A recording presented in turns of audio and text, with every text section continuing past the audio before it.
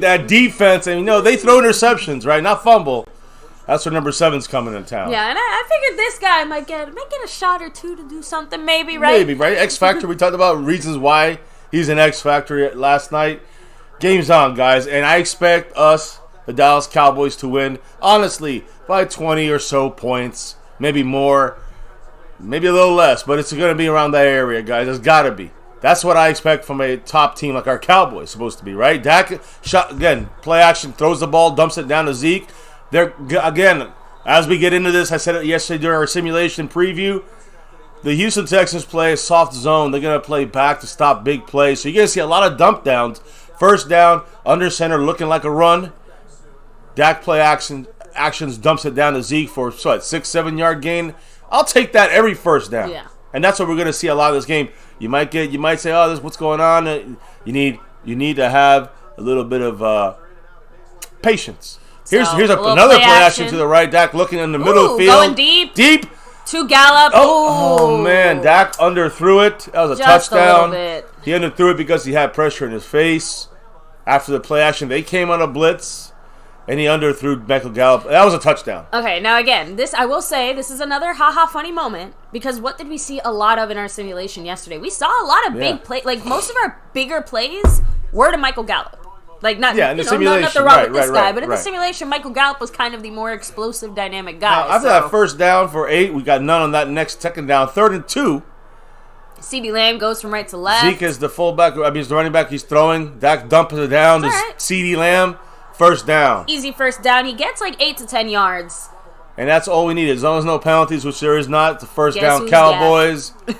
And listen, Dak, again, we went deep. I just said they don't allow the deep passes. They got fooled on the second play of the game. We went deep over this very weak pass defense. Even the worst.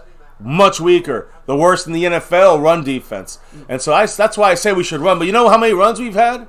0 in this game so far. So, by the way, I know this is actually one of the rare times we're actually about a minute or two behind. Usually we're about a minute ahead or so, 30 seconds Pollard ahead. to the right side.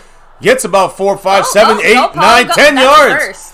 10 yards on the first. That's why we're not looking at the chat, baby. No, I didn't. I know. I'm just saying with chats. I know we're behind because this is not a national televised game. So we're gonna kind of wait for the chat till the quarters. Unless you guys catch our attention, you drop love. We stop what we're doing and read the chat. But right now, it's about the game. Right now, that's the news, and that's all we care about right now at this moment. Tony Pollard with such great moves there, just inside of the tackle. And not just that, but we don't usually get to see Tony Pollard kind of trucking it, So it is nice to see him just running with a giant pile of guys on him and still getting that first down. Yeah, but again, remember, he's not known for that power, but I've been saying this for years. The man has power. He has more power than it seems. Again, the one thing that always gets me is that him and Zeke, like height-wise, weight-wise, and everything, they're not that far off. Like, they are in the same range. And when you think about that, that is a little bit crazy considering just how different, like, styles, like the different ways and the styles that they play. Yeah. So, because you would kind of expect them to maybe play in a similar way. But again, just the different skills. Love to see it. Yeah, so real quick, by the way, guys, only 13 minutes and 33 seconds. So it's, it's only been about, 1 or 2 first downs. For some reason, the play was stopped. I don't know why. I'm guessing there might have been an injury or something. Yeah, they didn't show it, but we hit the chat up here, baby. And by the way, I do want to say, people like Siri Cupid, Captain DCW, and Michelle, I can't say it, Fabella. All 3 in the membership. Also got to shout you guys out. Love. And Jason Renfro, who's now in first place on the Cash App because he just dropped a 5 on it. With that 5 on it, he jumps in first place in the Cash App. Time to go for a 3-peat on that Cash App board. And he also jumps into 4th place all by himself, guys. Now he's in the running. Maybe it's a takeover. We don't know. He's behind Amazing Game, Snug X, and Grant G. So go ahead, baby. Hit up the chat. Let's see what's going on. Let me see here. So... Let me see. Rack City said TP, baby. Yeah. Sniper said, my Fox didn't put this game on. Yeah, guys, again, we're using our Sunday ticket. We haven't had to really use it this year. Yeah, this is the second time. I think I think the Bengals game. No, not even. I think the second time or even the first time we might have used it this whole year. Sully referee, what's up? Skeptical fan said Colts tried that peanut butter punch last week too. Yeah. So the lunatic in the house, much love to you as well. By the way, Jason Renfro saying good start so far. Jason, hopefully you're feeling all right. I know you're hopefully on the tail end of that. You and your family, man. You and your grandmother as well. So, and by the way, guys, thank you so much. Appreciate everyone who's here chilling and being respectful too, since I know, like I said, only people local in the area are getting the game. Otherwise, pretty much everyone else is kind of joining us here watching it like that. So, no Dak said, just fucking run. Just run the ball. That's what I'm saying, no Dak. We're on the same page here. Exactly. No need to go. We already throwing every play. With the one run we do go with Pollard, it's a 10-yard run. Yeah, Cowboys are broad in the house as well. Much love to you and the lovely Yumi. Big ups. Big ups. Sully referee saying that these are the games that concern me, and why? Because Dallas beat or should beat the weak teams and then go into the playoffs, but then they look pathetic, buying into that media hype. And that is what I've been saying the last couple. That's why I expect a blowout in this game. I don't gotta be happy if we're in the fourth quarter up by 2. Exactly. And then we pull out a win by 20. That's not putting a team away. Putting a team away is in the second quarter. The game's over. Halftime. Beginning of the third quarter. That's not how you prove or establish anything. Exactly. So Grant G, 1971, with that $11 holler. Let Micah Parsons to kick things off here. As Dak another rolls out throw. For a pass. Dak going over. Another overthrow by Dak. That's 2 overthrows. One underthrow, one overthrow by Dak. I know the first one was pressure. This one, he should have had the over again. He was throwing across his body to. I think it was a tight end, Ferguson. I think it was. You're right. It was Schultz. So and Eddie Pulido, by the way, with his $5 holler, following up that Grant G. Micah Parsons drop, saying, "So it comes to this." We always knew it would come to this, Eddie. Oh, much love. You're a Texans fan, aren't you? I think. Is he? I don't think so. You sure? If it is, then he's in for a long night. He was kind of saying, like, "Oh, give us this one." Speaking of running the ball, we just got 8 yards on a basic run. It's 3rd down and 2 now.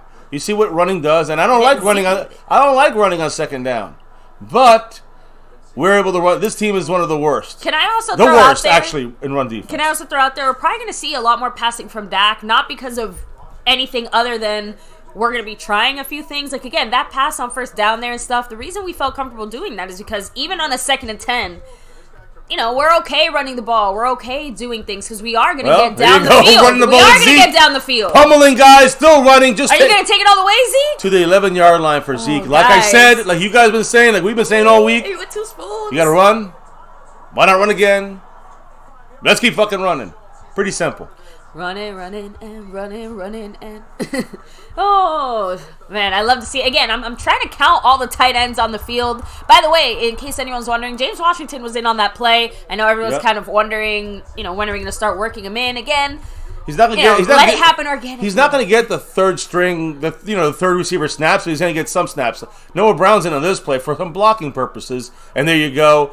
Zeke getting to the 10-yard line, I guess, about a yard and a half. That was a good stop there by the Texans. Yeah, they definitely held us to that yard. Now Malik Collins, former Cowboy, making the stop there. One of their best players now. By the way, Zeke's tapping out. Tony Pollard's coming in. That's what we need. That's what we need to see. Yeah, it's funny. Yeah, they just highlighted Malik Collins there on that play. Guys, use both. He made the play. So another 2 minutes off the clock, guys. Now it's 11 minutes and 35 seconds and ticking in the first quarter. So not bad for an initial starting drive. Looks like we're about to, I'm just saying, like we're looking to get at least 4 minutes off the clock. So not bad. But this is the first drive, so it's not even that important in the sense of like holding the ball. There's a nice run to Pollard. There we go, Pollard. That's speed. Go. That's a touchdown. That's TD. That's a touchdown. That's it. Simple as that. Running the fucking ball. And that's how you win the game. Getting touchdowns in Dallas is a lifestyle. When we get in the red zone, we're the best since week 7. And getting touchdowns once we enter the red zone, like 60%. This helps it some more, guys. Yes, let me fix the score. But like we said yesterday, run. What was that final score? 52-6 or something? Yeah, it was like 52-6. Guys, that's not a surprising. That's a little much. But it's not going to be. I'm not going to be surprised if we have a 52-6 win. Again, like I said, if we get to 52, obviously we are trying to score, but some of those had to be unintentional. Like we weren't necessarily trying to score, but the opportunity presented itself, and we're going to take it, right? Maher makes it. Money Maher gets the extra point. We're officially 7-0, guys. Again, we didn't even take 4 minutes off the clock. We just went out there. The point is on the first drive. I don't mind if it's quick. I don't mind. That's 4. That's not. It's not a long drive, but it's not like a 2-minute and punt drive. No, you know? But the only reason I point that out is just because we ran a decent. Like we got most of our yards there. Like half of those are running. Well, I mean, but you know it's funny though. Running first down. But most of the plays were passes on that drive. Not as successful though. Well, I know, but we did attempt a lot of passes. Got a first down off of 3 passes in a row for the first set of downs. Yeah.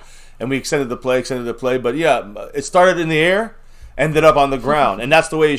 Again, we should be able to incorporate both sides, but. I will say we've run on some 2nd down and 10 and 2nd down and 8 or whatever that I'm surprised sometimes that we would run at when, first down, whether it's through a pass or a run, fails. So we're definitely at least still being committed to the run no matter what the down and distance is. Interesting. Real quick, let me go ahead and hit you guys up. So No Dak said, see what happens with Zeke and Pollard on the field? Exactly. Thank you. Roland White said, that's awesome. Sniper said, they scored. Oh my God. Scorpio said, we need to do that 10 more times. Dylan Tick said, even Lee said Harold is saying Houston's going to lose by 14+. William Brady said, touchdown Cowboys. Yesterday he kept saying Eastside was like, they're going to win by, like 9 or something.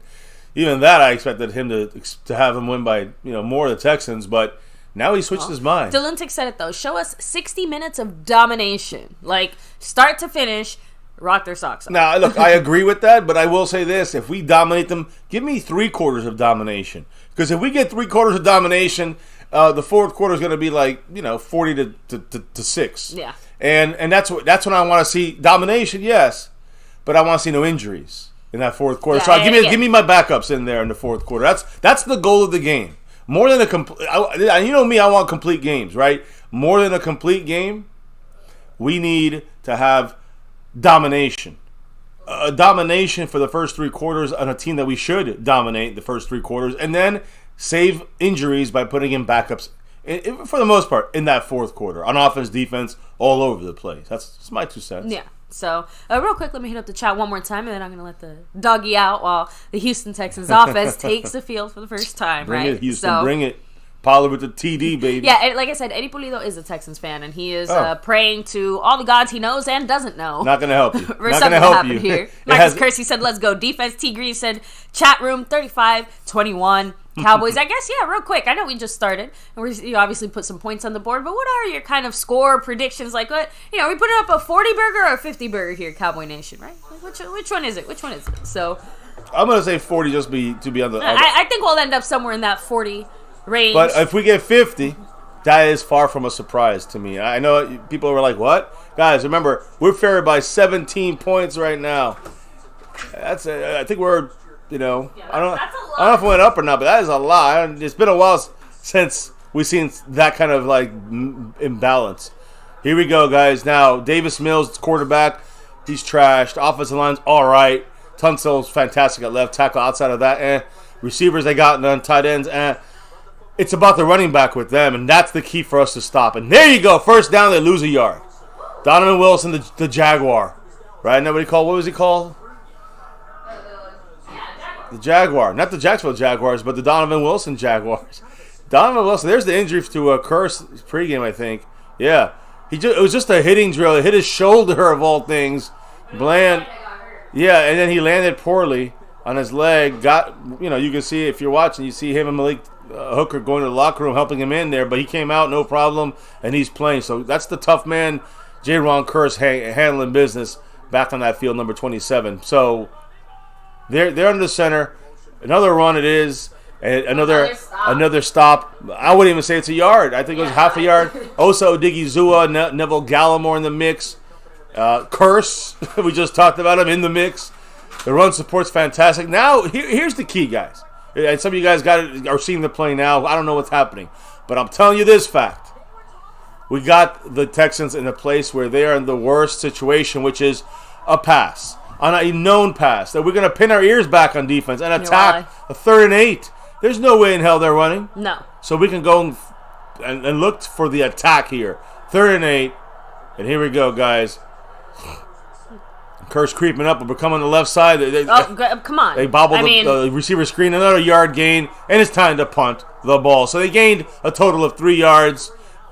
And now it's our ball here as they punt. That's how you do it. That's exactly how you do it. I don't think they were even out there for like a minute. Can't even do it any better, guys. Now you're going to get their defense tired. And you get our offense back in the field to drive and get some points. Skeptical fan dropping that $2 holler. I mean, that's almost as much as the yards that the Texans have in this game, which is a total of 3 yards. Now, he said, what formation were the Cowboys in during that touchdown? I would have to go back and see it, Skeptical. I know that there was a little, not trickery, but it was the way the movement of the field was with Pollard. Was a pitch out to the right. Was it 12? Was it 11 or 12? I would have to look. I don't know because we had receivers at the end. We're coming for a block, but it's not coming this time. We could get that Turpentine return. Let's see. Ooh. Let's go. Fair catch. He dropped it, fumbled it, and lost it. And it's Texans ball. Me? That's the first mistake Turpin has done all year. No. He just gave away the ball on an easy fair catch. And we finally got the feeling, unfortunately, of a Turpin mistake. Okay, that's going to kill him. I know, but you know what? Can I say the one thing? Unbelievable. If he had to make one mistake, I guess this is the game to do it in, but damn. You don't want what happened? He just missed. He just dropped it. It's very sure-handed. He tried to get it another time, got silly with it when he tried to recover the fumble. Now we gave them unbelievable starting position, field position. They're basically on our 20, aren't that's they? a killer right there. Oh yeah, they're like right outside the red zone. So they already, guys. This is not. I'm not blaming the defense on this. No, this is all the special teams.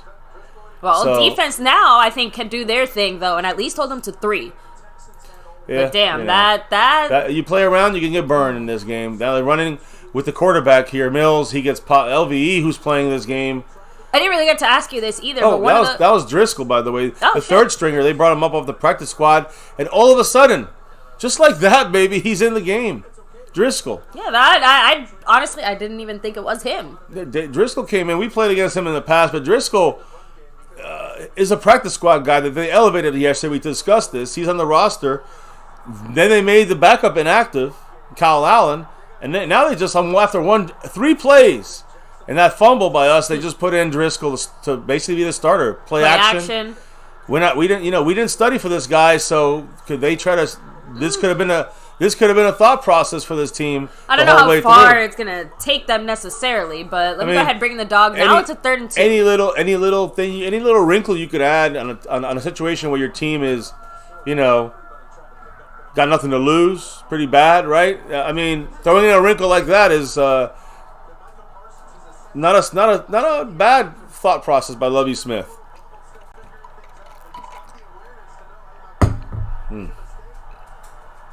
They're doing some trickery here.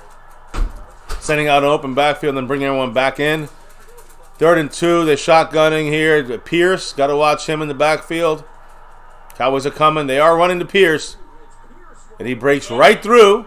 Micah gets the tackle, but now it's 1st and goal. And like I said, guys, all they need is a little life. I said this last night. We give up the ball. I don't care which side of the field it is.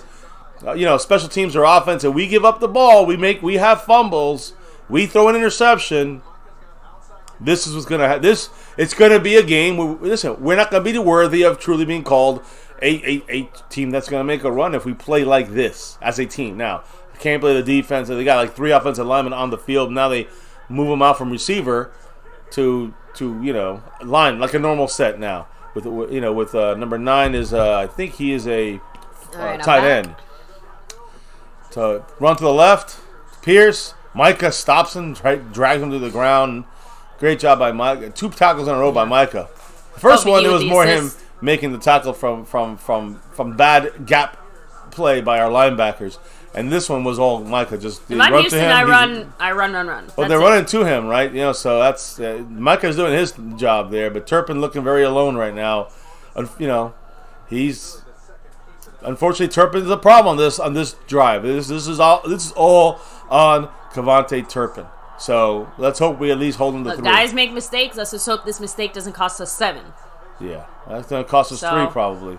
2nd and goal. Another looks like a run, and it is a run, and it's a touch. Ooh. Not quite a touchdown. Depends on where they mark him down, but they're marking him short. But guys, it's 3rd and goal from the 1 yard line. Yeah. So take it for what it is. Look, let's be honest. I think that really sucks now is that we lost a bit of the momentum, right? Like. Oh, nice job there by LV jumping over. Stopped him. We stopped. There's a there's flag. It's probably an LVE jumping over, or maybe there was a bad like lineup, you know, because they rushed up to the line of scrimmage. Let's see what the flag is. Illegal formation or something. Yeah, illegal formation could be what it is, or offsides on us, because LVE jumped over that pile quick, and they lined up and snapped the ball quick. So they're going backwards though. All right. Although, would you give him another chance? Let's see. Doesn't matter. They get to replay the down. So they get another chance to get a goal line play now. It's just a matter of time before they get in, guys. I mean, we're gonna give them enough chances. What do you want? You know, so I don't think it was even OVE. Was it Kelvin Joseph? Man, what we just it was Barr? No, it wasn't Barr. I don't really know who was supposed to... Look, I'm guessing it was LVE just because that seems like the simplest, easiest explanation. No? Doesn't matter. Doesn't even matter. It's going to be hard to stop them from scoring here. They're in goal. Listen, the Cowboys are trying. Let's see what happens. They got under center here. They got 12 personnel, 13 personnel. So it looks like a run. It is a run, and it is a touchdown for Pierce. There you go. And there's Turpin giving up 7 points for the first time. Like, he hasn't given us any... Like, he's given us points... field goals and stuff like that. He's put us in great field position, but hasn't quite broken one. Yeah. And now, he owes us a little bit. Now he's cost us. It's too bad.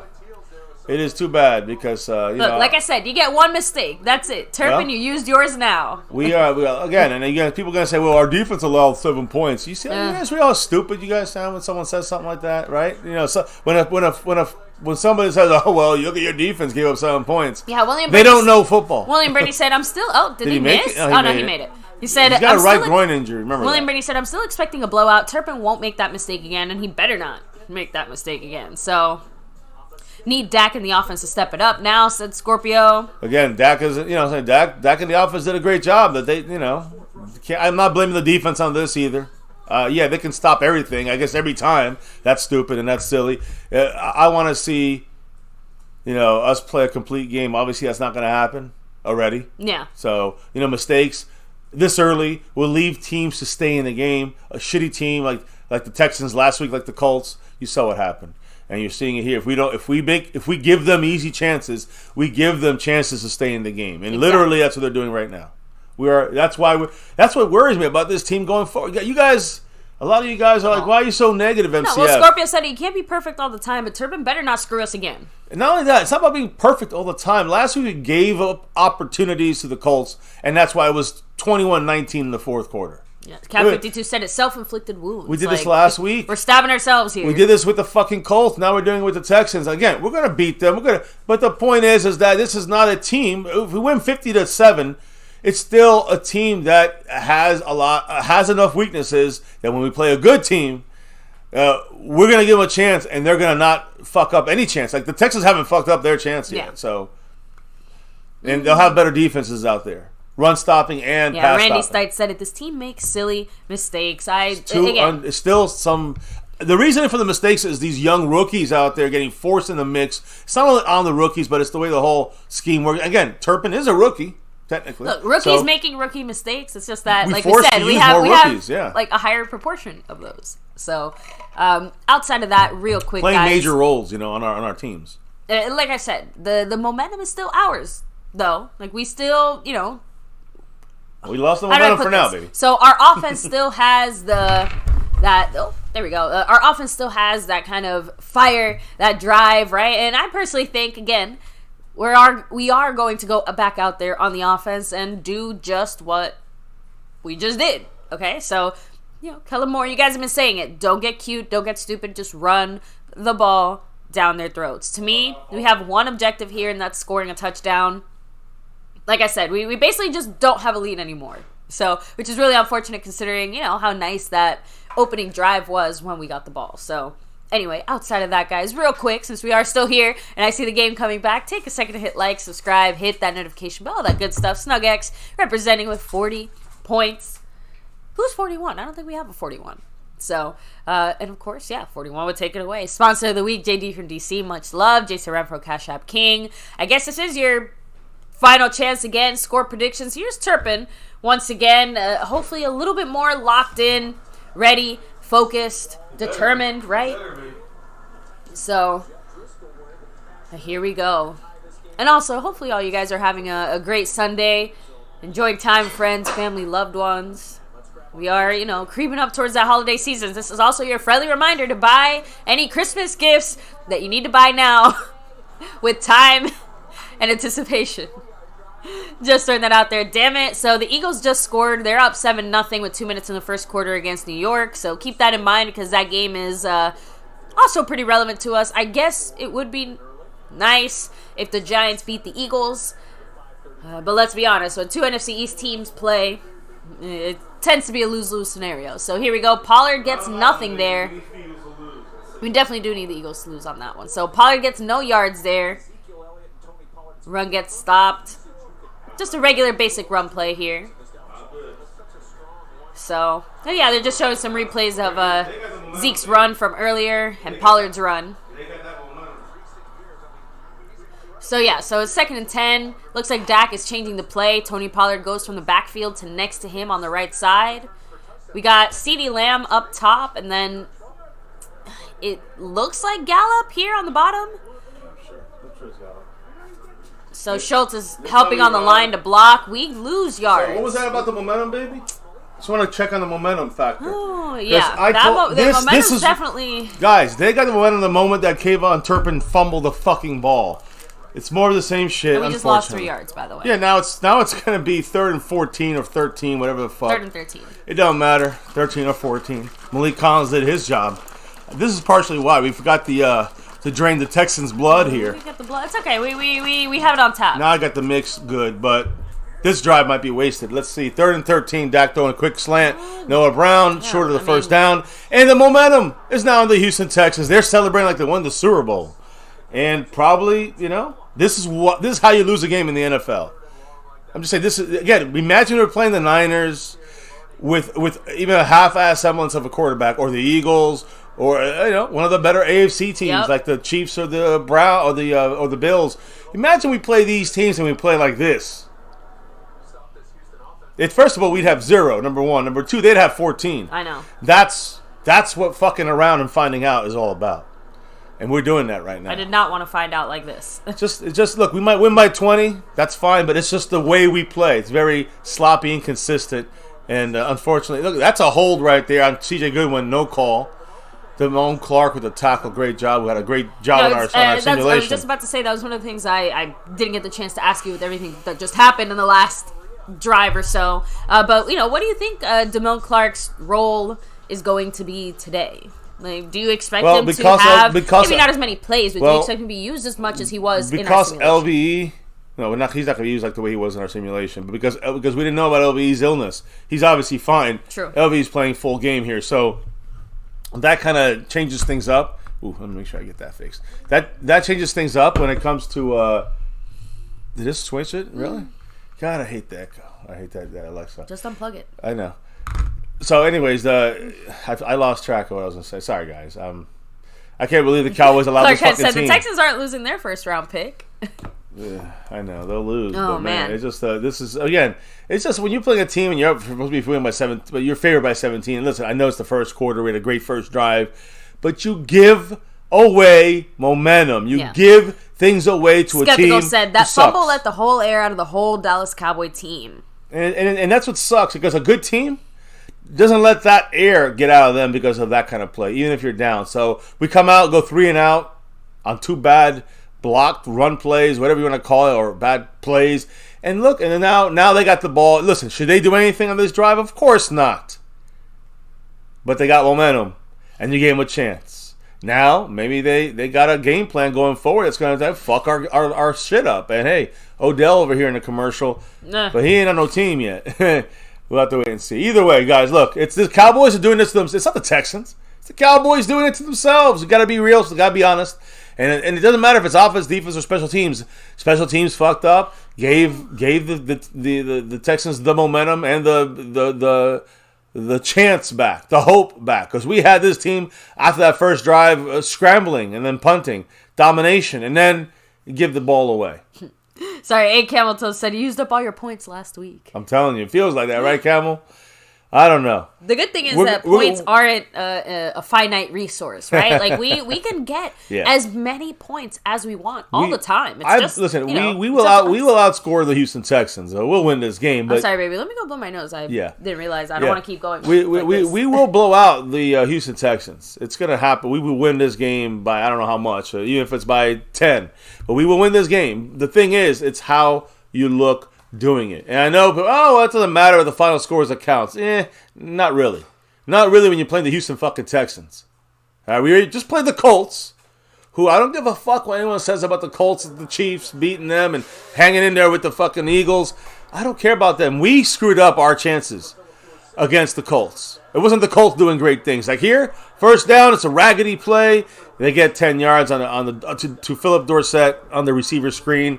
I don't know what our guys are doing. We're backing up. Malik Hooker's running backwards and Bland getting crossed up there, and Trayvon Diggs getting held. I mean, again, this is bad right now. The defense is getting a little sloppy here, and the Texans' offensive game plan is whatever they're doing is working. Now I'll say this: they took Driscoll out, right? Put him in. They took Davis Mills out. They put Davis Mills back in. Let's see if we can get out to, Cowboys can get back to it. We got to get a pressure. No pressure. He's going deep on our defense. One-handed catch. First, again, this is how teams win. Chris Moore, a guy who's like backup of a backup, he made a catch on Kelvin Joseph. For all those Kelvin Joseph lovers, you're going to say, well, it was a great pass and it was a crazy catch. Kelvin Joseph needs to turn his fucking head around better. Stop sucking his dick because he's Kelvin Joseph. Let him prove something rather than just keep talking the bullshit. And that's the problem, right? He still allowed separation. He was not aware where the ball was. This is Kelvin Joseph. Now they're in the red zone already, basically, guys. They're 7 yards away from the red zone. And the Cowboys are challenging it, hoping that it's incomplete. Let's see if this is something coming from the top, or is it one of the gut feelings of McCarthy? He's getting pissed. He's losing his fucking composure like he did against the fucking Niners. Let's see. One-handed. Let's see if it hit the ground or not. He has both hands on it. He tucks it in. He goes to the ground. The ball it does hit the ground, but it's not going to be overturned. I was going to say, to me, that looks like a catch. Listen, the way that rule, and people are going to say, hit the ground, guys. The ball did get move from, it did move from his arm, all right, but it hit the ground and it moved. But the thing is that again, this is not Des Bryant anymore. They changed the rule to say that look, if the guy comes down with it, he's in full possession of it, like Des would have been, it's a catch, even if it bobbles out. Now, a few people are saying that the ball moved at the end. Yeah, that's still a catch. You guys forget the rules. Yeah, Cat 52 said, no way that's a catch. You didn't secure it. Right. James Hurst said, be real, fans. It's a catch. Clark Kent said, no catch. Let me see. It's a catch. You got the Booth 2K said, Kelvin Joseph should have been cut before the season started. Again. That's a whole different discussion. Yeah, and there's no way the Cowboys are just going to walk away from a second-round pick investment. Unless they're forced to, yeah. Exactly. By the NFL. So, you see William Brady saying incomplete. Jim Hunter said, fuck the Cowboys, always on that bullshit. Let me see. Scorpio said, first-round pick needs to be a cornerback. Let me see. A what? Needs to be a corner. We need to go for another corner again. Well, the Cowboys are looking at running back for some reason. So, let me see. No Dak said, no relaxing Sunday, being a stupid Cowboy fan. We were really hoping for a relaxing Sunday because, trust me, we need it. Not going to happen. I have a feeling we won't be able to relax until much later in this game. And the thing is that means we're never going to be relaxed in the season in the sense of feeling confident, comfortable with this team. Forget offense, defense, with this team going forward. I'm sorry. I'm not convinced yet. Dallas might inspire confidence, but they certainly won't do that. I'm not convinced yet from this team. Listen, they've done better in coaching. They've done better on offense since Dak's been back. They've done, great on all fronts. And I'm not putting anything down, but again, context matters. You want to say we beat the Colts by 54 to whatever, 19. That's great, but make sure you mention that it was 21-19 in the fourth quarter. Don't forget to mention that. That shows you we didn't play a very good game against a team that's subpar. We're supposed to be, again, you could talk about, if you want us to be better than average, then we should celebrate these wins like the way some people want to celebrate it or close their eyes to it, put the blinders on and say, well, we beat the Colts 54-19. Who cares? That's the ignorance of it. See, to me, it's you got to look at the context, and when you see us struggling, there it is. Yeah, it's a catch. So it is a catch. Like I said, guys, and I hate being right, but you got to know the rules. And again, you can't use your heart. You got to know the rules. You got to use reality, science, facts. And that movement of the ball is legal because he had control going down to the ground. You guys got to know them rules. Now they're back to, on our 27-yard line, ready to score some more points. They definitely got the lead here if we don't get a turnover. And they put their backup, their third stringer, Jeff Driscoll, back in there. I guess this is what happens when you take it too easy. Man, Micah almost just false start, went off sides over there. So run up the middle there, but again, I don't know what happened. We went from stopping these guys, like shutting them down, to saying, please live. We want you in this thing. Benny Davis, welcome to the family. Thank you for subscribing. Appreciate love. you. Let's hear. His right hand is going to come off the ball. It's loose. It's touching the ground as part of that process. To me, that's an incomplete pass. So you see, even Dean Blandino from the Fox Command Center is saying, it based off the rules and how I understand them, I would have ruled it as incomplete. No, they stopped, looked at it in slow motion, and said it's complete because we know the rules better than Dan Blandino. So sorry, Dan. I'm still on the. That's a catch. No, I'm sorry. We're not gonna sit here. It is. If you're gonna bitch about the referees, find a new team, guys. This is gonna be an all-time, forever thing. So stop bitching about the refs. Yeah, plays definitely don't go our way. We have to overcome the referees every game. Now it's a 3rd and 5, guys. 1 minute and 10 seconds. I'm not saying that about. I'm saying that's something that we already know. So stop talking about the refs. If we let the refs control our destiny, we're gonna lose. That's our own fault. Another run up the Great middle. stop there by Osa Osa. Odighizuwa, a huge Hell 3rd down yeah. and 5 stop. That's a big play. I'm surprised because honestly, they've been doing good in the air against us.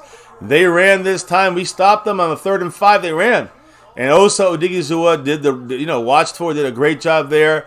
And man, that was a big play there to force a field goal here. After that huge give up by Kelvin Joseph. I know. Way Kelvin to go. Joseph gave up a big play, and I told you guys there'd be some growing pains with old Kelvin Joseph. He's not going to be a superstar. Someone's hurt. That's Kenyon Green. They have no backup to him, so they're in trouble. They got the backup center going to have to play the left. Is it left or no? Yeah, the right guard spot is going to be Kenyon Green. Is out now. So that's a major loss for them. Major loss. So I'm sorry, but how embarrassing is it that we're about to go up what basically amounts to a JV squad and we're sitting here struggling as they take the lead? I keep saying Forbath. Fairbairn, he's got a right groin injury. Keep that in mind. 43-yard kick.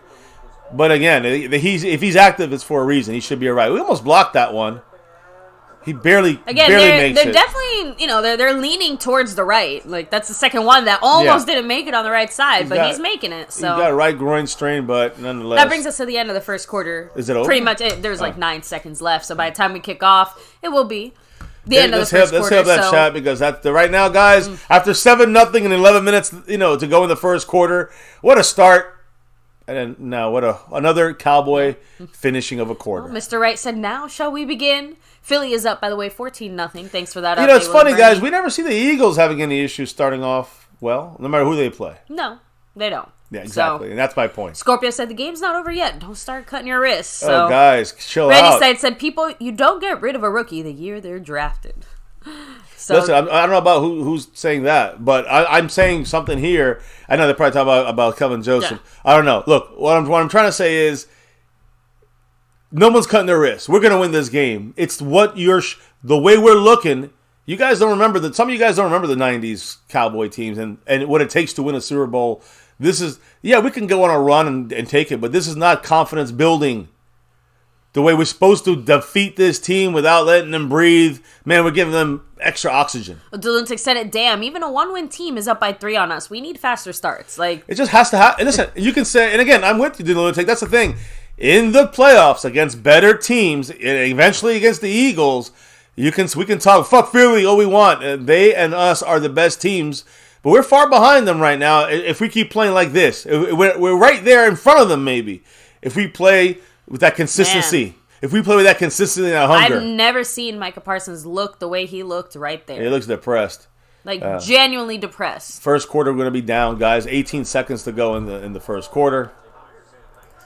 Again, embarrassing. One thing I wanted to ask you, baby. Dak looking, dumps it down to Pollard. Listen, the last 3 plays, we've lost like 4 yards. What's going on with this offense? Have not been able to move Kellen forward. Moore very predictable once again. I don't know what's going on. We have no one open. They're playing all. They're covering. They're covering everything deep. So they're making us dump it down. And now they have the lead. Now they have control. It's fucking unbelievable, guys. I've been saying this all week.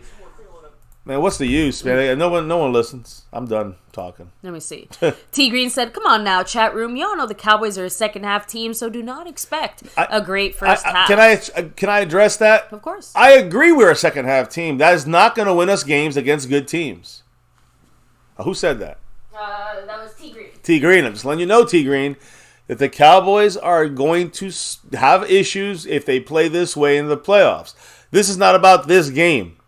Of course, if we lose, then it's it's beyond words of embarrassment. But even if we win by 25 points, this is what I'm trying to talk to you guys. This happens against a better team. We will not be able to beat a lot of these. We will not. We can come. I think our offense can bring us back, and our defense can come. We can come back, but now we gotta go through a close game, a frustrating game, instead of the way that we use the way that you're supposed to be if you're truly serious about making a run for a Super Bowl. And I'm still, again, we can say about the things we like, and we can say about, well, it looks so much better. They're doing some of the things, yeah, but they're not doing all the things that we need to win a Super Bowl. They're doing enough things to make us all smile once in a while. I'm not here for that. I'm here to win a Super Bowl with my Dallas Cowboys, and hopefully they can do it for us. But right now, they're showing me they're not ready for that challenge yet. They're not ready for that challenge, even if we win by 20-plus points. I don't know. I've been saying this for a while. I've been saying this since last year. I've been saying this for 5.5 years here at My Cowboys Family. But Sorry, I was gonna say I hate that. Unfortunately, that I have to be correct about that. Let me drink some Texans blood right here. It's got that special little here early morning. Sam Monroe said Turpin with the fumble of the year. Let me see. Frank Moyer said Eagles and Cowboys sack defense are 1 and 2. So that's great. I understand that, but we're playing like shit. And we're giving a shitty team not only the lead, but we're giving them momentum. That's not what a Super Bowl type team does. And please don't tell me, the Chiefs had a problem once in their season. Well, again, the Super Bowl once, once, not every game. I saw someone in the chat throw out there too that even the Eagles, didn't just dominate the Texans. Okay, that's great, but the Eagles start off fast. The Eagles, they're up 14, 20 points, and it's halftime. That's the kind of shit that does win you a championship. I'm just letting you know facts. I'm not trying to tell you guys, because it's not, I don't feed you guys the bullshit because it feels good for you, for me to say it. I tell you the truth. And that's the difference between us and the Eagles. And that's why they're better than us, right? Right now, they're better than us. Dak knocked the ball down. This is horrible, guys. The Cowboys right now are looking. They want to lose this game. We're getting past crazy happy right now.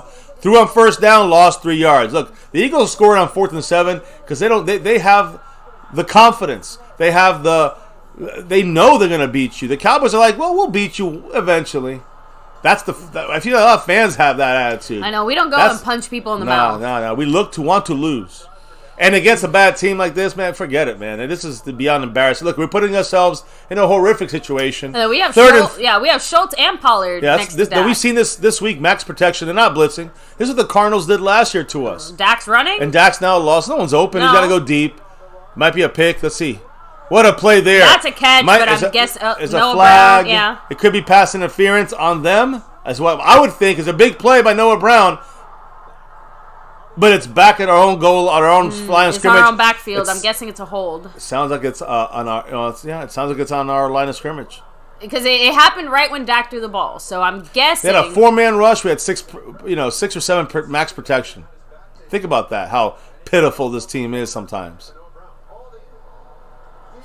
Holding on defense. Big play for the Cowboys there. Way to go, Noah Brown, by the way. But, man, we didn't get to mention that. Yeah, Noah Brown did a great job coming back for that. Dak, great job getting out of the pocket. But, man, I'm just saying, Noah Brown with a great catch. This is the guy we're trying to replace with Odell and James Washington. Noah Brown's like, fuck all of you. I'm gonna keep my 3rd spot here. And I can also OBJ who? And I can also block better than any receiver on our team when it comes to running plays. So keep that in mind. We're on their 26 now. That's what now we're in shotgun again. Trips left. Another quick little dump down to CD. He gets 3 receiver yards. Screen to CD Lamb for a 2-yard, 3-yard gain. First down, we just love throwing the ball. We're going Kellen Moore crazy here. This is again. Third and 13 is different. I don't mind. Dak made a play. Something happened out of nothing. Noah Brown came back and got the catch. That was a great kind of chancy play. But I don't see consistency. I don't see great throws. I don't see great stuff going on. Great game planning. I see a lot of passing on first fucking down. Well, I was just about to say. Now we're going to run here to Pollard. And everyone saw that, but Pollard uses his own There we go, Pollard. There we go, Pollard. Still going, man. He got like 20 yards there. He ran into, was that CeeDee Lamb he ran over? I hope he didn't hurt him. Hope he didn't hurt him because he ran over. He ran over CeeDee Lamb on a good block, by the way. CeeDee Lamb with a great block down the field, but it was all Pollard. The plan was to go inside. Pollard took the ball outside because everyone pinched. The whole Houston defense pinched because guess what? Yeah, that was CeeDee. Why did the Houston defense pinch? Because it was a predictable A-gap run. It's on us. Are you sure? I know. We moved back 5 yards. Oh, was that Zach Martin? So first and goal. Zach Martin, another penalty.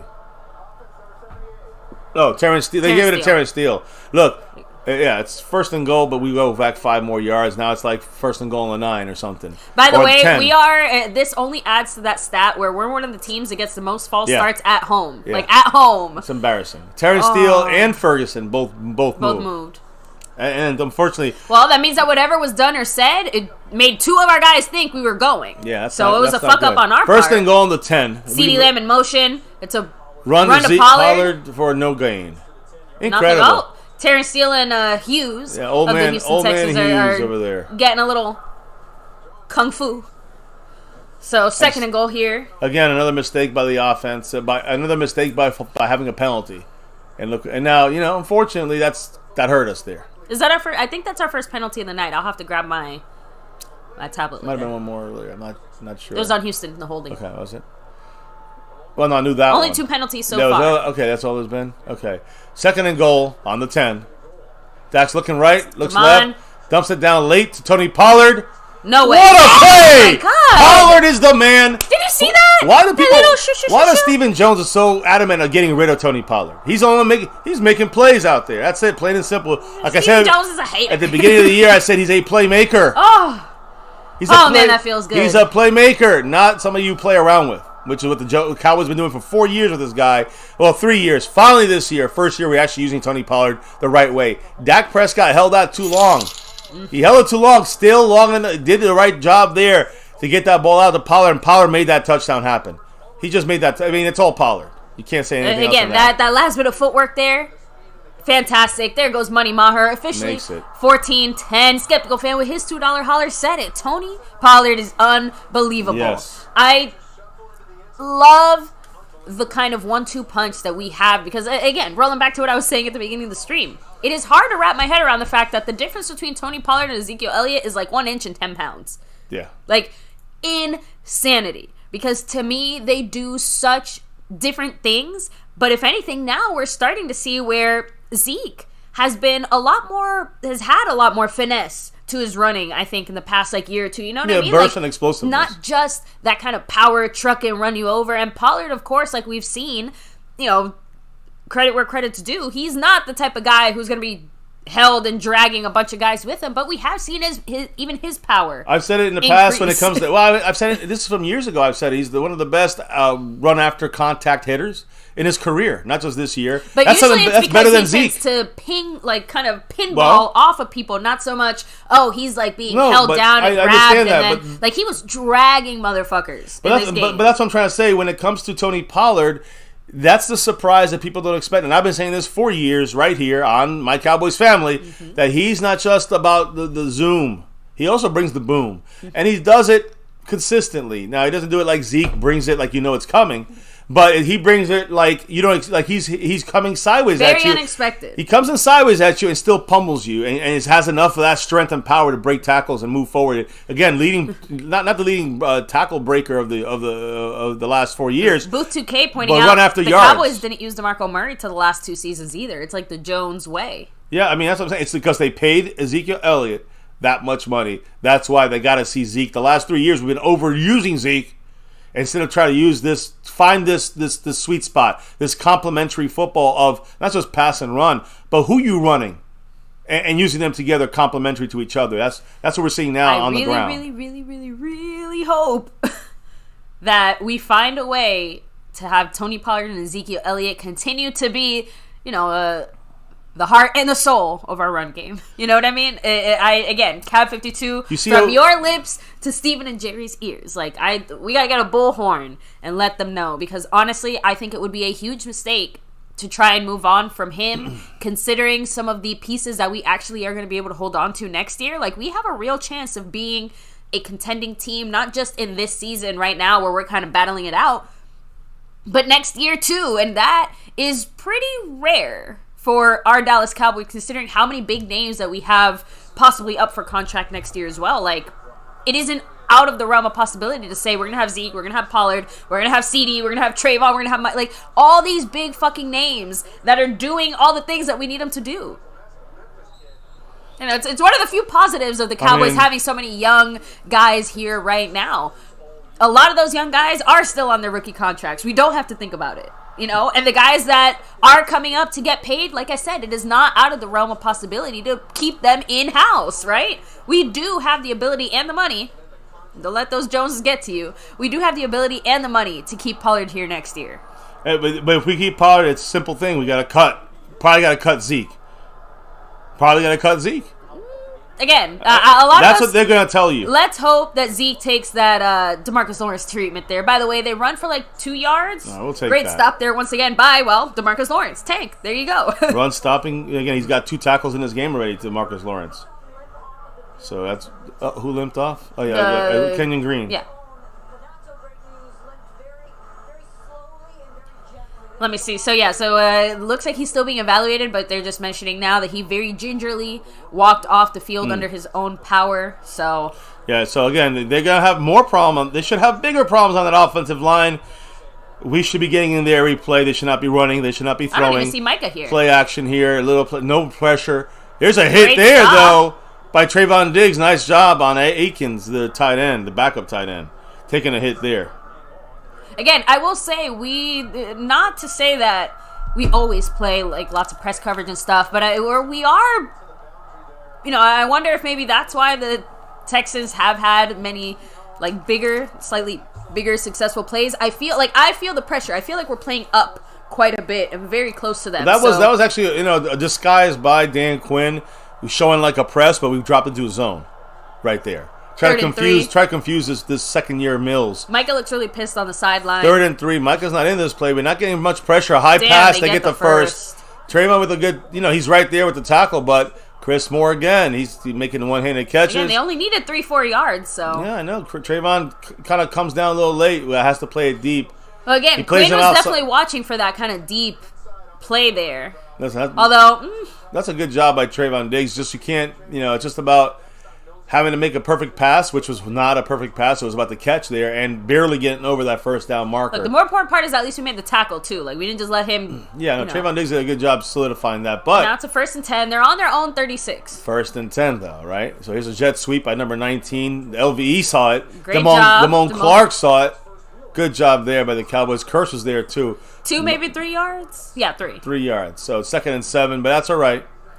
Here's the key here. If they don't run in this play... With Damon Pierce, who we gotta stop him. He comes out. Man, I'm telling you, they are switching quarterbacks every play. They just put in Jeff Driscoll in there. They did this on purpose. Oh, shit. And Trayvon Diggs' left thumb hurt. He's holding his left thumb, guys. And he's in the field. He's still out there. He's covering Philip Dorsett, the receiver. But now it's funny how they put Driscoll in there, a practice squad that we did not study for. Interesting. It's a running threat. Yeah, he's a runner. You guys, I can't remember. Someone in the chat had said it earlier, basically just saying, you got to be careful because Driscoll can run on you. Remember, guys, he played on the Lions. We beat him on there, but we didn't just destroy them when we played them, and they had what's his name from the Rams now? Goff? No, from the Rams. He's on the Super Bowl. Matthew Stafford. Oh, Stafford. They didn't have Stafford, so they had to put Driscoll in, and we. Sorry, since he said Rams. They hung in with us. They hung in against us, but then we eventually did hold on for the win. But Driscoll was the quarterback, and I'm just saying he did give us a little trouble in that game. Mobile quarterback. So you guys right about that. 3rd and 2. Now it's a 3rd and 2. This is another run for him. They're powering that side. He gets the easy first. He's running over Malik Hooker. So watch the other guy come in now. Now they'll bring in Mills. Watch. Yep. Yep. Driscoll's coming out. Mills is coming in. I just want to make sure he went to the right side. I don't know which side. I'm not sure if he did or not. But if anything, this would be the time to take him out. You got to give credit there. They're between their receiver and their offensive lineman. They opened up that gap there. They only needed 2 yards. So Hooker got run over there by quarterback Driscoll. And there's Mills. Driscoll's got some juice to him. Mills back in there. I'm a non-mobile quarterback. They're on our territory now. They're Another fucking, run. They're they fucking like guys. They're fucking with us. They just keep doing the RPO like the Eagles did. And they just do the RPO and the quarterback keeps it when it's Driscoll. When it's Mills, he never keeps it because he can't really run. And that's when Pierce runs it. We can't stop the run. It's 2nd and 3, and they're moving the ball to our defense because we didn't put him to sleep early. Mike Parsons we fuck is around back out there, by the way. We find out. Actually, I guess he's been out there this whole drive. I don't know. It doesn't matter because they're not going to throw. Actually, he just came in now. But it doesn't matter though. Micah doesn't matter. That's how you stop a great pass rush. Just run the ball. And they're going fullback here. They're going to run here. A pitch to the right. Pitch back. Micah Parsons. Got to get to the outside. Good job by Damone Clark. We saw him do some stuff in the simulation last night. And you see him playing a bigger role. You see him here at the speed to get out there and stop the run. He's going to be taking over for LVE next year. Yeah, we expected him to have maybe a slightly bigger role just because we were still not sure how LVE was feeling today. But thankfully, he seems to be doing all right. And again, Anthony Barr is the guy that Damone Clark's going to be taking snaps away from right now, this year. Next year, he'll be taking over for LVE. Anthony Barr not getting all the snaps because of Damone Clark, the rookie, who wasn't even supposed to really play this year. By the way, Driscoll's back out there. I told you, 3rd and 3. They're going to try to get, again, I would not be surprised they play action the run somehow. Where's Wilson? With Driscoll. Where's Wilson? He's right there playing that run. You better watch this. Great job. LVE with a big tackle. Good job by LVE. Did you do it with the assist? Again, but see, the Osa and the interior linemen, you know what they did? They held their run gaps. LVE made the play. That's if you hold the run gap, you don't allow the offensive lineman to then go to the second level and block your linebacker. The best part is now they have to punt because they were only they, though? Will they? They have nothing to lose. It would be like a 65-yard Baby, they're going to go for it. Are you kidding me? Come on. I guess, yeah. Yes, they're going for it. Why would they kick it? Yep. 4th and 3? Yeah, they're going to go for it, guys, like I said. Okay, well, Cowboys, let's go. Show me what you're made of, Dallas. They're 11 for 17, the Texans, on 4th down conversions, 4 seconds to snap. They're not ready. They might have to snap. They might have to. Better make it 11 for 18. Here it comes. This should stop them here. And we don't. Of course I don't know. Unbelievable. His knee hit short. We'll see. They're calling him short. The knee hit short. All right. I see the lady ref came over to the side. She marked him short. He's definitely short from where she marked him. That's our ball. If that mark is right. It looked like he got across, but I'm going to go with your knee. Let's see. Great job there by Hankins. Yeah. Hankins made the play, by the way, with the one arm. Let's see that knee hit. Yep, he's down short. Great call by the ref, and baby, great call by you. And again, we're talking it was close. It must be woman intuition because the lady ref called it short, and my lady called it short. The ovaries are down detectors. For some reason, our defense is still on the field though, or I guess I saw Zeke on the field too. I think they're still trying to check the placement. Either way, you challenge the spot if you're the Cowboys. If they switch it over, give them the first down. They're short. The Cowboy hurt. Osa's hurt, I think. Definitely a big Cowboy. No, Osa's in the game. No offense, but this something about that feels very disturbing because I understand injuries happen and stuff. It's just okay, let's check this first down marker over the dying body of this player on the field. Could that be Hankins though? If that's Hankins, that's a major loss for us. It looks Hankins. Everyone's saying it looks like that was Hankins. That's major. Let me double check that for us. And that's an arm right there, guys. So he used his arm to pull him down, but he was going down one direction. The arm, he's going to have a shoulder issue. Yeah, so Jonathan Hankins is down. It looks like his right arm got wrenched on that Dameon Pierce run. So, again, shoulder, maybe? You know what I mean? The problem is this could be the season for him. And now we're back to saying, how are we going to stop the run? Because when you lose Hankins, you lose the run stop. Bohanna's going to have to step up. Another guy, second-year guy, without what we need to see still from him. We got Hankins starting in there. We need Hankins back, man. That's a big loss for us. Hopefully it's just one of those, but see, this is questionable to return type of injuries. Guys, I want to stress to the family here, to the fans, this is why you cannot fuck around and talk about, we did beat the Colts 50-19. Who gives a fuck? Because the longer you fuck around against shitty teams, now you get more. Not only you give them chances to win, you give them life, but you also taking life away. You are now having to keep your guys out there for a longer time because you can't do things in the first half. You got to be a second half team. That's great until the injuries start coming. Well, our defense just gave us a big 4th down stop. We're in a great field position. There's absolutely no reason we shouldn't be putting 7 more points back on this board right now. I agree. And so I agree. I'm just saying, as long as we do that. But what do we lose in this? We might have lost Jonathan Hankins. That's because we fucking around and we found out. I don't know about fucking around and finding out. We're playing football. Football injuries happen. I know that. Part of the reason why we managed our players so carefully this week was exactly to make sure to avoid any possible injury scenario. But if guys get hurt while they're actually playing football, we still have to actually get through the 60 minutes of the game. I agree. That's why I'm just throwing it out there, but that's why you haven't seen as much Micah Parsons today. That's one of the reasons I'm sure Micah Parsons has that big frown on his face on the sideline because he is being deliberately and purposely managed carefully, not because he's hurt, not because of anything, but because against this Houston team, we are obviously doing something a little bit different. And so are they because they're rotating their quarterbacks around and they're running all over us. So like you said, Trayvon Diggs also grimacing on the sideline. That's the bigger injury. We got 2 major injuries already in this game because, again, it's football. I agree. But if we didn't fuck around, we might not have found out some of these injuries. I know, but it's not like he got hurt off that Turpin fumble or whatever. He got hurt defending a pass. Zeke gets about no yards. Nothing. Even though the blocking was good, they knew where we were going. They stopped the run. Look. The worst run defense in the NFL, stopping the run Nameless Huel 13, I will agree 1,010% though. Having a scrub-ass team be the game where we get hurt or banged up in, it does bring an extra... Let me see. Trayvon Diggs got pain. He's got his head down, his hand in his lap. They're going to have to x-ray that. And he's going to probably have a broken hand and probably be back in the playoffs. If worst case scenario for Trayvon Diggs. No. Trayvon's getting that shit taped up and he's Here we going go. back Dak's out there. looking. Man, that's just horrible. Are they not blowing the whistle for a touchdown for the Texans here? They did. He's just chose to keep running. No. Trayvon's getting x-rayed right now. He took his glove off. I'm assuming that thumb is swelling. Oh, no, okay, that's okay. Can't really tell. I thought his thumb was swollen. It was just his thumb.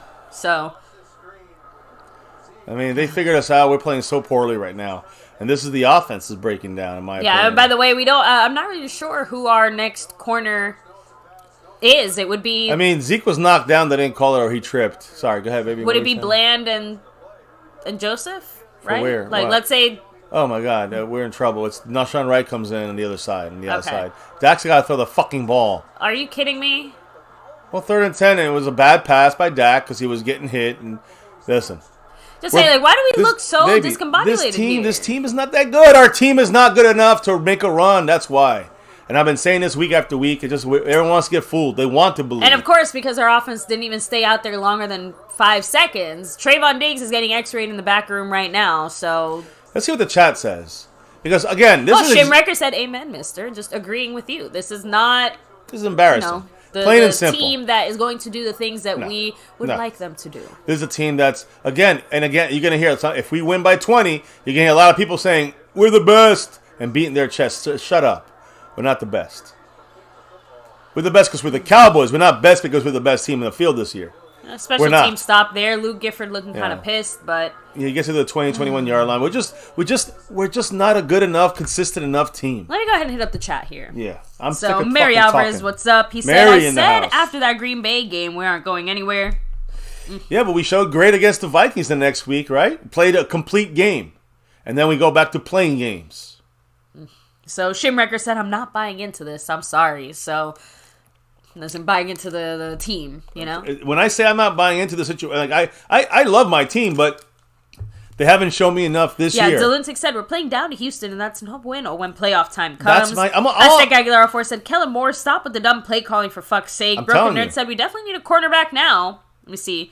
Jason Renfro again. I don't know if he's out. He's being examined in the locker room. Yeah. So we don't know yet. He's just being checked out. We'll see what the call is as soon as he comes back out. We'll hear it check soon. that now. Well, yeah, we'll hear probably when they get back. Obviously they're watching this on the TV. Yeah, so right now, Deron Bland, Kelvin Joseph, and Nashawn Wright are going to be starting on this drive. Yeah, so we're in trouble big time here, guys. Big time trouble. Because we can't get a first down on offense. We're going 3 and outs.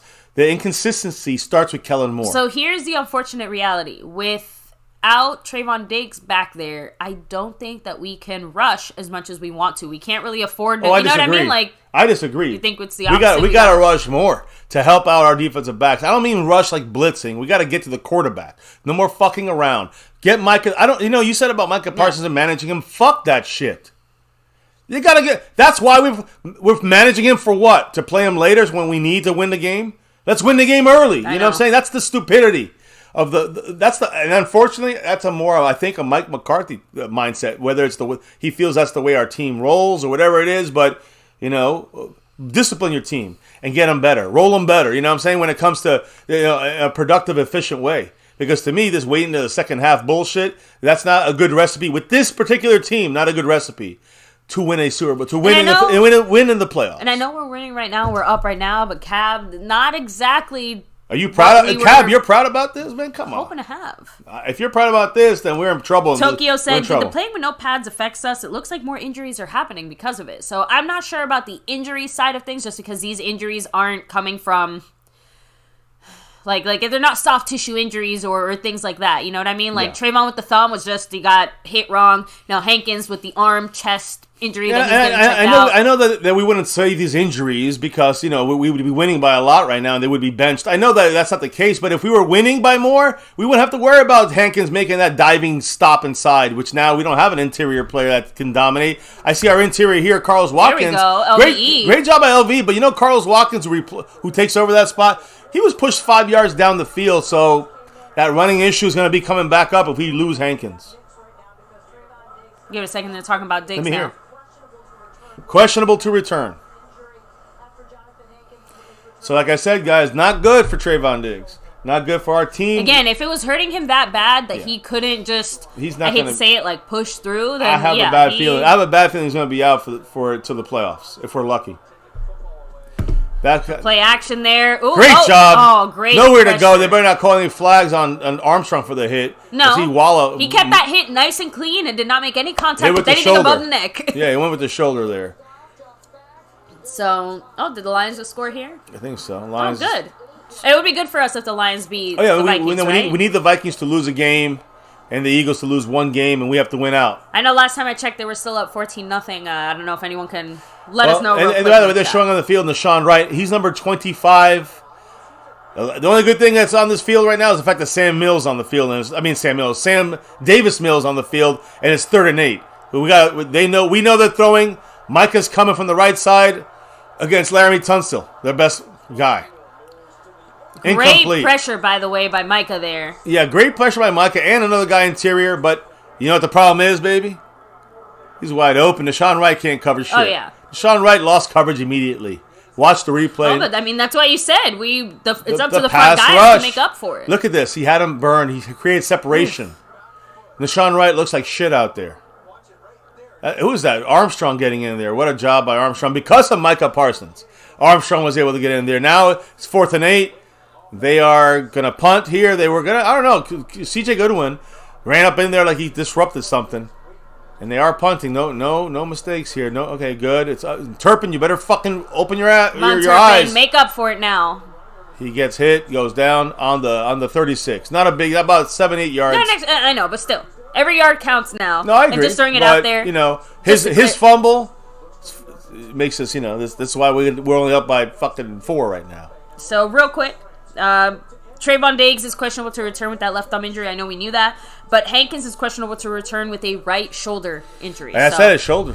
I said he pulled that shoulder. Just wanted to clarify that since they didn't mention what Hankins... I know we assumed. Just wanted to clarify. And the fact that they're questionable, yeah, you might think that they're coming back. They're probably not coming back if we have control of the game, which I don't feel we do yet. We might, but not right now. Damn, Zeke taking some hits. Yeah, Zeke should have lost yards there. Instead, he gets 2. Yeah, but he took a big bunch of hits there. The thing is... They might be questionable right now. The key is going to be, as we know, what happens when they do more testing, X-rays, MRIs. How long are they going to be out for? Because I don't know if they're going to be back in this game. Either of those guys. Shoulder for Hankins, and the interception. Man. That's because Noah Brown, guys, and then what I say? How do you keep this team in the game? Turnovers.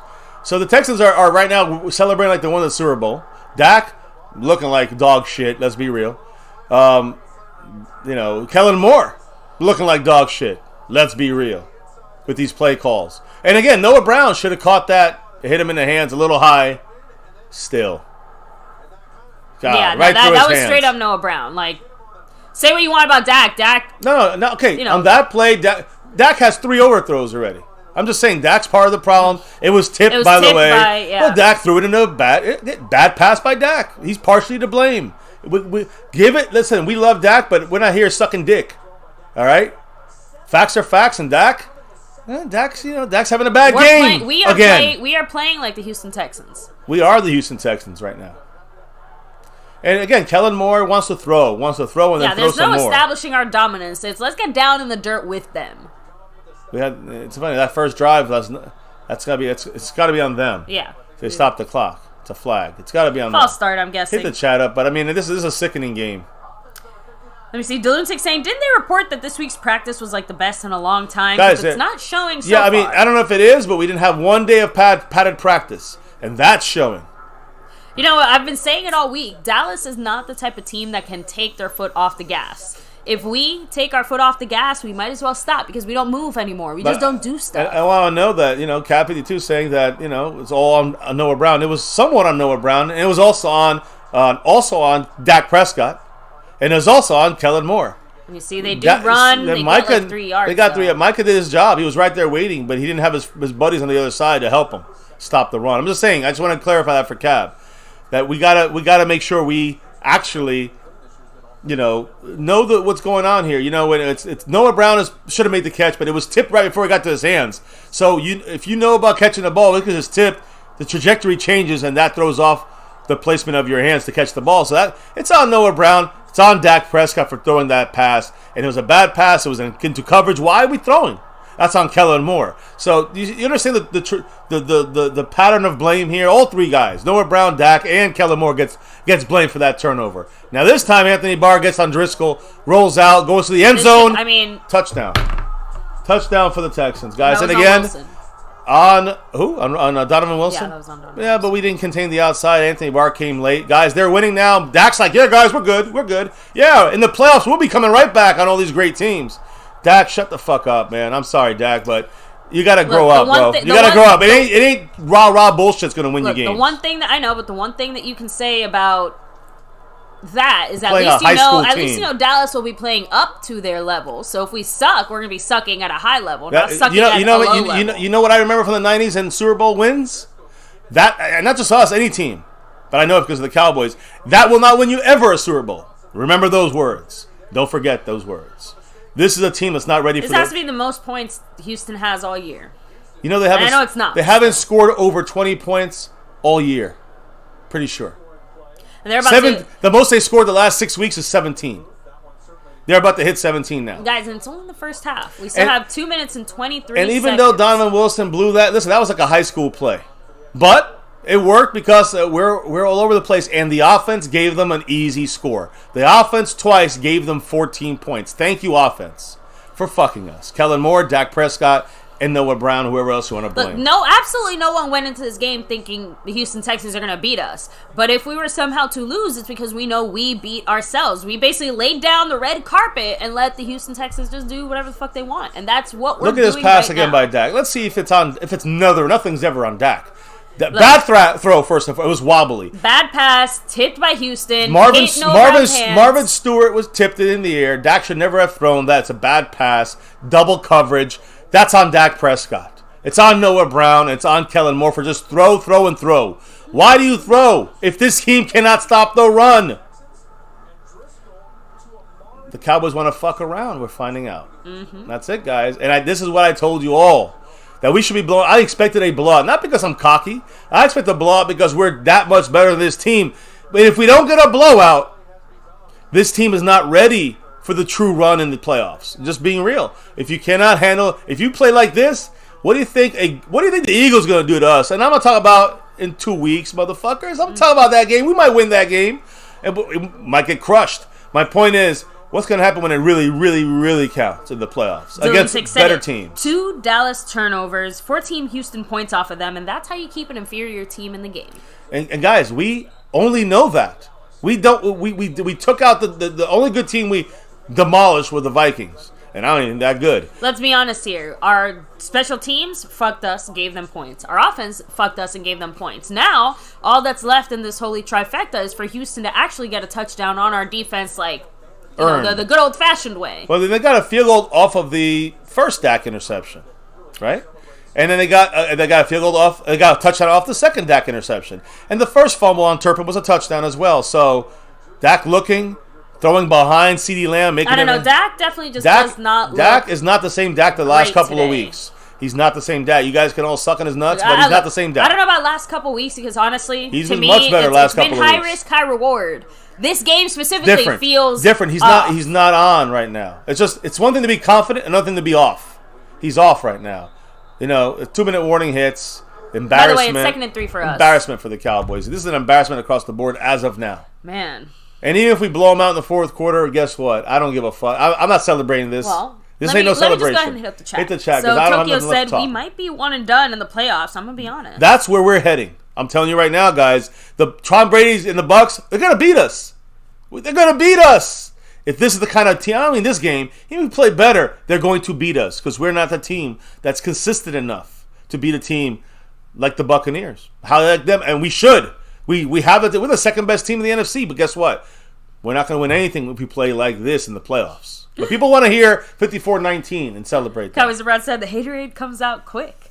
So Cowboys Abroad, it's the facts, not haterade. You know, and at least on the MCF side of things, you know, we never hate just to hate. But even in these last few successful weeks that our team has had, you know, we don't want to be like the negative Nellies either, but we have pointed out some of the things that Dallas still needs to continue to work on. I'm gonna say this. You know, you have been the more optimistic. I've been pessimistic. I always try to give our Cowboys the benefit of the doubt because that's just the type of person that I am. But even I can't deny it when they're out here. The last couple doubting of weeks, the benefits. The last couple of weeks, everyone's celebrating like we won the Super Bowl, and I'm saying we're playing well against the Vikings. We did great against the Vikings. We handled the Giants, but we're not. I'm going to be honest, guys. The Colts, some of the Giants game, the Colts game, some of the games before this with Dak, even though looking good. The Lions game, we fucked around a little bit. We pulled away at the end. The Bears fucked around a bit, pulled away at the end. Fucked around we were beating the Packers. Fucked around, we lost that game, and then not even a good team. You understand what I'm trying to say? 3 bad teams in a row. And we literally almost lost all 3 because we played around. PC76 said, I did not see this coming. Nope. Not expecting us to play like this. The only thing I said was that I expect us to blow this team out. And if we don't, if we play like this, then this is the same old, guys. Just being real. I mean, I figured we'd have a similar trend to the Colts game in that, you know, we wouldn't necessarily pull away and blow them out completely until like the 3rd or 4th quarter. You know, that's letting a team stick around. A team like the fucking Texans who have a high school team on that field, a practice squad team. Guys, I'm not saying this. I know any team can win any time. This is an embarrassment. You guys go back to, well, look at it against the Eagles and da-da-da-da-da. Who gives a fuck? I don't care about the Eagles. I care about us giving the game away to whoever. In this case, it's against a very shitty Texans team who are winning. Even if we win, we're not going to beat the good teams giving the game away. Well, you guys got to learn that, or you're going to have a lot of tears coming down. Here we go. First down for Dalton Schultz from Dak Prescott. Steps out quickly. So, look, the one good thing I'll say now, at least, is we enter our 2-minute offense. And now we play well because now we're forced to throw, which is what Kellen Moore loves. So, and by the way, it's a 2-minute drill, up-tempo. So that helps our offense. This is stuff we've been saying all year, but who listens? I think we need to say this for 5 years. Start accepting that Kellen Moore sucks. Oh, there we go. No, overall, he sucks. Kellen Moore sucks as a game planner. I'm not here to discuss the play facts. caller. Those are facts. Let me see. Okay, no, I was wondering. Steven Nelson, their number 1 corner is out right now, I think. Shotgun. Dak goes back to throw. Yeah, our corner is a lot better. Oh, that's a nice play. There it is. Gallup. Gallup holds on to it with the catch. What a play. Got banged down. 20-yard play. Got hit by Petrie. This guy, number 5, comes down on him here from the safety position. He's their leading interception guy. He's a rookie. Sorry, 15-yard play. He's a rookie. Petrie. Good player. I've been talking about he's one of their better players on defense. Great hit, but not as good as Michael Gallup with the catch. So, real quick, what I was going to say... What?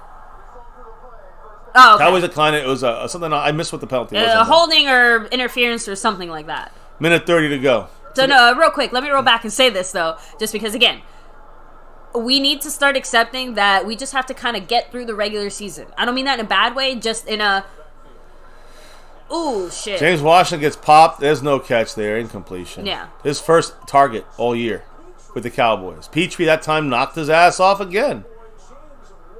I mean, he knocked James Washington's head off. Man, there. It was a solid tackle. I almost feel bad Solid for hit. Washington just because, again, he comes back, his first game during a week where we did not play with our pads all week. Yeah. So, Washington is also he probably... Did play, he played last week in pads. At least he did that. He did, he practiced but in pads. Still. Man, he took a hit there. Man, we're on the Texans 36, 37-yard line. Dak's in a shotgun. Nobody back there with him. They're only bringing 4. Trips left? No. That was Dak's a tight looking end. middle. Oh, right shit. through Schultz's hands. And that, again. And I'm sorry, that was a good pass. It was good enough. Schultz missed that one right through his fucking hands. Now it's 3rd and 10. With a minute 21.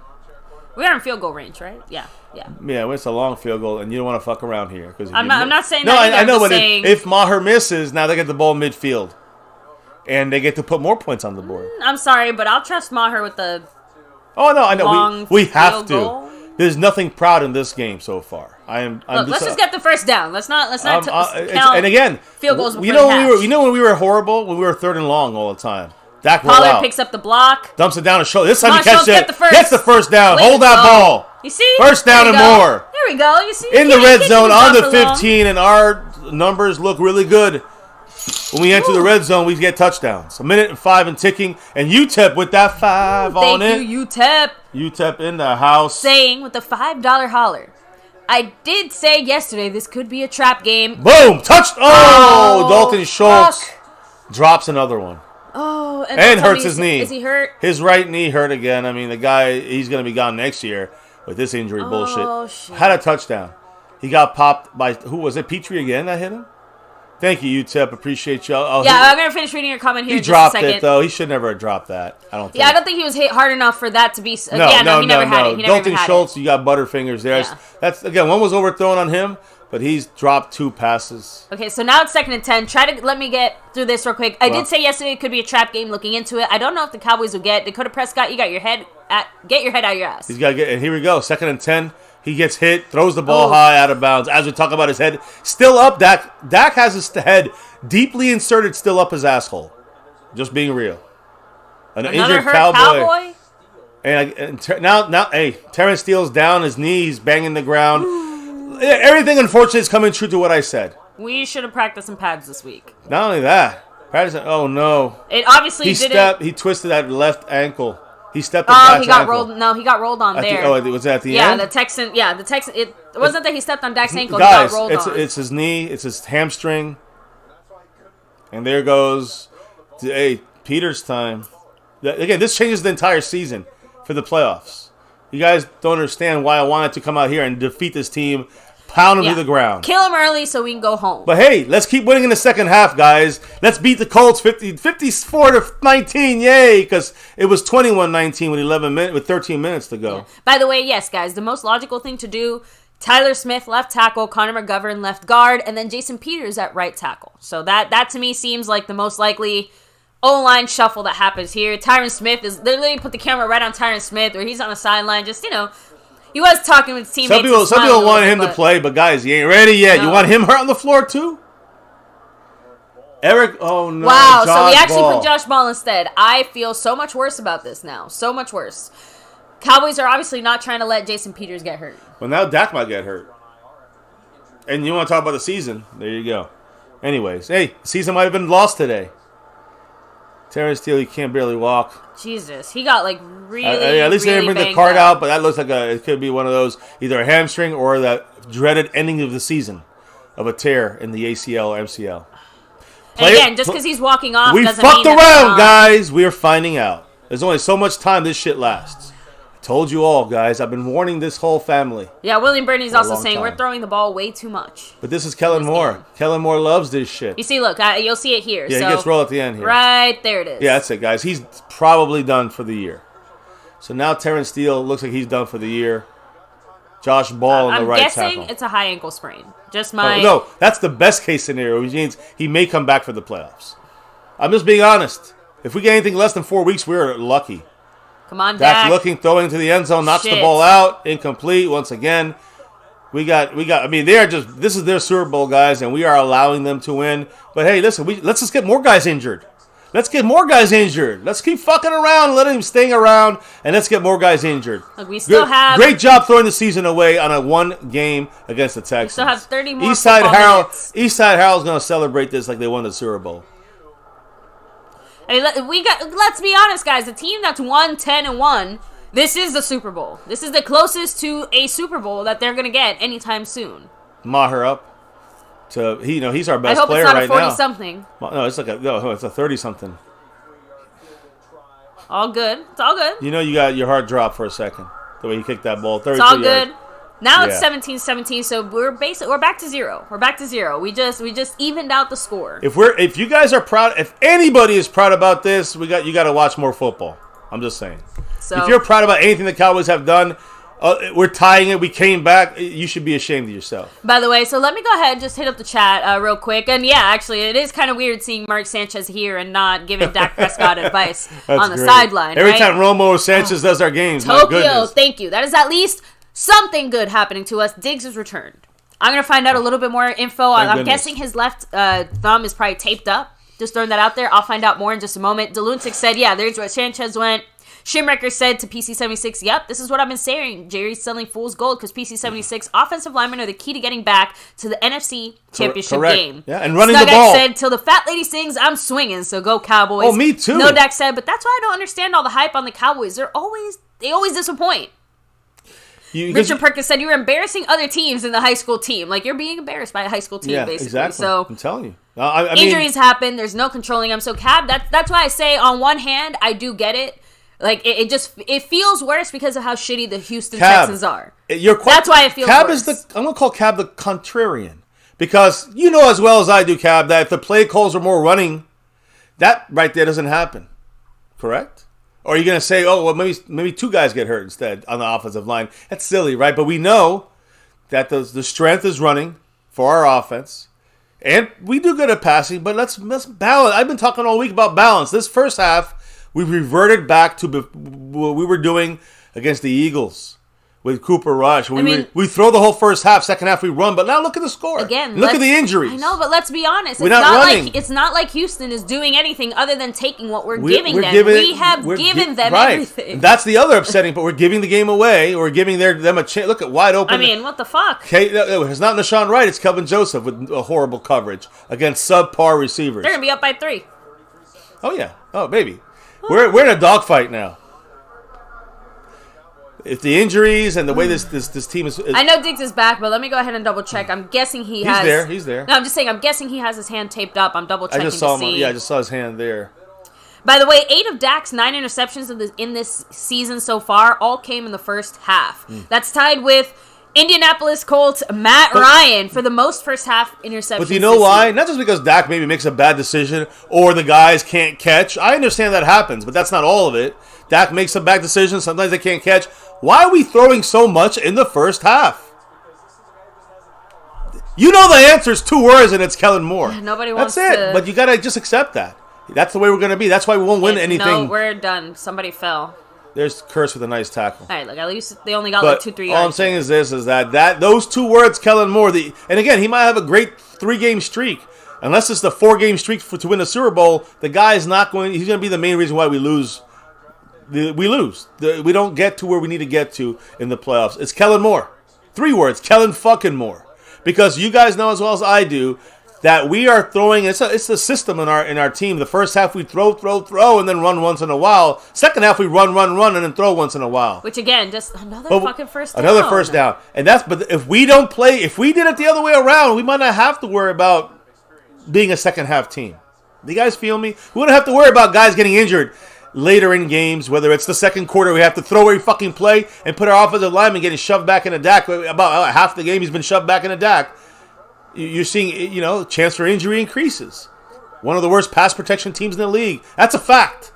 It's our Dallas Cowboys. Pass protection. So are them. But they're running it. They're trying to run most of the time, it seems. I think we're not trying to run. One of the more frustrating things is that when teams play us, we see them change up their game plan. Like, we actively see them adjusting and adapting and trying things that on offense, they know work well against us. On defense, we actually adjust and adapt, usually with Dan Quinn pretty well. It's not perfect, but he does it better than Kellen fucking Moore. One thing about Dallas is we're going to go and establish our will, our way, every time without fail. And we better hope that shit. They moved. No? It's a free play. They didn't. Well, interception, but no. Another is that a hold for us or a very late flag? I saw another flag. So now it's not only a false offside to the Cowboys. It looks like it's a penalty on the Cowboys for holding. Pass interference or holding or something. Yeah, Cowboys, I guess it can't be pass interference. Well, I guess it could. It looked like it was overthrown, so I don't know what he's talking about, but. I don't know. Mike McCarthy's looking still. Honestly, Mike McCarthy, he lost a lot of weight earlier in the year. He's looking a little plump again. Trayvon Diggs did not look like he had a penalty there, at least not from what I saw. I just don't want him getting hurt diving for an interception on a fucking... But he didn't. That was Wilson who dove for it. No, I know. That's saying I don't want him or Wilson diving on a play. Maybe the hold, That's irrelevant. Or the interference is on Diggs, though? Could have. Yeah, you're right. There it is. It was on Diggs. He held okay. Him.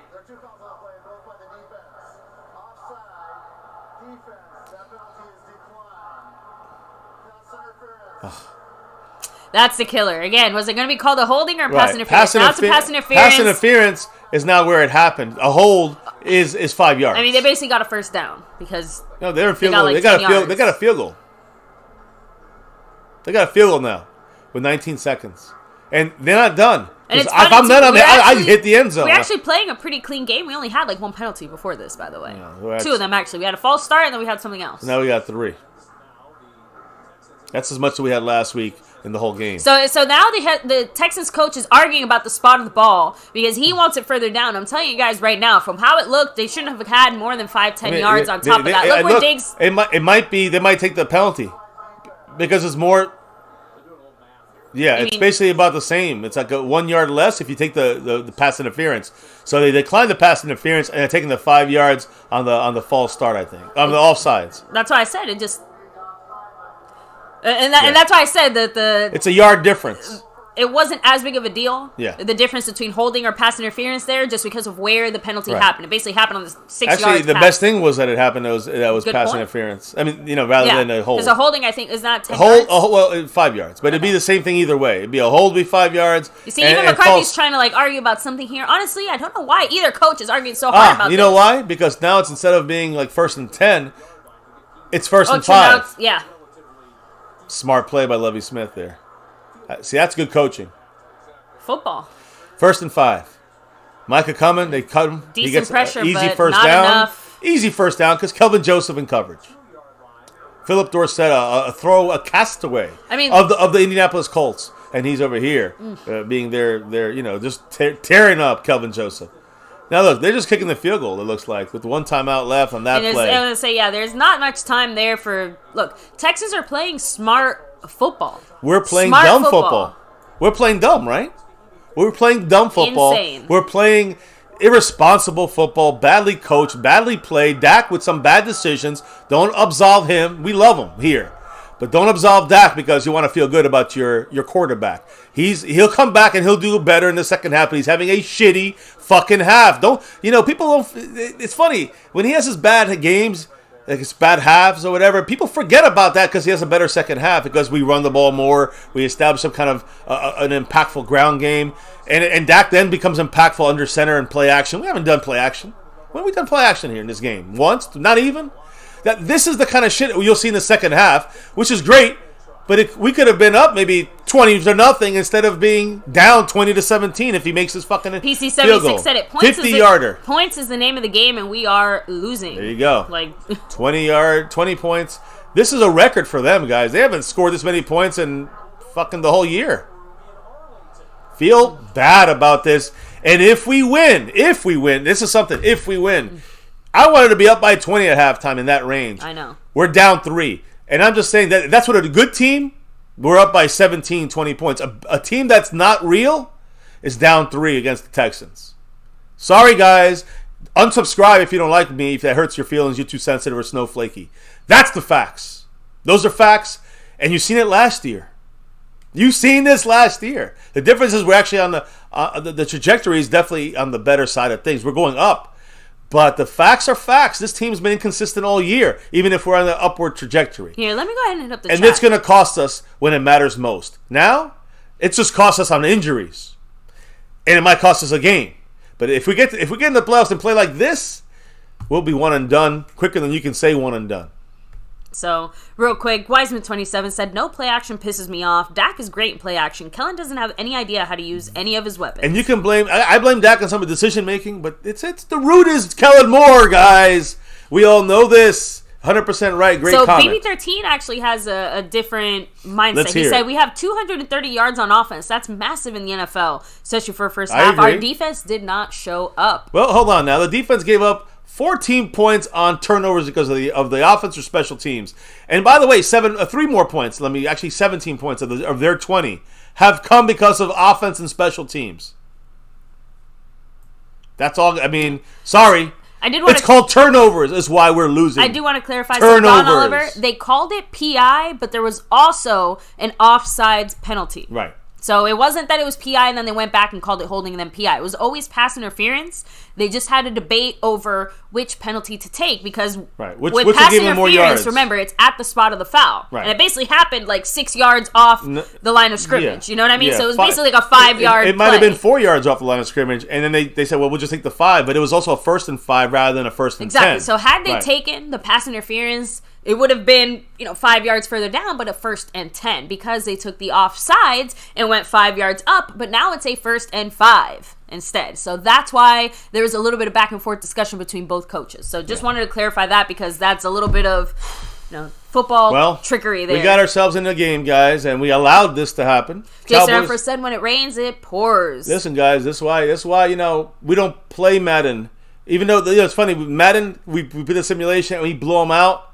Every time that happens, we always have a bad game. Colleen K said, trap game. Cowboys didn't take this team seriously all week. We look too far ahead to the Eagles in the playoffs. I agree. And the proof of that is not just words. I agree it's because actions. Look what they did all week. Right. We never practice in pads. I know McCarthy's plan is to manage it for the playoffs, just like that comment. Who said that comment? That was a Colleen K. Colleen K. You dropping bombs. And again, that's what I'm trying to say. That is, I didn't mind it from that perspective of, managing your team, managing your players for the playoffs, for the bigger games. I don't want to say it's looking. I didn't want to say it's looking forward because there's ways of doing that without looking forward, right? Yeah. The Eagles are up 21-0 right now. I think they're up 20-0, 24-7, and with still 8 minutes in the second quarter. My God, our game is flying by. You know why? They're limiting possessions. We got a couple 3-and-outs. Texans are playing better than us. It's just plain and simple. But yeah, I will say, Dilutic, I don't think I've ever seen a 4-yard pass interference before. Yeah, I know. So definitely a weird new one. That's why I think a lot of us were a little bit confused on exactly what was going on there. So I mean, to call this a trap game, Colleen, I think that the Cowboys, McCarthy tried to look at this he's saying they were concentrating. Mary Alvarez said it. I'm so pissed. I'm out of shit to say. It's a complete choke job. What's wrong with this team? Oh, wait. It's the same shit every year. We beat ourselves, and it's not just that, but then we have a pile of injuries, on top of that. So, again, not only are we playing badly, we're playing badly, and we're getting hurt and losing players. Right. It's the worst of everything. And here we are. The worst of everything. Speaking of injuries, let me do one quick check here while you continue to talk on that. But I do want to make sure everyone knows this, and you're going to hear this from maybe some ultra-positive YouTubers, or you're going to hear this from ultra-positive fans. But you're going to hear a lot of, hey, you know what? We won. If we beat the Texans, hey, we won. We won, 37 to 23, guys. Be happy. We won. We're awesome. I'm not going to do that. We're awesome because we're the Cowboys, but I'm going to tell you that because of this way of playing, this mindset, whatever you want to call it. I need to add more salt to the wound. This is the first time in Texans history they scored 20 or more points against the Cowboys. Yeah, in their history?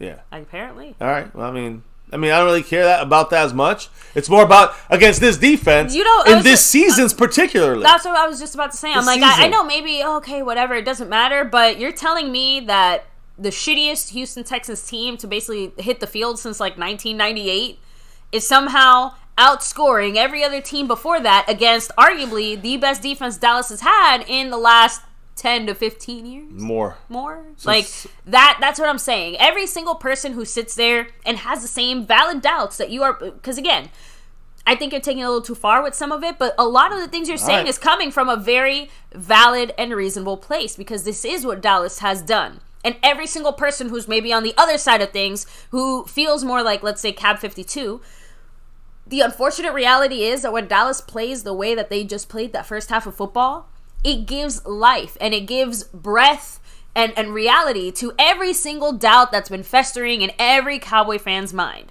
When you have your team playing like that against such a shitty team, it is hard to make the argument that you are as good or as dominant regardless of the reason, right? You can say, oh, we had a rough time, we're going to be fine. Even if we end up beating them, 54-17, or 54-20, whatever the fuck. I know, sorry. Yeah, like, you get what I mean? Anymore, yeah.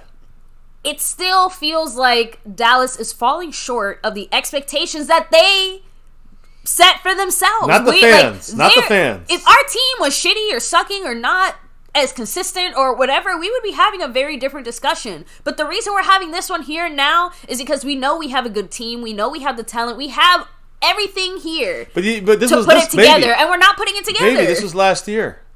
I heard the same things coming from our mouths and your guys' mouths last year too. But I think last year there was more room for doubt. Baby, my point is that there are people that will always believe that if you win the game, it doesn't matter. If you win the game, it's you're great. And that's why I said when it comes to the regular season, that's what people don't understand about the reality of the playoffs and the Super Bowl run.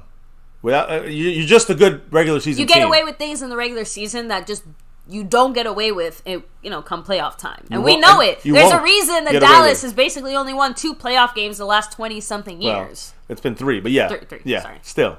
It's still not enough. It's embarrassing. And again, I'm not going to say it's... See, I hate going back to previous years. That's why the Houston Texans scored the most. We're in the here and the now. It's about this. And this season, the Cowboys still... even though better than last year, and I think we're on the right trajectory, we're still showing why we're not going to be able to get far enough in the playoffs or into the Super Bowl. Dylan Fick said it. Jimmy Johnson said it. Sloppy football normally doesn't win you NFL games, and Dallas is playing a sloppy game. Even Mike McCarthy said it in his press conference earlier this week about the Colts game. We put the ball on the ground 6 times. He goes, that's not a winning formula. Check it out. Because we just put the ball, we just gave the ball away 3 times, and it led to fucking 17 points. Also, one of the things I was really hoping to see as the season went on is I still figured Dallas would continue to be a second half team. I make no quips about that. But you're telling me none of us expected to clean up at least a few things, right? Like we're looking at either individual players or just the overall offensive scheme or defensive scheme, like whatever you're looking at. The point is that we expected at least somewhat minor improvements, or at least maybe maintaining, right? Like at least stay where you're at. Right. We've genuinely seen a decline in certain aspects of our game. But to me, it's more about not overall, just specific. It's more about the ups and downs. It's more the inconsistencies. So we might get in the playoffs. We might win a game or 2. But we're not going to win the whole thing because there's going to be one of those 4 games. We're gonna falter. We're gonna play like this, and that team is gonna whip the fuck out of us. Look, credit where credit's due. One of the things you can say we have improved, like I said, the penalty situation has gotten better the last handful of weeks. But we're getting sloppier with the football, and that's my concern. Turnovers. It feels like it's always one or the other. Right? Either we're playing well and we're executing plays where we're getting penalties out the fucking ass, or okay, finally we're playing some clean football. Can you make a play? You know what happens? You know what happens when you play clean football? Don't have too many penalties. Don't turn over the ball. You know what happens? We beat the Vikings 40-3. We end up pulling away and scored 33 points in the 4th quarter against the Colts. That's what happens now. If you do that for an entire game, I mean, you win the Super Bowl. And that's what I'm trying to say to people. Like, you don't do that, you don't win a Super Bowl. It's just that simple. There's, I guess, 1 out of a trillion chances. You can still get lucky and go on that 4-game streak.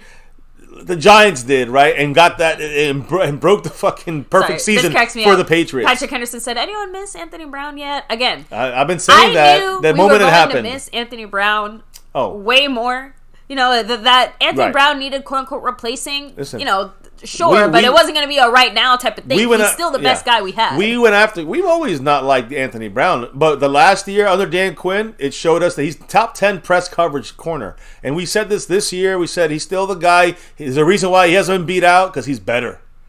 I don't say he's great, but he's better than what we have.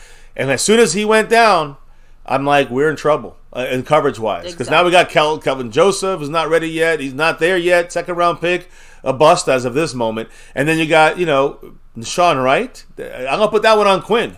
Because that one, that was a Quinn pick there in the late third round the year before that. So these guys got to show up. Let me keep hitting up the chat real quick just because you guys are bringing up some great points. Let's hear it. Let me see. Eddie Pulido said, Houston might lose, but they'll beat your ass.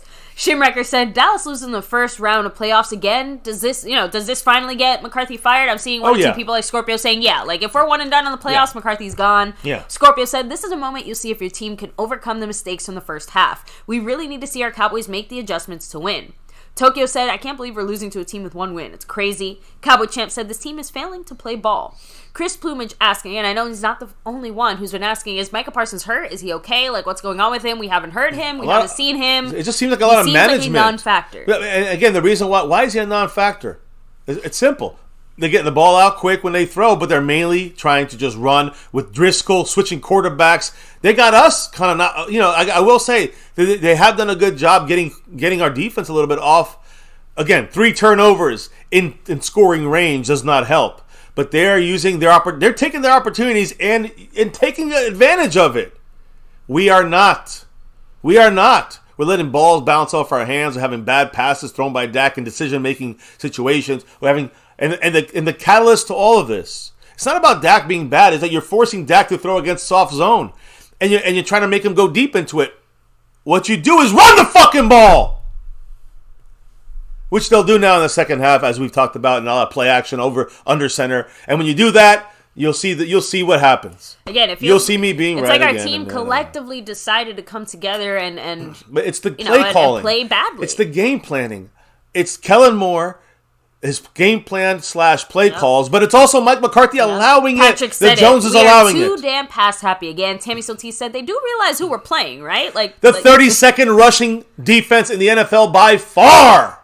But let's throw the whole first half. And that's you guys hate me for being real about this shit. But I'm looking for a Super Bowl. I'm not looking to look cool in the regular season. Skeptical fan said, this team is sleepwalking. Redman R said, the Bears are beating the 49ers. That was a fluke win. NDM Boogie said, we always let sorry teams always kick our ass. And no, not in the 90s. Not in the 90s when we won Super Bowls, and that's the difference. And you let sorry teams kick your ass. And last year we didn't really do that. But the Broncos showed the blueprint last year. They were a kind of shitty team. They showed the blueprint how to beat us when they did upset us, and they made it hard the rest of the season on offense. SnugX said, you gotta love their energy. They speak like the Cowboys are a child they want the best for, but they know they can't control. I mean, they as in us? Again, we'll always love our Cowboys, but that does not mean we aren't going to be disappointed. It is just like a wayward child. Like, they got into the meth stash again or something. I don't know what to say, but, Third time the whole year the Texans leading on in the second half. We need little Jerry to go to rehab and get his life back on track. Their defense has 2 takeaways that led to 14 points, but they forget to say the special teams, takeaway 2. I'm just saying that's 3. That's a field goal right there. So Maher kicks it out. We start the third quarter. Second half, third quarter. We get the ball at least, right? Nope. You just that's right. That's right. I forgot.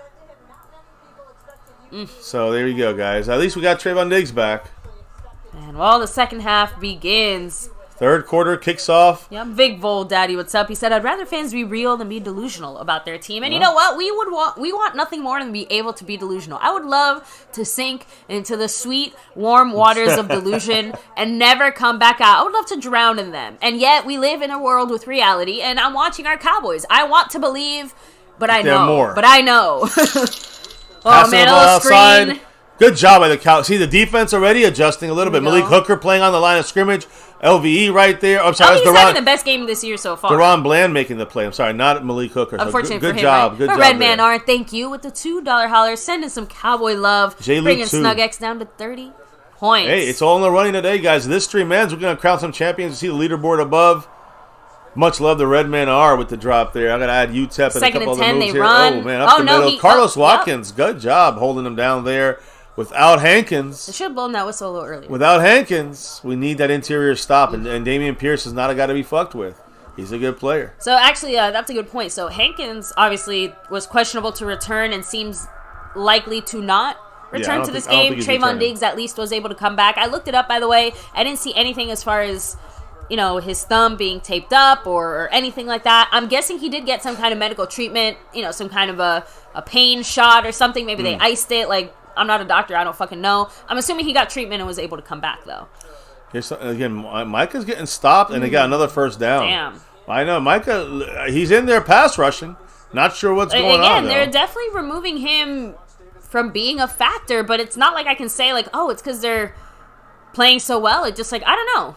That's why I said I'm not surprised that people are like, what's going on with Micah? I will say part of it is definitely usage. This is probably his least used game. I wonder if you look at the snap count in the end, how that's going to look for Micah. But now, let's be honest. Now that they're 2017, Micah's going to be out there quite a bit. He's in there right now. More on the inside, though. Well, good job by Donovan. We'll fumble. Please and we get the ball. Trayvon Diggs gets it. Go. Don't get hurt. Go, Trayvon, go. Go, Trayvon, go, Trayvon, go. Get to the outside. You got a big guy. Oh, my God, just go down. Go up the field. Don't lose yards, There he goes. There he goes. He's gone. Let's go, baby. He's not gone. He's not gone. Just go. Go. Out of bounds. Good job. He just turned a possible baby. Turn that frown upside down, motherfuckers. This is what we mean.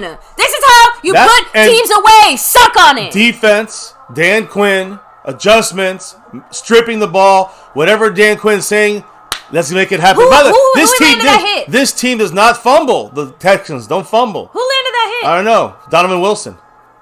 He ripped the ball out. Yeah. It's all about Donovan Wilson, baby. Man. Donovan Wilson's the Jaguar in here. And we play them next week. You know what? Winning. It is a point of pride that this defense said, not today, motherfuckers. Not today. Because I'm telling you, it bothers this defense that this team put 20 points on them. I don't care if it was off picks, interceptions, their granny making it to the end zone. I don't give a fuck. This bothers me, and I know it bothers them. Micah Parsons has been bothered since before they scored points. Oh man, what a play there! And this team does not fumble. I gotta tell you, one of the best teams in the NFL not fumbling the ball. So, but we had a drop by Eddie Pulido. I'm sorry. By the way, thank you. 2nd and 5. I know. I'm gonna read that real quick here. First. Oh, Zeke's still running. Woo! Still a first down. If they count that forward progress, that's a first down, Cowboys. I mean, they just gave it to him. If they didn't blow the whistle, then that's forward progress. So, real quick, he said with the $2 holler, let's find a way to beat Houston. I see you there, Eddie. Again, thank you, by the way, for hanging with us. I know this is probably not... actually, this is probably the best you could have ever hoped for. I can't even say it's probably a rough game for you. If you're a Houston fan, you're probably having a good time right now. A run to Zeke, and he gets another break of tackles, running through people, keeps going. Here we go. This is the Zeke part. When you keep Zeke healthy. I know my guy here, Chalked Montana, he says, like, Zeke, you guys Zeke's out, Pollard's in. No, but I know he's like, Zeke, people are too hard on him, but... We're not hard. Look at that block right there. But it's more about Zeke's efficiency is better when you use him wiser. It's not about not using Zeke. It's about using him wiser. This is where Dallas does itself a disservice. We almost make Zeke look bad with the way we were using him. Yes. Yeah. Finally, we were forced to use him this way. Now it's better. Now we got Pollard in the game. Again, nobody wants guys hurt, but you know what made the difference with Zeke's usage? It was his injury.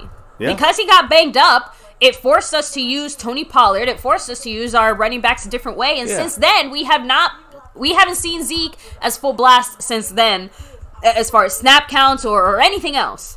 So who's that? McCarthy, I think. Oh no, they're just talking about the things we gotta. No, fix. No. I think they said that Hankins is out for the game. I think that's what they said. All right, well that I can check pretty easily. We can check in a minute. This is a 3rd and 1. We gotta get a first. Pollard runs. We get the first. That should be a first. It looks like he's over the line. He got the ball over before his knee went down, definitely. Which is the deciding factor. The ref is marking him in the first down. They're saying first. Okay, so by the way, check that out. Check out, by the way, too. Check out Hankins. But what are we doing in this drive? Something's weird about this drive because we've been throwing the ball the whole game. But what's happening on this? I know it's a short distance. I don't give a fuck. What are we doing on this drive? I'm not. It wasn't Hankins, by the way, baby. Terrence Steele's out with a left knee injury. Yeah, he's going to be gone for probably the year or for a couple weeks. The way that it looked, I don't know if that was a season-ending injury. It's just that because of the time of where we are in the season, it could be very likely we don't see him till maybe after that Eagles game. Like, he might miss a week or two type of thing, No. Knee injuries are tricky.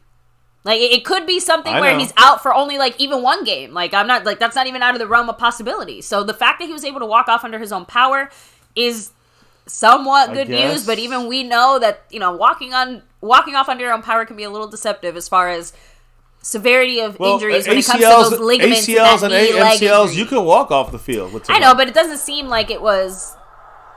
I look, maybe this is just me trying to put positive thoughts out into the universe and generally trying to be optimistic and hopeful. I don't want him to be out for the rest of the year, which also is very. None of us want him to be out this for is the a rest of big the 180 because I was not happy with the move initially to go with Terry Steele over La'el Collins. It did take me a little while to warm up to him, but I admit I was wrong, and I'm very glad to be wrong. We needed to see a full another year of Terry Steele. He's balling out. He should be almost a Pro Bowler. By the way, first and goal for our Cowboys, in case anybody was wondering. Yeah, but man, Trayvon Diggs also, way to go with that. I just realized this too with the hurt thumb. He did that with the hurt thumb. That's what I'm saying. He's obviously good enough to play. Oh, Zeke running outside, goes inside, back outside, breaks a tackle or two, gets 2 yards out of nothing. Look, let's be glad because McGovern got folded like a pretzel there. Yeah. By the way, baby, the reason I'm checking the Cash App, you're here in the chat with us. Jason Renfro, the king of the Cash App. Thank you, Jason. Taking a little bit bigger lead now in the Cash App over SnugX with $1.23 holler, then $1 holler, then another $1 holler. And he's moving, again, slowly and surely up the board, too. He's close to going into, I think he's a little bit back on third place on the overall board. So much love to Jason Renfro. And let's get this touchdown for JR. And our Dallas Cowboy family. 9 minutes and 40 seconds in the third quarter and taking second and goal. Runs the ball. Zeke. They thought he was going to go outside. He went inside there in the now B gap. Now second goal, 2 yards to go. With 2 yards. And by the way, again, I'm going to ask this to everybody. What's weird about this drive? Because have we even thrown once? We did. Just asking. We did once, I think. Like specifically once. All right. I'm just thinking. I'm trying to now that I think about it, yeah. I don't even remember throwing once. Let me know. Well, no, I guess not because we got the ball here, so we've only ran the ball like 3 times. We've run the ball every time, and we should still run this ball and get this ball in the end zone. Third and goal from the 3-yard line. Run the ball to Zeke here in the middle. Dak, keep it. Didn't get it. That's short. You know it's 4th down and 1. We go for it. You know right? what you do? We go for it, right? You run the ball. I feel like Dak should have kept it there. Nah. I'm alright running the ball again with Zeke. I mean, say what you want. The Cowboys are definitely protecting Dak more. McGovern was the guy who basically stopped Zeke from bouncing in the end zone. Again, that's 0 for 2 on McGovern there. Yeah.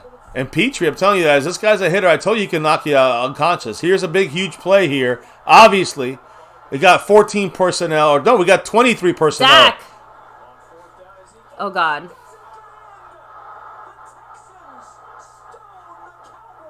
That's a major, major blow right there for the Cowboys. Offense, man, run the ball, but, it's about how you run it, too. We were doing it. Great job until that play. I'm not going to say run Dak because I'm tired of saying it, but Kellen Moore, you do have a quarterback who has legs. And also is not exactly someone who you can just shove out and push around. He is no spring chicken. So after Trayvon Diggs and with the return on the fumble caused by Donovan Wilson, 0 points for the Dallas Cowboys. And hey, no, Retro, don't get mad. Can't sit there and bitch about we passed too much and then sit there and bitch about we ran too much. Like that play calling is exactly like running the ball. Running the ball was not the issue. Remember, it's how we ran the ball too. Game planning is more of the thing. So you game plan to run. I'm cool with that. You got to use the right plays when you run, and you can't be extra predictable. And I don't know. I saw it. Classic Kellen Moore play calling exhibit A, B, C. You forgot D. Yeah, and that's the thing is that you saw, 23 personnel, right? 2 running backs. You had 3 tight ends. So that's, 23 personnel, no receivers, I don't think. Maybe there was one. Shimrecker, are you serious? What did he say? He said Josh Allen just rushed the ball for a touchdown. 6 yards. Yeah. Well, they're using his legs. So, again, this is what I mean about we have all the pieces here. Like, we have a Lego set that Kellen Moore looked at the instructions and said, I can build this better. Right. Didn't even look at the instructions. We come out of second half, we run, which is the right thing. And I even say don't run all the time, but we are obviously running all over this team. And then it's just about the play calls. You just got to get the play calls right. And of course, execution right and block everyone right. But to me, we became, again, bogged down in that same old kind of predictable. First, second, third down, you ran into Zeke. When you line up for 4th down and Ezekiel Elliott's in your backfield, I think you were right about running Dak on that third down play. Dak. Yeah, on third down we should. And when you look at it too, look at the gap that would have opened up for Dak. You know, I'm the first one to say let's not get cute with risking our quarterback, but I'm sorry. One of the biggest reasons I get mad at Dallas is this is what Dak does best. It's kind of, who was it that also, I think Wiseman 27 had said earlier. No, it's about the threat, the mobility, the ability to give you both. Right? This is what I think it was Wiseman 27 who said it earlier too. Like, where is the play action all game? Like, one of the things that we do best, one of the things that butters our biscuit, and we haven't even seen it. No, I don't think we've seen it once. I made that comment at halftime. We still didn't see it. So again, guys, muff punt, an interception, turnover on downs, 2 drop passes. I mean, Dallas looks pissed. Our entire team just looks pissed, and we should not be this pissed off right now. I mean, listen, the only thing we're going to do is hopefully the defense can cause something. Dak said it. Let's get a safety here at least. I mean, it's funny. Our first simulation we ran before they looked like they false started there, but we didn't get a safety. I know. Nice job by LV holding up the run there. Like I said, everybody else missed it. One of the saddest things you'll see, LVE is probably going to have this is his best game all year so far, if you ask me. But does it matter when we're playing against Houston and this is our score?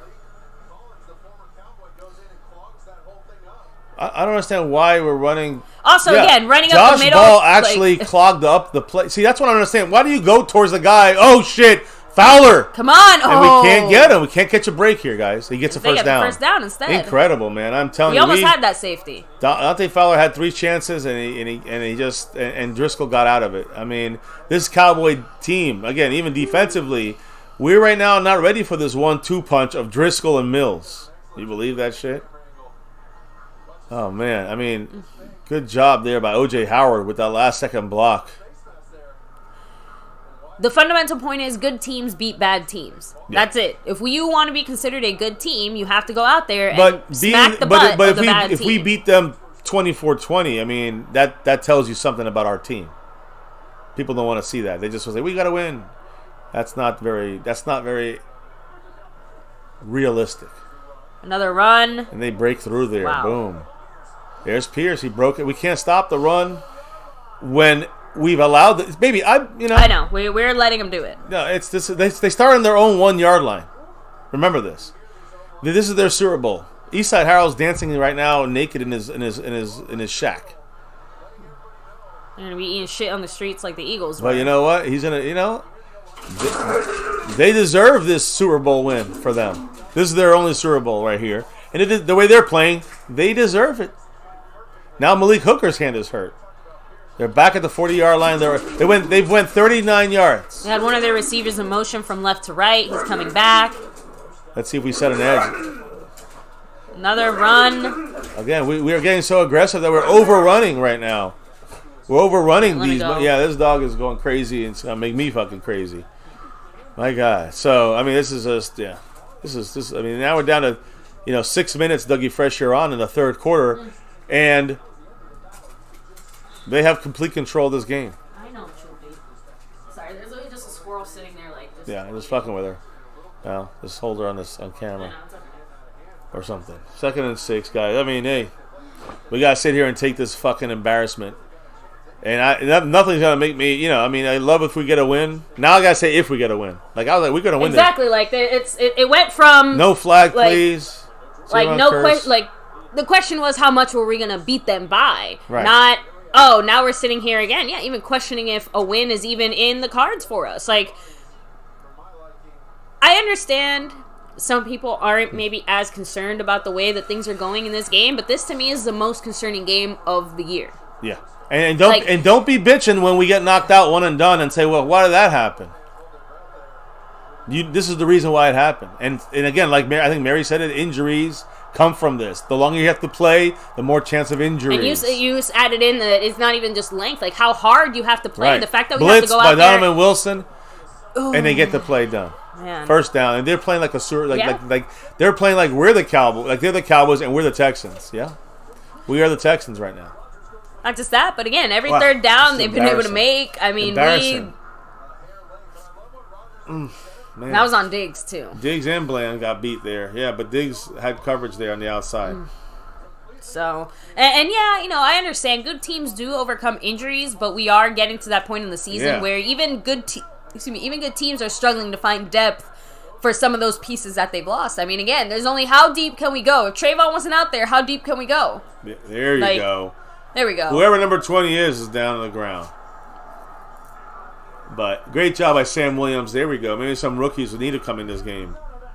Bohanna coming through. Whatever the Texans' game plan was, the one thing I'm surprised about, no offense to Dan Quinn here, but I thought we'd be putting Micah Parsons more on the opposite side of Tunsil, who's by far their best offensive lineman. Don't say no offense. These are some of the questions that we're going to ask ourselves when we're looking back at this game. But I also think Micah Parsons prides himself on going against the toughest matchup.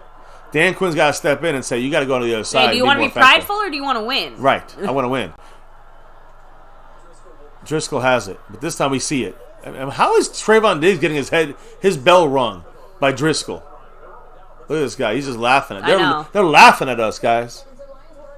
And look, it's funny because the Lions about to help us out, and they're about to beat the fucking Vikings. They're up 21-7. And we can't even fucking handle the Texans. I think the Eagles are still categorically kicking the Giants' ass. Yeah, listen, we are nothing compared to the Eagles as of right now.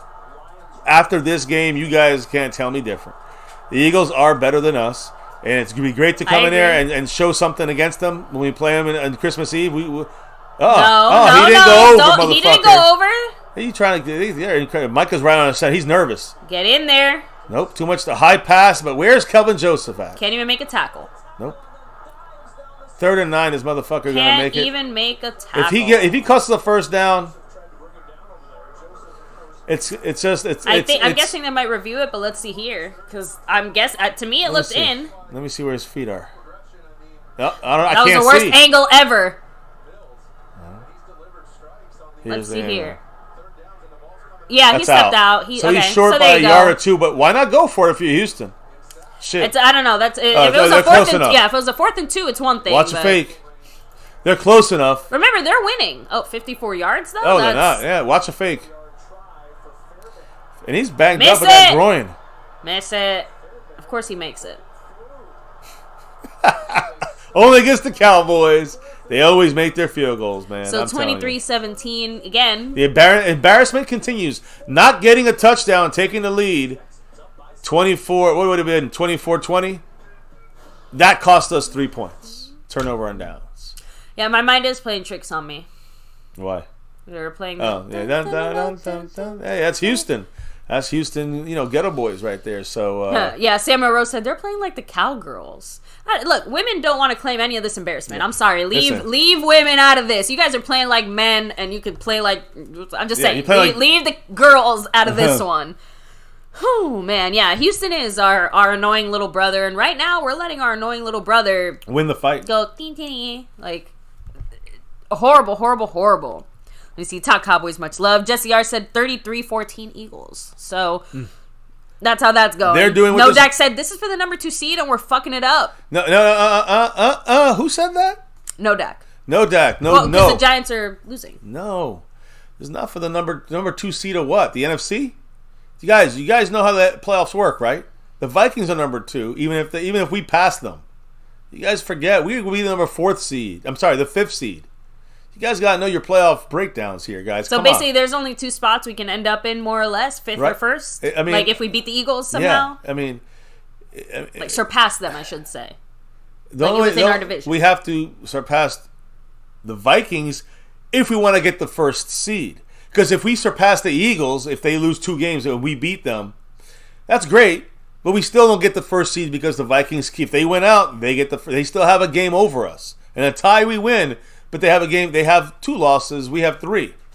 So plus, I think if the Eagles win today, but I'm just saying, like, doesn't that? That's what I'm saying. Like, yeah, I think that it's pretty much a done deal. As far as what? Like, as far as them winning the division. No, well, I guess not. No, maybe, still. Maybe no. It's far from. Maybe it's far from it. Even if it gets down to the week we play them, we beat them.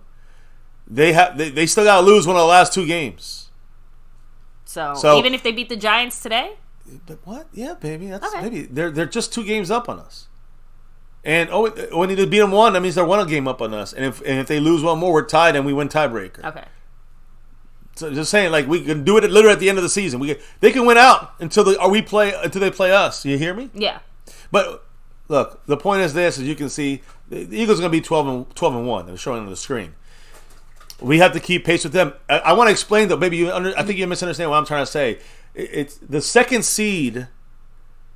That's going to be the Vikings. There's no Cowboys in the seconds. You can't have two. It's all division winners. I guess I should just start with that.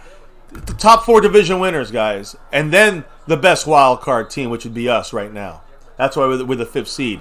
It would be the Eagles, the Vikings, and I don't know the other two. I guess it'd be the Niners, and then the Buccaneers. I think technically the Bucs are leading their division, and then us with the wild card. We could be the second best record. We're still the 4th. I mean, we're still the 5th. The 5th team on the road the whole playoffs probably. So. Sorry on that one. Who said that? No Dak? Yeah, that was wrong there. I just want to correct that.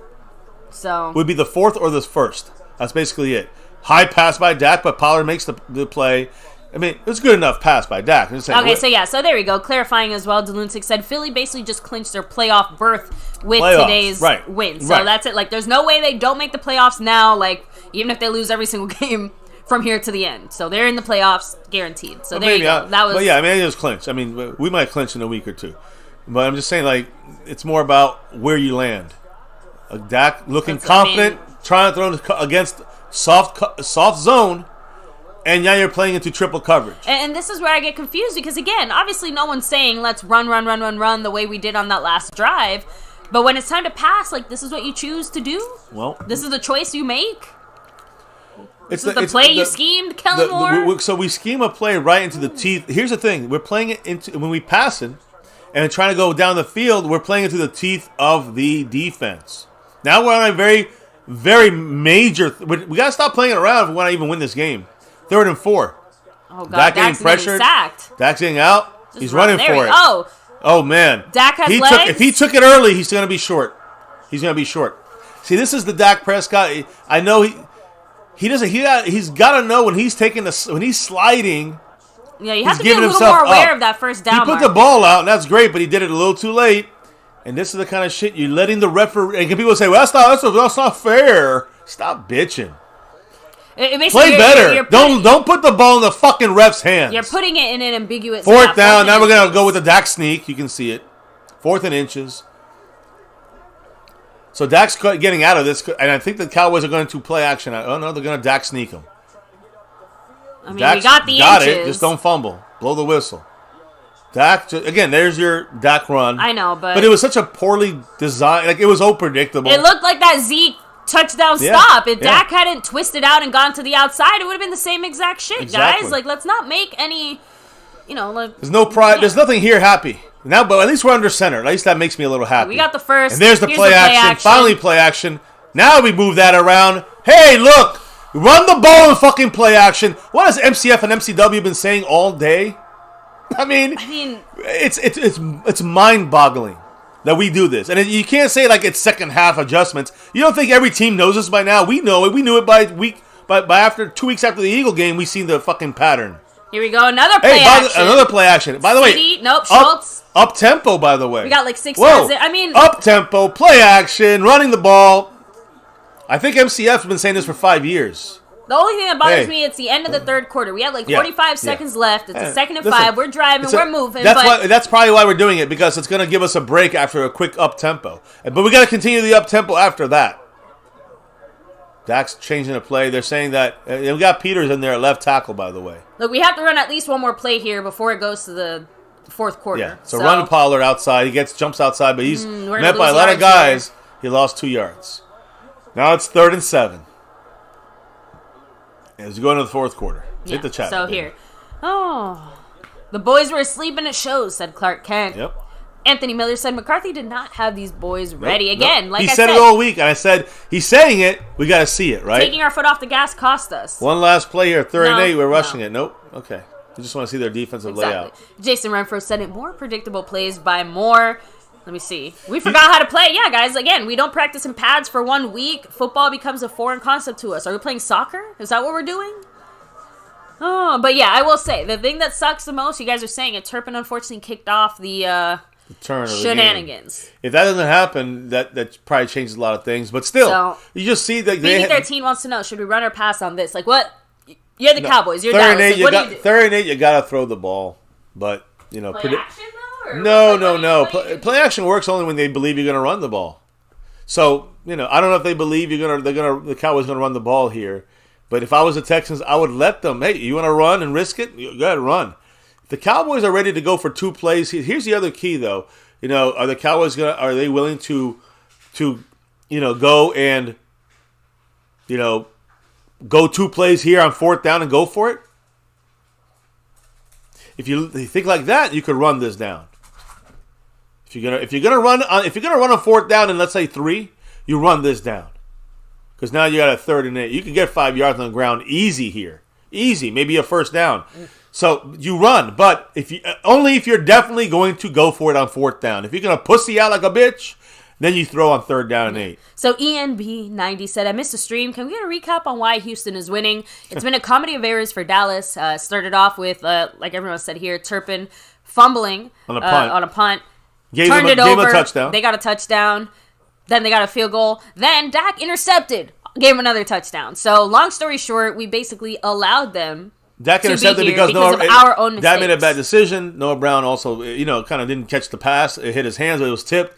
The point is, it shouldn't have been thrown by Dak, and it was a bad play call. We were throwing a lot in the first half. Houston's also doing a pretty solid job of stopping the run, even if it's inconsistently. Like, if they don't stop it, we tend to get, we're driving, we get first down and stuff, but we've lost yards on a lot of running plays. Yes, but which has been and they not focused great. on trying to stop the run. I get that, but the fact is that we have been successful as well running the ball, and we have not utilized what comes with that success, which is play action. Until this last drive, which we shot ourselves in the foot, and we let it roll to a stop. Because we started to get, and I know you might say, well, you can't run every time, but it's just something we get at the end. We got pass happy towards the end. Like it worked out on one play. You don't want to pass every time, but it does depend what kind of passing you're doing. Look, to me, where we're at in the field, where are we at? I mean, Michael's like 3rd and 8. But where are we? We're in field goal range.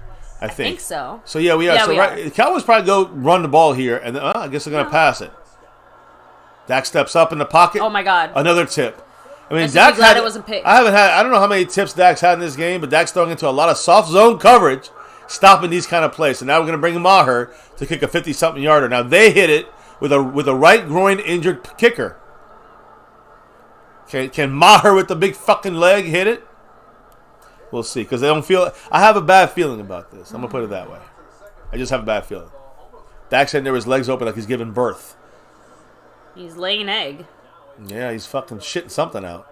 This is the game he's shitting out right now. Yeah, so 53-yard attempt by the Maserati here. He should make this. This is an easy one for him.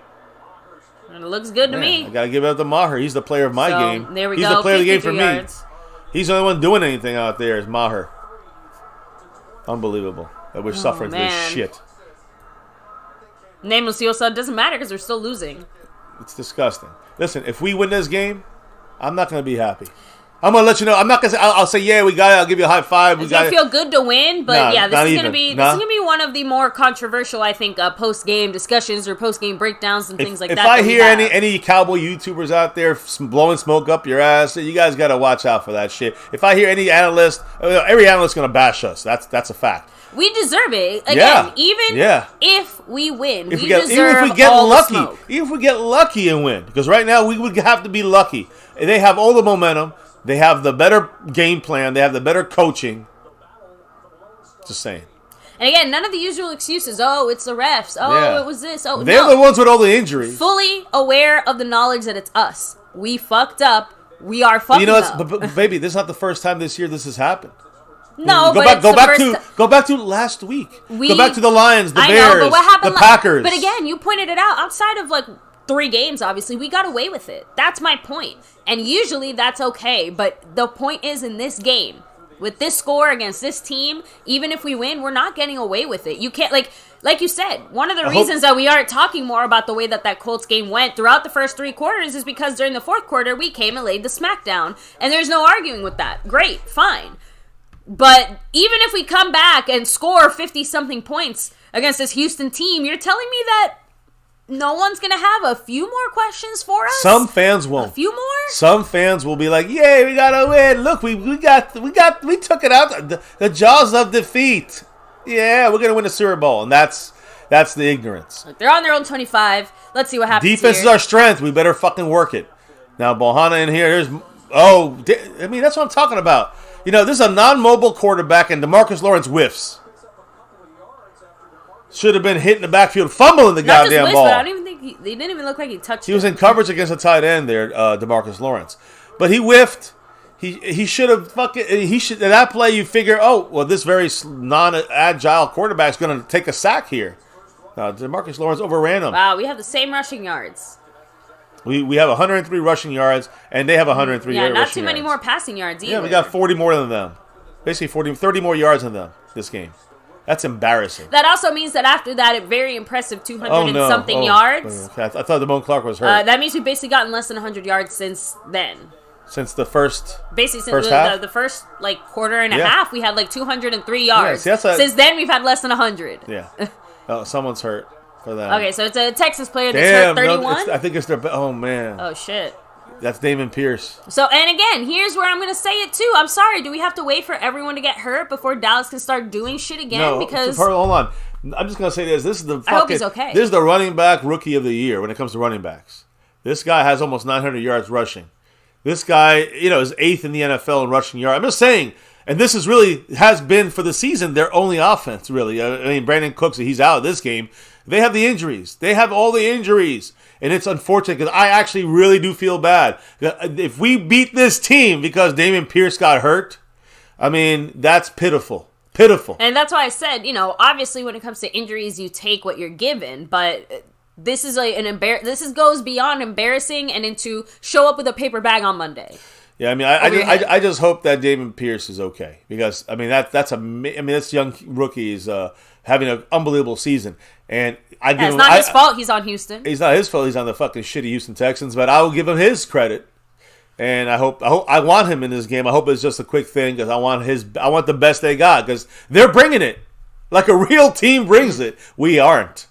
And we're right now we're looking like today is the first time since 2007 that an underdog of over 17 points held the lead entering the fourth quarter, and that time it was the Eagles leading the Patriots during New England's undefeated regular season. So we know how that ended up going in the end. Well, I mean, Patriots made it all the way. Yeah. But it's more that they were able to beat the Eagles even when the Eagles were up. No, I get it. They went all the way and then they lost. So good news in the Super Bowl. Pierce was down for a little bit, but he was able to get up under his own power. He walked off. He's being evaluated for injury on the sideline, but thank goodness he was able to get up, and he's being checked out now. Good. So, by the way, you're not the only one who is a little bit upset that DeMarcus Lawrence got juked on so badly. Because that, again, if it's any other person, it's one thing. It was Mills. Like, this dude's a fucking scarecrow. If it was at least Driscoll, he's mobile. But we know Mills is not mobile. And that's the point. Like, that's the issue. If it was Driscoll, it's like, okay, you can see why that happened. Why did this happen? We're going to be saying that a lot tonight, aren't we? Why did this happen?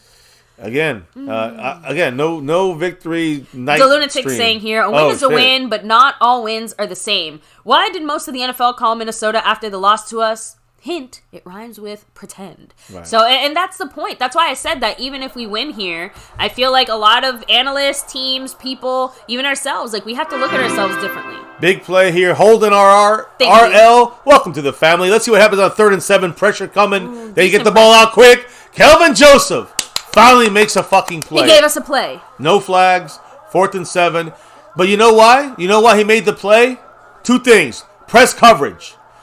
Number 1. Number 2, which was expected, pressure. The pressure. Right. Look at that. Right. He knew they were going to go to the sticks. Honestly, that's some of the best pressure I've seen all night. I'm not going to lie. I don't know what pressure was there, and that's some of the best coverage I've seen all night. For once. Is not having Hankins out there that much of a hit to our front line? Yes. Because running the ball, it's made a difference. 4th and 7, they're punting. We get the ball back, no excuses. Like, we should win this game. We should come down here. You want to know one of the biggest difference makers, too? Because of the score and because of everything, they can keep running the ball in a way that other teams weren't able to even by the fourth quarter. Come on. All right, it was out of bounds on the 12-yard line. Still pretty far to go. But there was a good. Again, that's the way they angled the punt. Holden RL said, "Dude, I genuinely almost threw my remote at my TV earlier in the game. Don't let Jerry Jones con you out of having to buy a new TV system. Don't do it. Don't do it." Yeah, try to hold. I broke speakers once, and this is before maybe we met. But I broke speakers once when the Cowboys went for it twice back-to-back in Philadelphia on that 4th and 1 with Emmitt Smith, predictably. When Switzer's I kicked the fucking speaker so hard I smashed it. Don't do it. It's not worth it. Not worth it. Not worth it. But I feel you. I feel you. They do have rage rooms. We need a we used to have one when the kids were smaller. Yeah, in Dallas, but yeah, there needs to be a rage room experience, but it has to be like they have to have a theme, like a cowboy themed room, so that sometimes you do have to smash some cowboy stuff, but then you need an eagle room. The first time that's the first time I'll ever say there actually is a need for a safe space.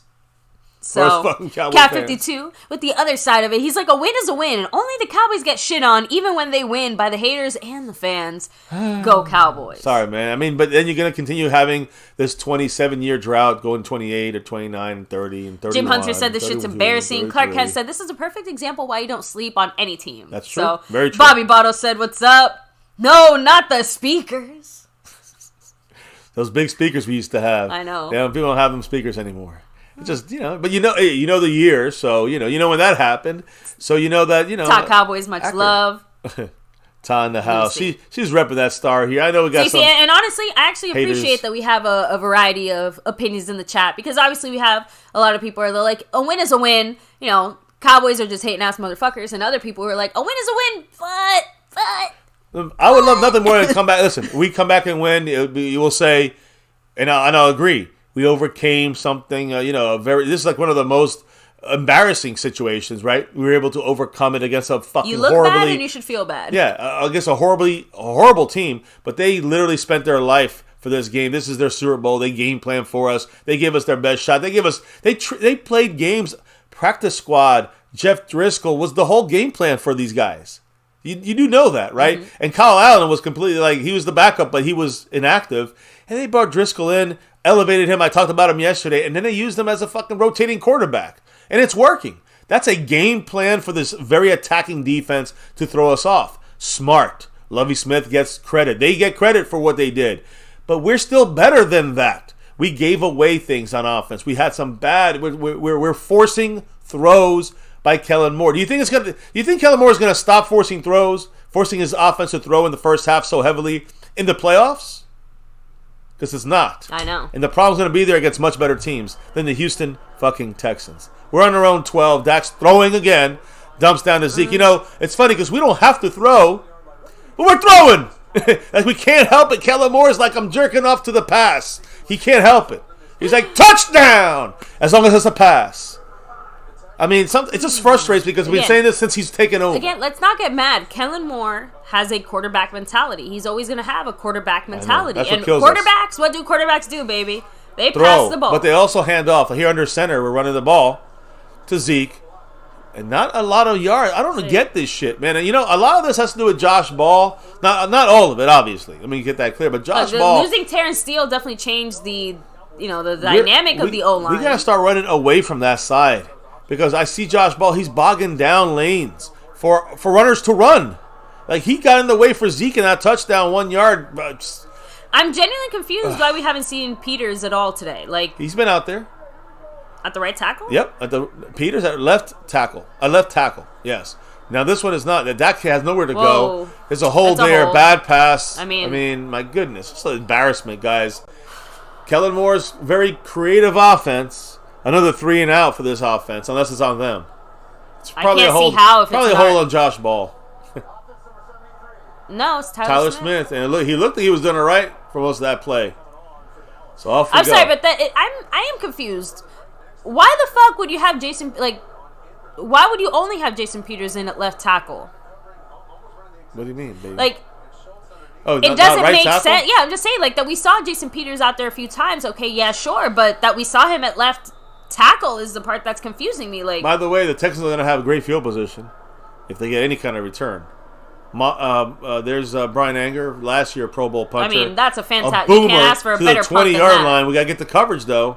Oh, that's a block in the back. No flag. There's the flag. Okay, good. Blocking that. So it They goes should back. be going back like 10, 15 yards. No, it it should goes. be on the 30. So it happens where it happened. You go back 10 yards from there. Okay, so then it should be on the 20 then. You'll Because it probably- happened on like the 30, Yeah, like 35. it'll probably be on the 22, 23 yard line when they get the ball back. That's unless there's some crazy other shit that's going on. That was obviously a block in the back. So again, unless they're gonna pick up the flag, these motherfuckers. I think maybe they're discussing where the block in the back happened. Okay. There might have been You're right, another you're one. right. Because they threw that flag a little marked later. at the 41. Oh, That's even better, I think. okay. So it's a holding call for where it happened. Which Sorry, obviously, for a second when they said holding on number 1, it took me a I know. second to realize Kelvin it wasn't Kelvin Joseph. Oh man. So, but yeah. all right, So then fourth I guess quarter here, we just gave up a 3 and out again. And by the way, the defense is, they're great and everything, but they're not elite right now. Not playing elite. And by the way, they're tired.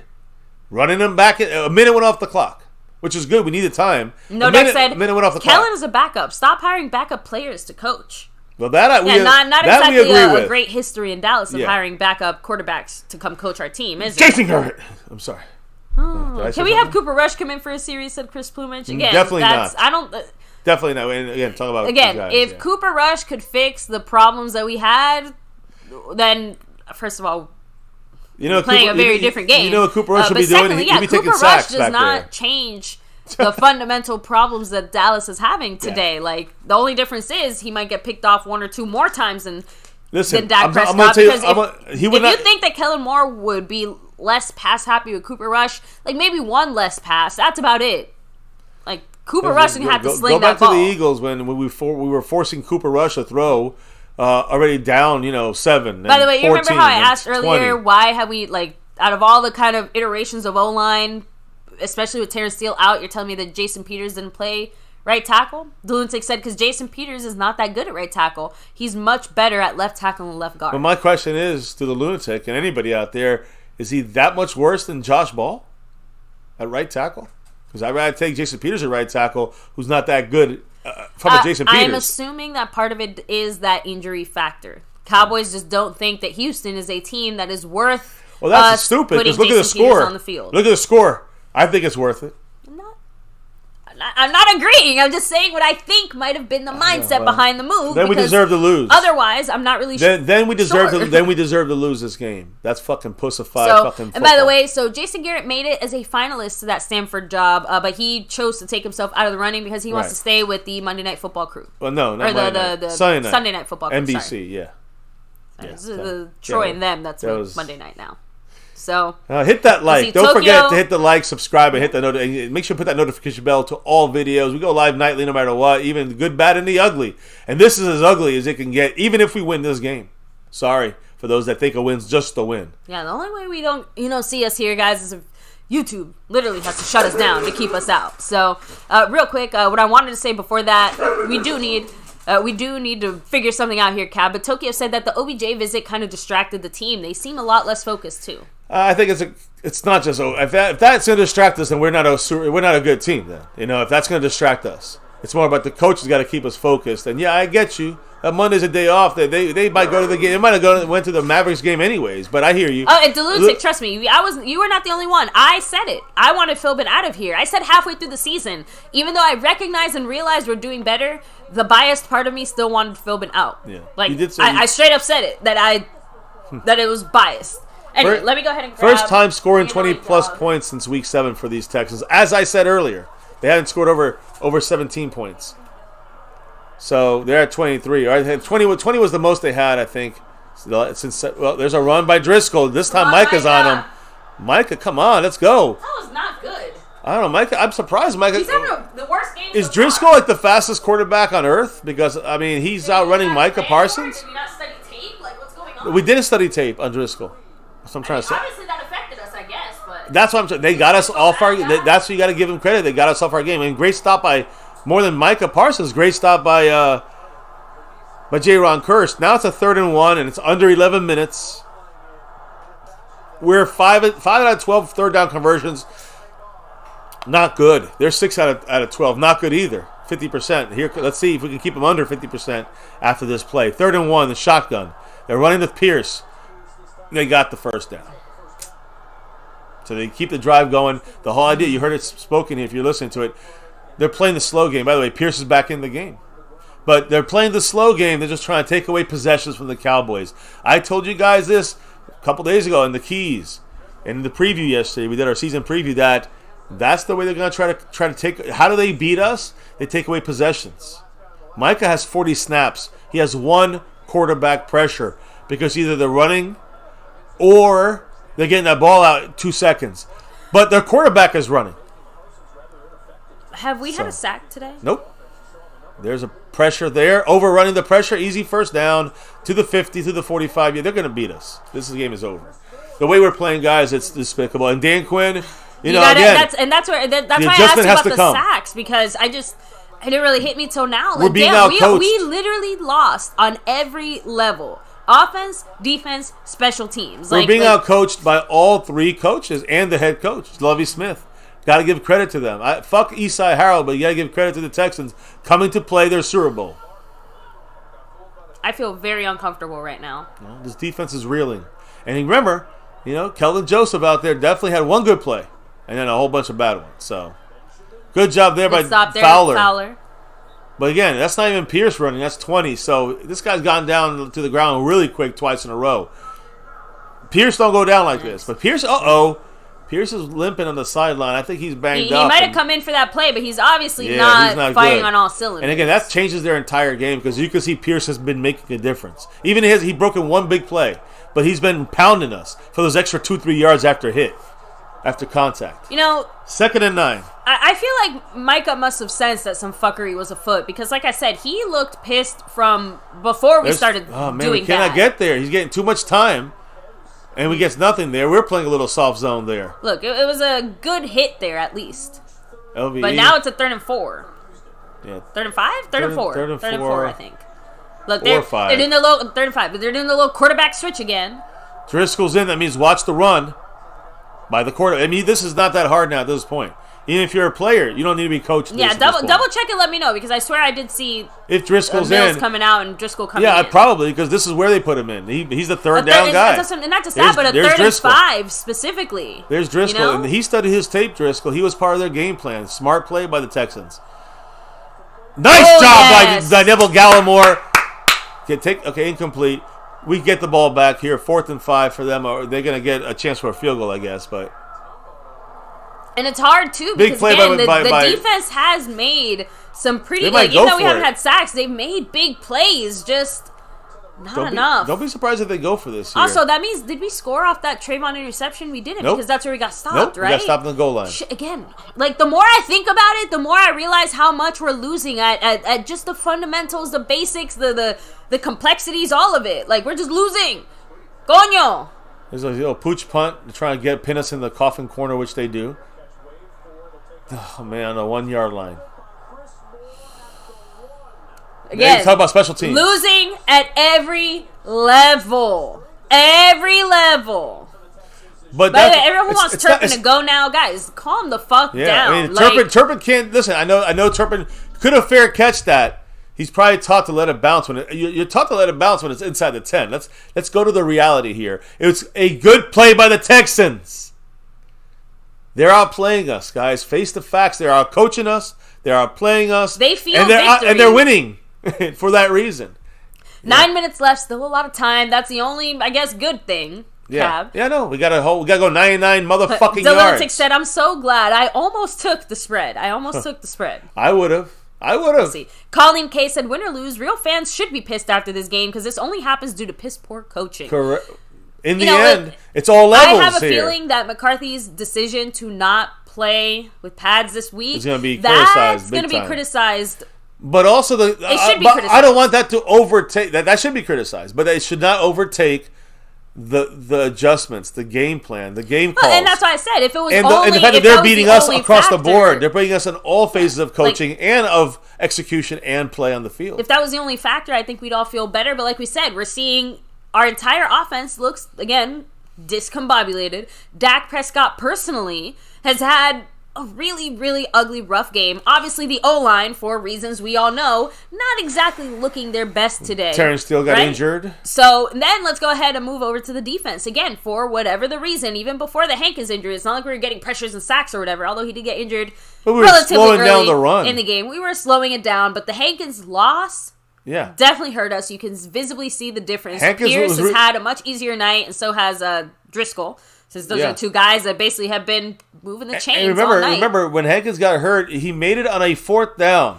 He got hurt stopping a play. And we got the ball back there. And I don't know if I think we did score off that one. Well, there you go. Hankins gave up his who knows if he gave up the rest of the season. So, but then again, we're starting to move into those other parts of it, right? We started our cornerback situation is obviously a little bit iffy, but then when Trayvon was hurt, what did Houston do? They took advantage of that and attacked. They attacked our points on corners. the board. That our even practice squad corners right now.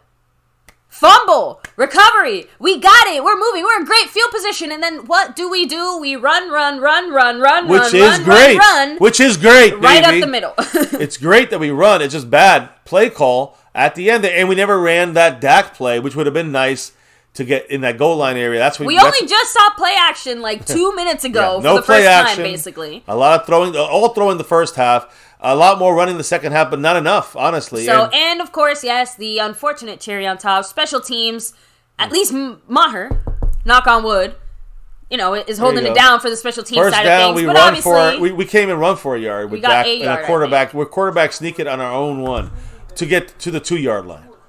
We're just trying to get a little breather to punt the ball back to them. No offense, but yeah, I've never seen Mike McCarthy look so rough. He looks like he hasn't shaved. He looks like he rolled out of bed and then slapped on his hat and went to the game. He looks like he has bed hair under his hat. You can still see it coming out the back. And he does not have much hair to work with here, so you got to try for that. 2nd and 9, Dak's in a shotgun. Can I have any holding penalties? You got Josh Ball on the field. Think about that. They're coming on Josh Ball's side. Dak can't hold it that long. CeeDee Lamb Great catch by CeeDee Lamb. I don't know if it quite gives us the first, but it should give it to us based on what I saw. Third down. So it's a 3rd and inches. 3rd and 1, 3rd and inches. Man. Great job, CeeDee, though. Great catch by CeeDee Lamb, but, we're just begging for a play now. So Delutic said that Jimmy and Parcells both said you should have fair caught that, by the way. Okay. Well, I just thought you don't catch. Oh, my God. Pollard somehow pinballs his way out of losing 2 yards, and we get the first. Under 7 minutes to play in the game. It's funny. We actually, as much as I think that, we can run the ball, we can't run as much as I think we want to right now. What do you think? Well, or do you think it's the opposite? We should run as much as we want to. Do you see who's on the floor hoping that, almost getting called for the hold? But again, Josh Ball trying his best out there. I'll say that, but I'm worried. We never doubted that he wasn't trying his best. As I say that, there's a fumble. Like I said, we never said... What is he doing? That was all Josh Ball's fault, by the way. Oh, God. Zach Martin.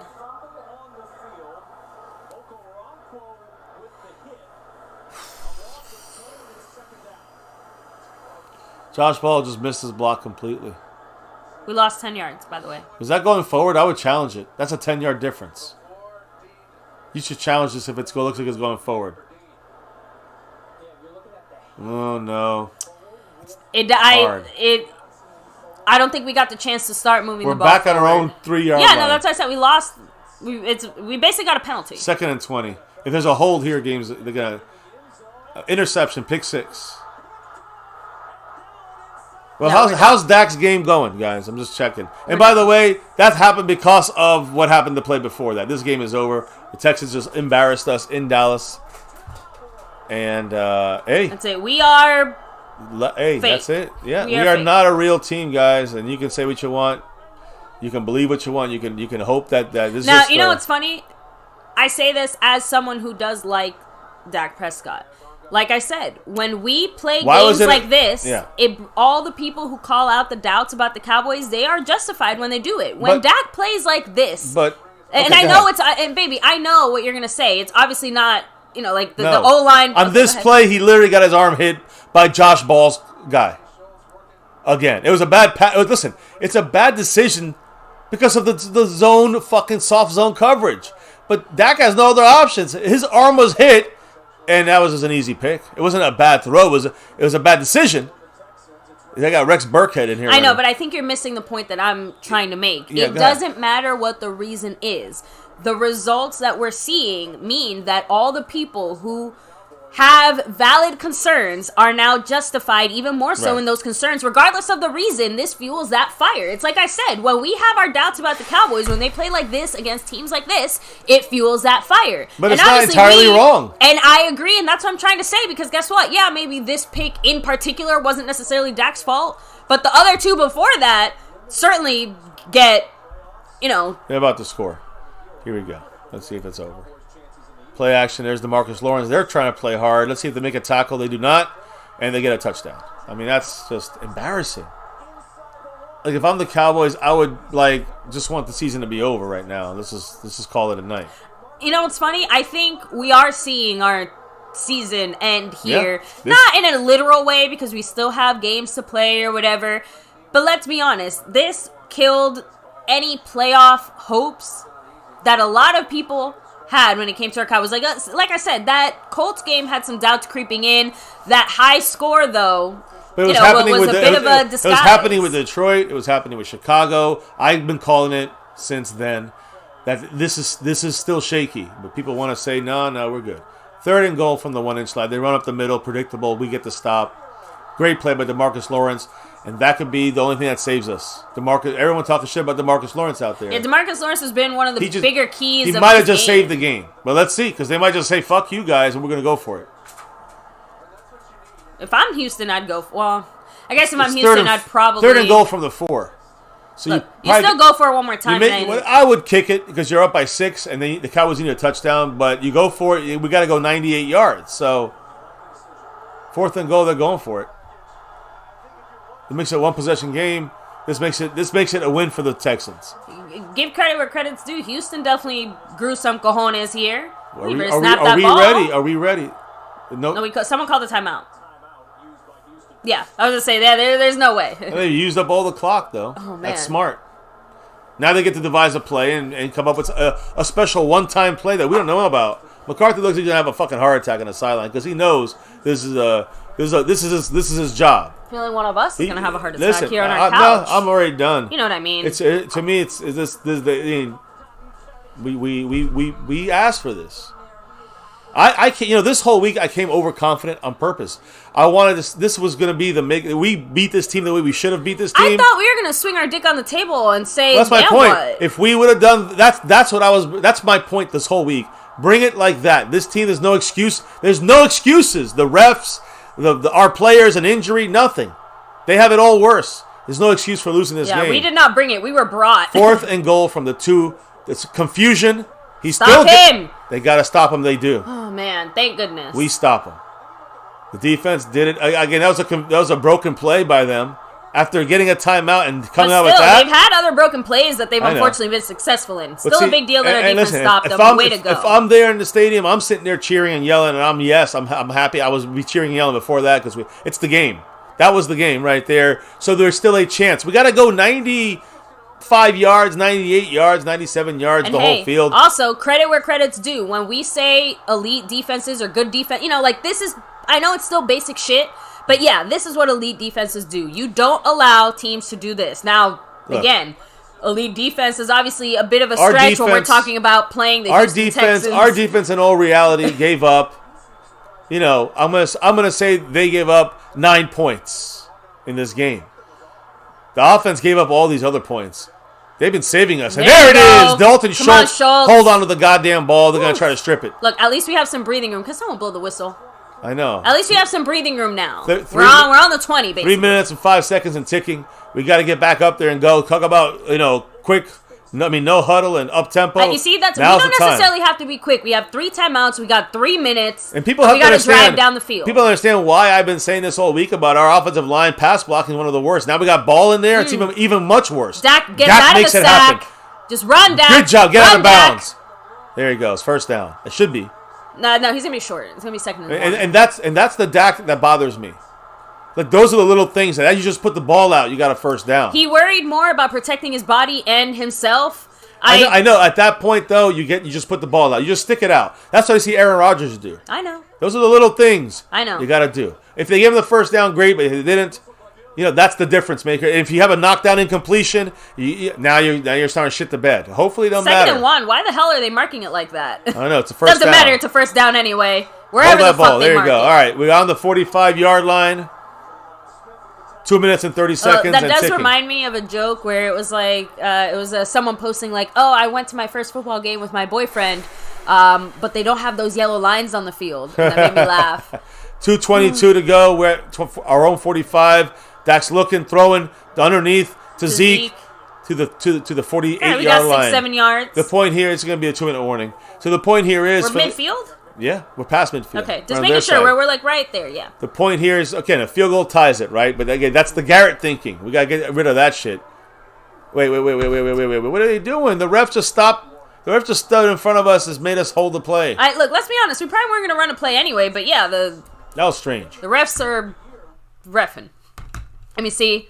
The Lunatics at MCW. You notice Jason Peters is at right tackle now. Gee, I wonder why that happened. And Josh Ball blew the last 2 fucking blocks. I know I don't know everything about football. I am comfortable being wrong when it comes to football stuff because I know that everything I know, there's still 3 more things I don't know.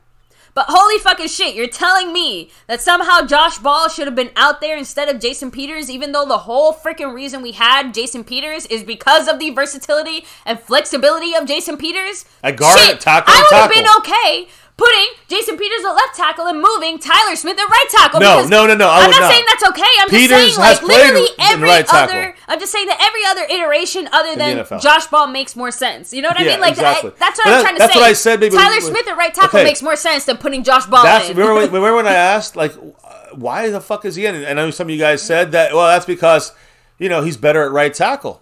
Yeah, he's better at right tackle than left tackle, Josh Ball. But Peters got to be better than Josh Ball at right tackle. Peters with the leg tied behind his back is probably still better than Josh Ball, and that's not. Yeah. I'm not even trying to be mean to Josh Ball. It's just the reality. Right. Josh Ball ain't ready. Damn He ain't it. that guy. Yeah, Eddie Pulido. Oh, sorry. We need to kill our brother.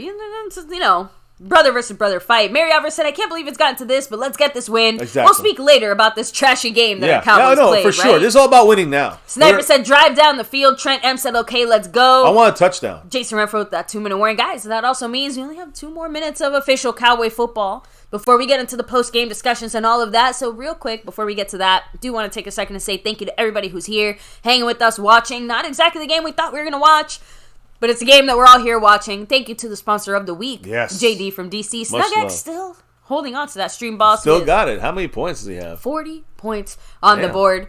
Much love to him, of course, and Jason Renfro, the Cash App King. Yeah, and we got the leaders. Is Jason Renfro currently in the Cash App over SnugX? Trying to go for that 3-peat, and above my head right here, above the star on my hat. In second place is SnugX. Not far behind, but still behind. Mr. Grant G, 1971, who took a little bit of a bigger lead with his earlier drop tonight, or today. So much love to him. He's coming for that sponsor of the week. Now, we're coming for this win against the Houston Texans. Look, we let them get to this point. We allowed all of this. We win. It's great. I'm not going to sit here and start talking about the negative stuff of all game. We'll have tonight if we want to go live to do that. We have tomorrow to do our discussions on that. But right now, it's about winning this game. We're on their 48 shotgun for Dak. Dumps it down there to CD. Not quite. What a tackle, man! They're definitely. Ouch. They're playing fantastic. The Texans. You got to give them. There's one thing you got to give them credit is the Texans are playing great. Case closed. Again, we know that other teams play us like it's their Super Bowl. Right, and that's the reason why they're playing us great. They're not a great team. Okay, so there we got the Is that first Dak? trucking with. It looks like Dak. Dak's just mad, and he should be mad at himself for some of the 2 things. He should be mad at himself for some of the decisions he had to take. He should be mad at Kellen Moore. Running Dak does not make up for not running Dak earlier. When but he should also be mad at Kellen Moore for making him having to go, throw into intermediate a minute 21. passes We're on their 40 in the strongest part of their defense. We go over the top here. Yes! What a catch by CD Noah Brown. He's saying, he said Odell Beckham who? He said James Washington who? Noah Brown. Again, the 2 passes he's had today were both big plays. I think it's timeout Cowboys. But he did technically get picked. Right now, well, yeah, he caused an interception, helped cause one. Dak shouldn't have thrown it. It was tipped, and then Noah Brown missed the catch. Everything in the NFL is teamwork, okay? Right. Even the bad stuff. Redemption. That's all we got to play off of here. That's all we got to worry about Redemption. right now. It's a catch for sure. Great job by Noah Brown. You got to keep that second helmet a little tighter. But the point is, we're in field goal range. Now, if we don't get a field goal, it's either because Maher missed or because we turned the ball over like idiots. Or Dak took a bad sack out of field goal range or some shit, which should never happen with Maher. We're now in Maher easy range. It should be. But it's about the touchdown and winning this game. That's it. We don't need no overtime. Oh, you see, Emeraldo Cruz saying East Coast coverage isn't going to switch to the game like they did to us last week, even though the Eagles are, whipping the Giants' ass. They won't switch that game over. Are you sure? Maybe they switched it for us. No, that's the point. Like remember our game, we were blowing them out. They switched that game. Eagles are blowing them out. They won't switch that. Dak's one. looking to throw to the middle. Yes! Dalton Schultz to the 5-yard line. Cowboys. Let's go. Let's finish this here. 1:05 to go. Let the time run. Do not call timeout. If I'm Houston, I might call timeout. I will say, first and goal, you always call timeout. Moments like this, I understand violence because I want to get violent. If I'm the Cowboys, I run the clock. See, they call the timeout. Yep. You see? They're listening to MCF here. He knows what he's talking about. Lovey's been playing very smart coaching. Like, they've been, you know what I mean? Like, that's what you said. Credit where credit's due. Houston has been well coached throughout this game and well managed. They've done great decisions. On the other hand, Pep Hamilton is the offensive coordinator not with so that much. little trick. You can start with the challenge on that. Yeah. The catch, that obviously didn't go our way. That's almost the least of the worries, we're talking about what started it, okay? We're talking about what started it. So, although honestly, this game, as far as coaching choices, would probably go Kellen Moore, Dan Quinn, McCarthy, as far as who fucked up. Although if you're talking about before the week, you're talking about being ready. It's McCarthy. He gets up a lot. He gets right there behind Kellen Moore. But as far as in game, I would say Kellen Moore, Quinn, and then McCarthy. As we're getting close to the end of this thing, who cares? First and goal. Do what we got to do. First and goal. We're on their 4-yard line. Trips left. Looks like Zeke on Dak's right hand. It's a handoff to Zeke. We get like 2 yards, 3 yards. But we run the clock. Houston uses their last timeout, I'm assuming. Do they? Here. No, I don't know if they did. The clock stopped, they did. So. All right. Because if I'm the Cowboys, I just line up and just let the time go. Because you only got 3 plays left. 2 plays to try to win, 1 to tie. The good thing is I trust our defense to, come through for this last 40-something seconds if they have to come back and, do something. And let me, here we go. So, I just want to say one thing here. Yeah, they're showing, the playoff. As we're chilling here, I got to shout out everybody in the house here. Siri Cupid, Captain DCW, Michelle Fabella, Grant G, 1971, Eddie Pulido, Skeptical Fan, UTEP, Redman, everybody. Redman R, who's dropped the love from above today, but the man Jason Renfro, he just dropped another dollar holler in the Cash App. Jason Renfro said, "Go Cowboys." I'm sorry, the NFC sucks this year. When you see all the teams that are still in the hunt and you see those shitty-ass records, it just... Much love, Jason Renfro. Dollar holler, go Cowboys. And let's get this win. That's what this is about. Goal. Jason Renfro just gave us that touchdown. Let's go. We got Pollard in motion. Dak going here. We got a little Kellen Moore. Play action. They figured us out. Man, they knew the play. Legend. Gallup! No touchdown? Did they cut it a catch? Incomplete, they're calling it. What a hit. And I don't know, to me, would that be a penalty of some sort? We can't even challenge it. Nope. Well, you could challenge it. It's automatically reviewed. But I think it was out before you hit the ground. You got to make the catch all the way through. Let me see. And that, by the way, they figured out our play there. Gallup had it. No, it's a great hit again. No, that's a touchdown. He doesn't have control. You can't challenge it anyways because it's after that time. I'm sorry, but that's bullshit to me. That looks like a touchdown. He didn't hold it all the way through. Let me hear.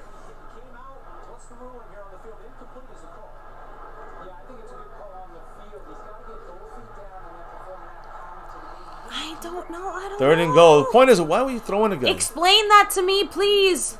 Use small words. Maybe he didn't have his true. I don't think it's just about hitting the ground. It's about holding it through the whole touchdown. Pretty sure. He doesn't. He has it like this. He doesn't have it like this. You know.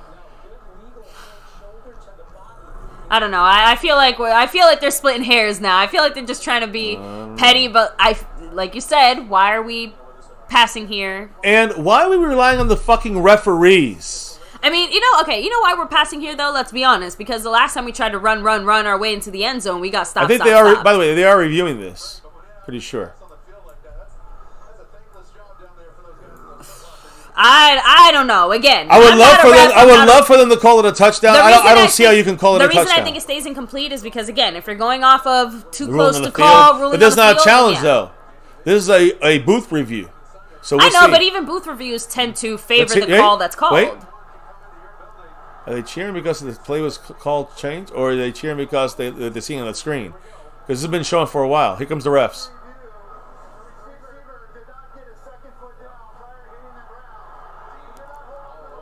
He didn't hold. Yeah, so it was a second foot while he didn't have the ball in possession. 3rd down and goal with 46 seconds. And by the way, by throwing the ball, it stopped the clock. We just gave him a free timeout. Just saying. 3rd and goal. Just get this touchdown. And they're going to have, you know. Can we run Dak now? What was that? Say it louder. Can we run Dak now?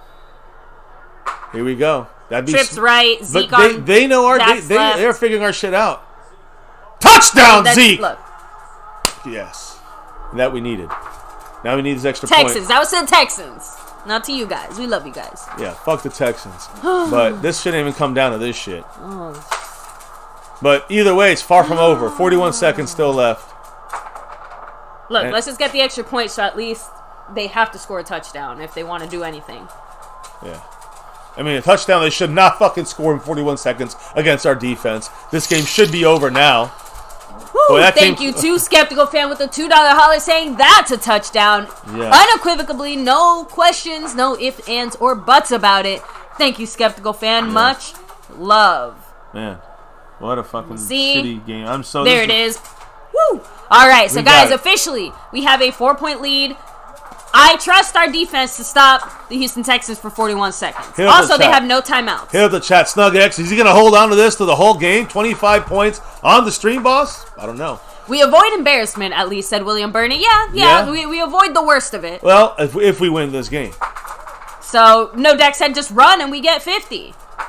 Yeah. Bobby Bottle said, MCW, this GM has you all the way stressed out. Yeah, I don't know if you mean GM or this game, but I think either one applies because our GM definitely has me all the way stressed out. And yeah, you could say this game has been stressful. If you watch this, how can you not be stressed out if you're a Cowboy fan?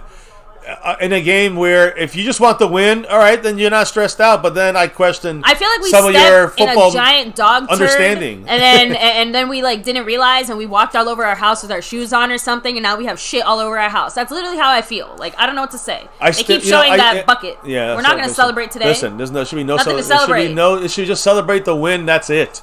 That is it. Yeah, you want to say we came back? All right, but look who we're playing. Yeah, so House Nelson, agree. I will take an ugly win over a loss every day of the week and twice on Sunday. Of course. But like we said, we have a feeling this is not going to be the happiest post-game discussion for a lot of us. And like you said earlier, don't let people blow smoke up your ass and make you think that the Cowboys are, all that and a bag of chips. Like we're fixed now because we came back. Some serious problems have been exposed in this game. And the fact that we didn't go out here and basically kick Houston's ass, that does say a little bit about us. In a way that I don't think we like. It's not saying good things about us, is the point. We're hoping today would send a different message. Maher has been coming through though. Hits the extra point. Hits the field goals earlier. He said Maher has definitely been one of the more pleasant surprises. Yeah, and knocks the ball out of the end zone, which is big here to make sure they don't get a good return and break something crazy. Because right now all phases have been fucking us. And King Knight 19, much love with a $5 holler. That 5 on like I said, the win we are fingers crossed about to get. But like he said, I don't care if we win. This is not us. This is not a top 15 team, and it's this close. Right. Defense needs to step up. I love my Cowboys, but this is not good. And it's the offense, too. It's hard for me to be mad all three levels have to step up. And right now, we got to finish this off with the defense. Here it is.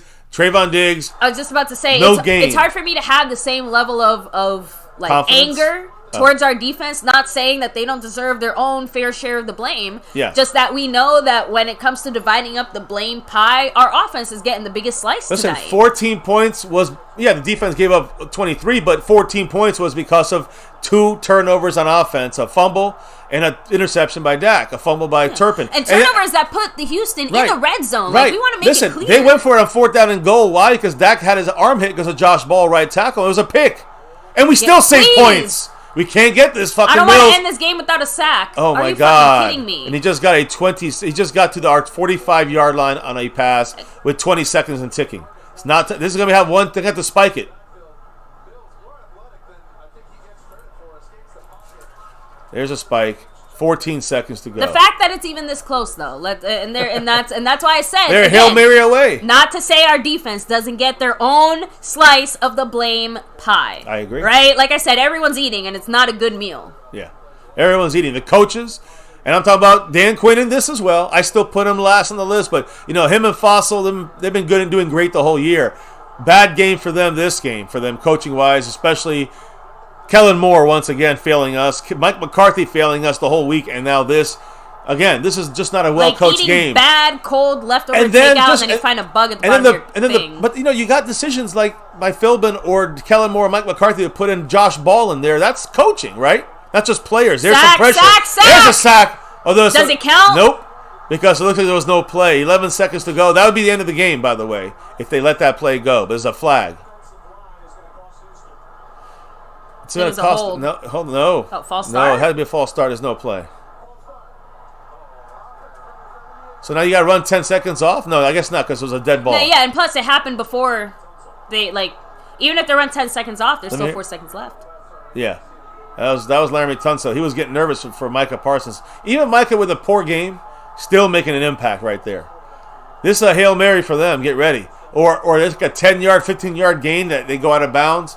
It's all about getting pressure, making them throw it quickly, tackling them inbounds. Tackling him inbounds. Tackle him and end this game. 2nd and 15 on midfield on our 49. They look like they moved again. There's another move. Yes. My God, and Tunsil again. Their best player failing them. It's getting loud. Cowboy fans getting loud in there. At least we got that going. That's one of the positives of the Cowboy fans. Whether we are in agreement or not about this just being a win. They haven't had too much to get loud about this game. Exactly, so. But hey, they did it. And it's Micah Parsons back to back. Like a 90s Cowboys, right? Yeah. That's Micah Parsons. This is where you can see how factor. Micah has an impact even when he does nothing. That's the Micah Parsons factor, baby. So now it's a 2nd and 20. Again, you can't even now hear yourself on their own 46. There. Here's Micah. Ooh. Oh no, that was Lawrence, but this is a Hail Mary. This is it. Cannot let this catch. They cannot let it be caught. Out of the end zone, no? Interception, Cowboys. Game's over. Trayvon with the pick. Yep. 3 seconds to go. Game's over. Cowboys win. There we go. He said the one good thing today, we only had one flag. I think we might have had two penalties. No. We had at least two, maybe three. We had one on Trayvon. We had the hold on Tyler Smith. Terrence Steele and also. Terrence Steele had a false start. So we had 3 penalties today. Guys, I like ending the game on an interception. I think that's a nice way of going out, considering what a shitty. Oh no, we got one more. We got one more play. This is almost disrespectful though. The Landry shift. The Landry shift. We got to do it because you know what? They shouldn't do it. It's no. I guess they earned the victory. You do your Landry shift. At the end of the day, exactly. That's where a win is a win. That's the only place. That's what you do when you win. Is that Trayvon Diggs with the pick, by the way, or Mukuamu? Because they both came down with it. I think it's Mukuamu ripped it away. Look, they can argue about who to give it to later. And there's the game. Dak takes the knee. And there's the flip by Kevontae Turpin making up for his shitty fucking game. And everyone eats a big bite of the shit sandwich when we get the victory somehow. A win is a win. And we got it by the skin of our teeth. And I'm going to go back to the reason why I think we got this win. The offense came through on that drive, and we had the defense, coming through, I think, multiple times. Again, allowing 14 points was by the offensive's fault. Take away 14 points. How many points did their defense allow? 9. And do not forget the 0 points they allowed. That saved the fucking win for us. It saved the game for us. Am I wrong or right? That 4th and goal, that 3rd and goal, that stop, and we had to go, all the way across the field. That's great by the offense, but the defense saved the game. So when you talk shit about the defense, and they had their issues today, I got to give credit to, it's more about, even, I hate doing it, because I know you guys are going to say, oh, here he goes, there's love for Dan Quinn. Dan Quinn is the man. Dan Quinn had some issues, but it was the offensive, Pep Hamilton, play calling, and usage of Driscoll and Mills that fucked us up. The players were fucked. Quinn was fucked. I'm just saying. So that's not bad on the Cowboys. That's even hard to prepare for. He was practice squad. That's about, that's about the Cowboys, right? That's about the Houston Texans one-upping us. And that's a great job by Pep Hamilton, Lovie Smith, and the offensive game plan with Driscoll and Mills. So that you got to give him credit. But that doesn't mean it should be this score. That should not be that. It should not be this close. Now, the defense, had to get back into it, right? I mean, how many points did we allow? How many points did we allow second half?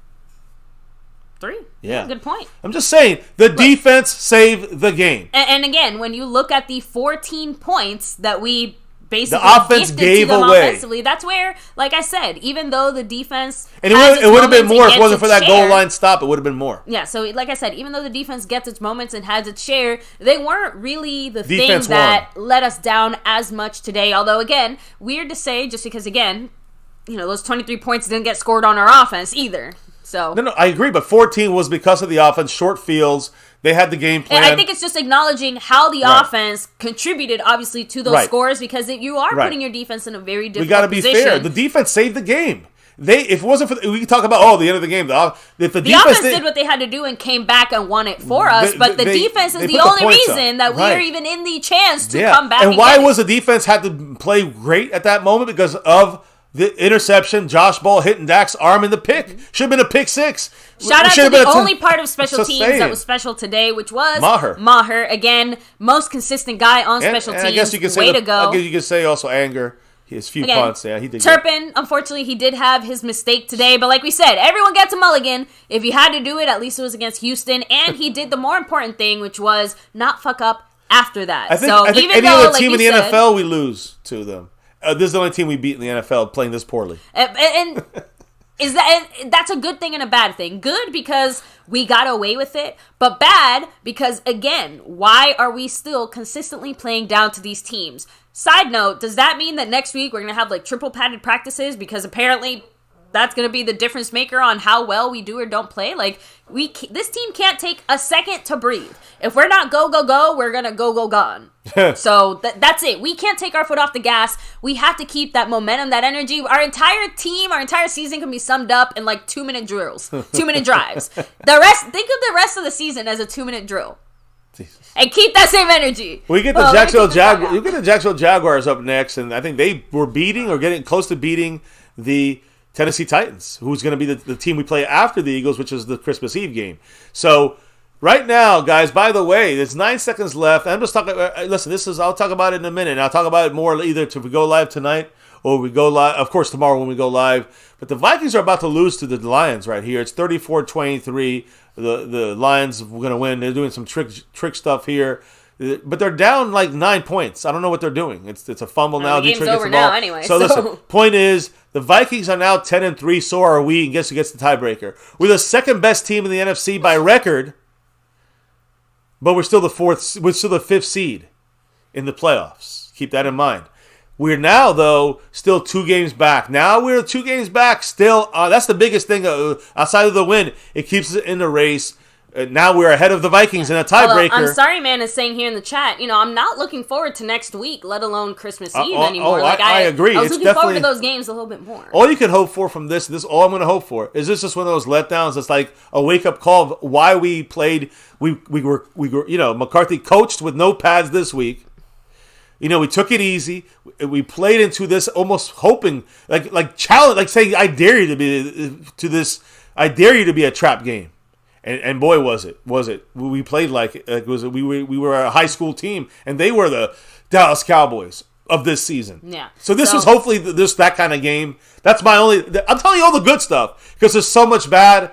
I don't want to depress everyone. And honestly, we might have to. And again, I know I'm just throwing this on last minute. We might have to go live later tonight for a quick hour again, just to get some of the post game stuff out. Right. Just because if not, I know for a fact that tomorrow is going to be 8-hour more stream. Negative than I think even our Cowboys deserve. And that's what I'm saying. We got to let the poison out. We got to let it out slow. We got to let it out, not just in one big burst. Exactly, and that way too. Eagles won 48-22. By the way. So by the way, that way as well. When we look at our team and our Cowboys and everything, we can be as objective as possible. And try to break it down truly, because let's be honest, even though none of us feel like we are contenders, does that mean that we don't want our Cowboys to keep going forward? We are going to sit here and try to really look at what happened and figure out what they need to do, because obviously our Cowboys need to figure out how to course correct here before it gets worse. We were on the Houston's offensive side of credit, we were out schemed and out game planned compared to our offense, and Dan Quinn made some adjustments that helped. And we ended up doing enough because this defense played great at the end. But the players really, I think, stepped up. On offense, it's Kellen Moore overthrowing in the first half. Dak being forced to throw into soft coverage, soft zone coverage, and it's a little off into the intermediate. And we're trying to attack it, but you can't force it. We were doing a lot of that because that's Kellen Moore's game plan this game. Throw, and then run once in a while. Second half, we ran more play action. It works. Up tempo, it works. All that shit works when you run play action. When you run the ball, you do play action off the run under center with Dak, and that gives you the ability to throw. This is how you do it. But unfortunately, we have to play games, and it almost cost us. We get to the goal line, can't get a touchdown. That almost cost. I mean, so many things could have cost us, but that's because they're so bad. Cowboys and Brad is cracking me up. He's like, yeah, y'all are not even happy when we win. Do y'all ever enjoy the game? You saw us enjoy that Falcons game right there live with us, right? Cowboys abroad, you were with us. Those are the types of games that we. That's what we enjoy. If you want to, that's the type of game I thought we were going to see today. That was not very good there. And by the way, a double drop of immense proportions here. And thank you, much love. Yeah, let me hit that up because we have back-to-back drops. Yeah, I do want to say though, Cowboys abroad, man, come on. You've been through the '90s. You know what a Super Bowl team looks like. I'm going to leave it at that. All right? That's all. We lost to the Dolphins back in our Super Bowl there. The last game we lost, we went to the Super Bowl and won back-to-back Super Bowls. That was against a good Dolphins team. They were not like a shitty-ass team, but we were a dominant team. We took an L there. It was a kick in the nuts, and we didn't lose a game after that. But we had won a Super Bowl already. And Grant G. 1971 said, with his Micah Parsons holler there, maybe our Cowboys learned a lesson today in avoiding a huge loss. A win is a win is a win. Get it cleaned up and forge ahead. And there's a huge 98-yard drive by Dak. So, again, that's why I said that I know we need to get some of the more negative points out because I know there were some positives today. But like we said, it is hard to feel too happy about some of those positives. We're managing our expectations with the reality of the game that we actually played. That's part of it, too. Because like I said, we would be feeling a lot better about this win if we didn't expect, remember what the spread was, guys? We weren't the only ones with certain expectations about 17. How this game was going to go, right? And Jason Renfro previously had a $7 holler, but since that got blocked out by Grant G's drop, there's another $7 holler here because he said Trayvon, and takes over as the stream. Oh, yeah, boss. By the way, do you guys notice who I'm repping today? Woo! Trayvon. Just saying. Here we go. Much love. So Jason Renfro with the classic Go Cowboys. Stream boss from Snug X. Now Cowboys abroad. And by the way, I want to say he's in third place and closing in on second place, which is a Trayvon Diggs away, a plus, I guess, an Aikman 8 technically, but Grant G pulled away a little bit. That's right, because that $11 holler. So yeah, he's getting closer to second place.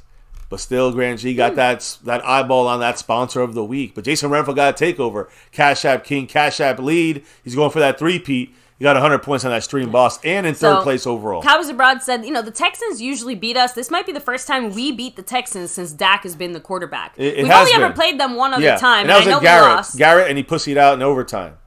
So, yeah, I mean. So basically, he's just trying to say that the Texans, for whatever reason, they're just one of those teams that tends to have our number. Similar to Denver. I know how Denver, for whatever reason, they kind of just beat us? The Packers, I guess you can say. But yeah, I know they're a better team than Aaron Rodgers. But we've also beaten the Packers, though. I know. This is the first time in a good chunk of time we beat the Texans. So you know what? There, you see, that's a better argument to make Cowboys Abroad. That argument you can make. Now, Cat 52. I hear. And I'm going to shout out Eddie Pulido's $2 drop here real quick. Cat 52 said, a win is a fucking win. The only thing players care about is winning. Only things fans care about is how it looks. I'll take the ugly win. I'll take the ugly win regular season, over a loss. Regular season is a different beast. But when it comes to the playoffs, I will agree with you. A win is a win. I don't care how ugly it is. Because playoff football, that's where you bang and scrape, and it doesn't matter if all you win by is 1 point and an ass hair. Right. That's where a win is a win is a win. Right now in the regular season, some wins do matter more than others, and some wins feel better than others. You got to remember, if we go one and done, you're going to remember this moment, unfortunately. And I hope it's not. I hope I'm wrong, but I want our Cowboys to learn from this and move forward. Exactly. I don't want it to be happy with a win. Like what Grant said, not the win we wanted, maybe the ass kicking to bring us back to reality that we needed. Because hopefully Dallas takes the lessons they learned from this and don't allow other teams to do that. I hope. And again, you got to remember, if you look at the rankings, you can see even when we passed the Vikings, we still get the fourth seed. Eddie Pulido, by the way, with his $2 holler said, who? Who? What? Who? He's a little owl. Hey, listen, I got to give the Texans. I talked a lot of shit this week about the Texans, and I got to give them credit. They had a great game plan going into this, testing Dan Quinn. Dan Quinn did okay. Mary Alvarez said, does this count as a trap game? Yeah, I mean, I think it ended up that. I think McCarthy blew a lot of smoke up our ass this week saying the focus is the Texans, which of course he's going to say. But on the field, we didn't eat the cheese, but someone nibbled. On the field, on the field in practice, there was no pads, which kind of disrespectful, I guess. I will say, I was talking about the offensive game plan, and Pep Hamilton, the offensive coordinator, a great job. Partially why they were able to put up 9 points earned on our defense, and yes, 14 more points because of the offense. But that is, I'll give credit to the Texans there. I already talked about the defense enough. We get a turnover from Trayvon, and we can't get a touchdown from our offense. Now, let me just say one last thing here about. Well, no. Are you gonna say anything about the offense-defense situation? I'm gonna go. No. I was actually gonna just give. I guess defense on our Cowboys, and I'm gonna flip it to the offense in a minute. And the way they play defense, the way they play defense. The Texans against our offense. We could talk about our offense. We're going to talk about them tonight or tomorrow a lot more. And I'm sure we'll go into details, the little bit of good, the bad and the ugly. But the point is that, it starts with, before everyone thinks, I'm going to go on Dak or whatever. No, it starts with Kellen Moore. That's just the way it is. Dak could have made better decisions. He could have made better passes. He could have had better decisions, not just made by him, but mainly made by Kellen Moore and Joe Philbin and Mike McCarthy, because you got fucking Josh Ball as a right tackle knocking Dak's arm twice in a row. And it caused an interception almost cost us. It should have cost us the game. I know. Eastside's crying. But my point is, I do want to give credit to the Texans defense, because I saw a couple times on the goal line. I mean, listen, they stopped the run, number one. You said that earlier, baby. And I was kind of like, well, they were kind of slowing us down, but they stopped the run towards the end of this game. Did. And they also, our goal line stuff, they stopped us on the goal line. Zeke's the best goal line 1 yard rushing guy, running back in the NFL. Highest percentage. They did something that we basically haven't seen all season. Again, and it's not just the fact that Josh Ball was in there, though that hurt us a lot. Didn't help. But that's the coaching more than I blame Josh Ball, because we have Peters in there, and we played a lot better when Jason Peters was in there. So the defense got to get credit for stopping the run, and you know what? They did great against the pass. This is a beat up. They don't have Stingley, their best cover guy. They did a great job in whatever they did on defense. Yeah, for Lovie Smith's sake, I hope he's given the real chance, on the Houston side, to do whatever he's doing, because he obviously is a very. But I'm going to say this: the on the goal line, they knew our play.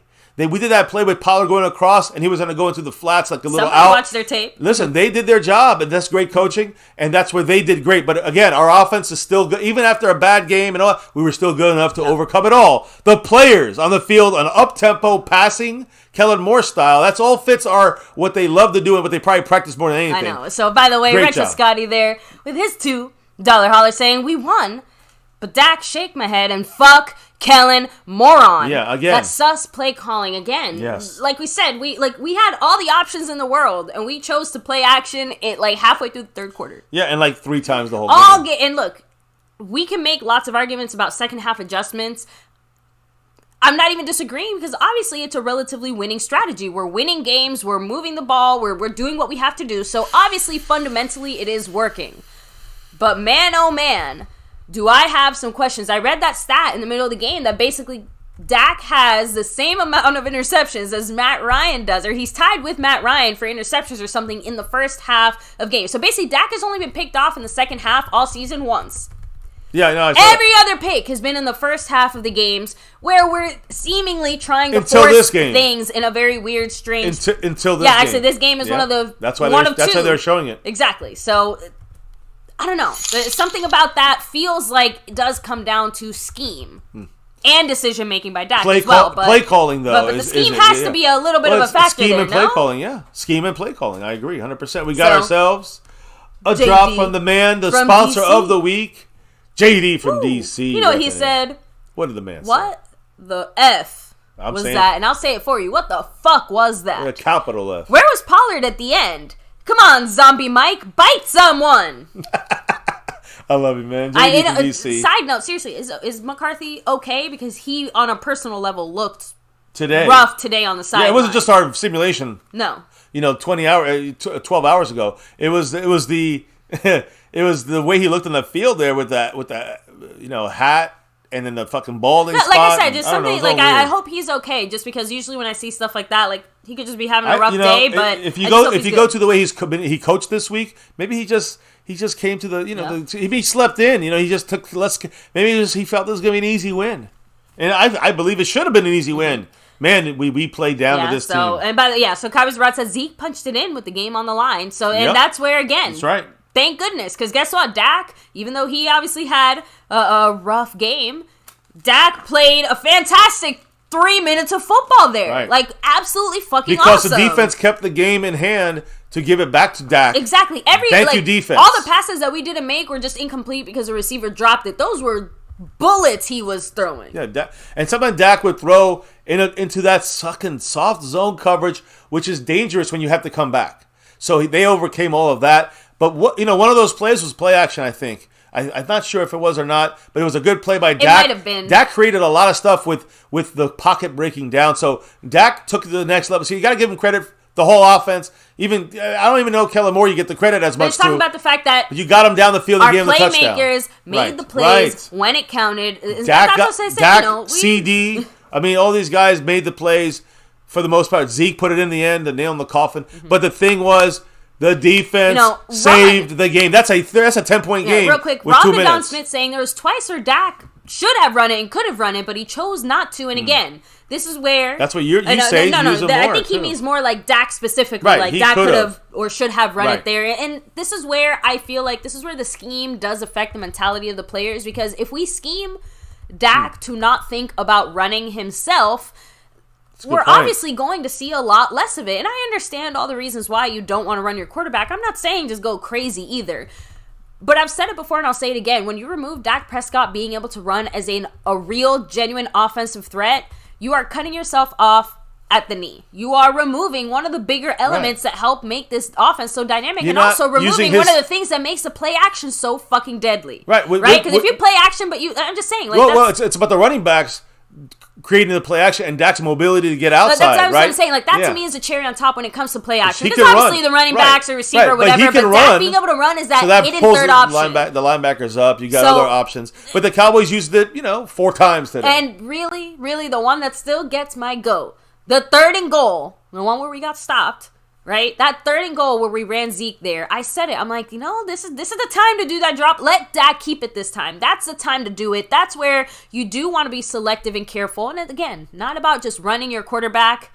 And obviously we're not scared to do it because we did it on a 4th down. We did it before. Like, again, I mean, it's not about how we're doing it, because it's again similar to our run game. We want to make sure we're running, we want to make sure we're passing. It's about the balance of it all. That's where you come in, and it comes down to what you've been saying about this team throughout week 1. The inconsistency. It's not about the fact that we're not running enough because we ran 20 times. It's about when those 20 times those 20 runs happen, and how they happen, and how they're schemed. And that's what I'm trying to say. It's also how the coaches use it. And Kellen Moore is calling the plays, and he has a game plan. That's a weakness of this team, and I've been saying it since for a couple of years. Let's just put it that way.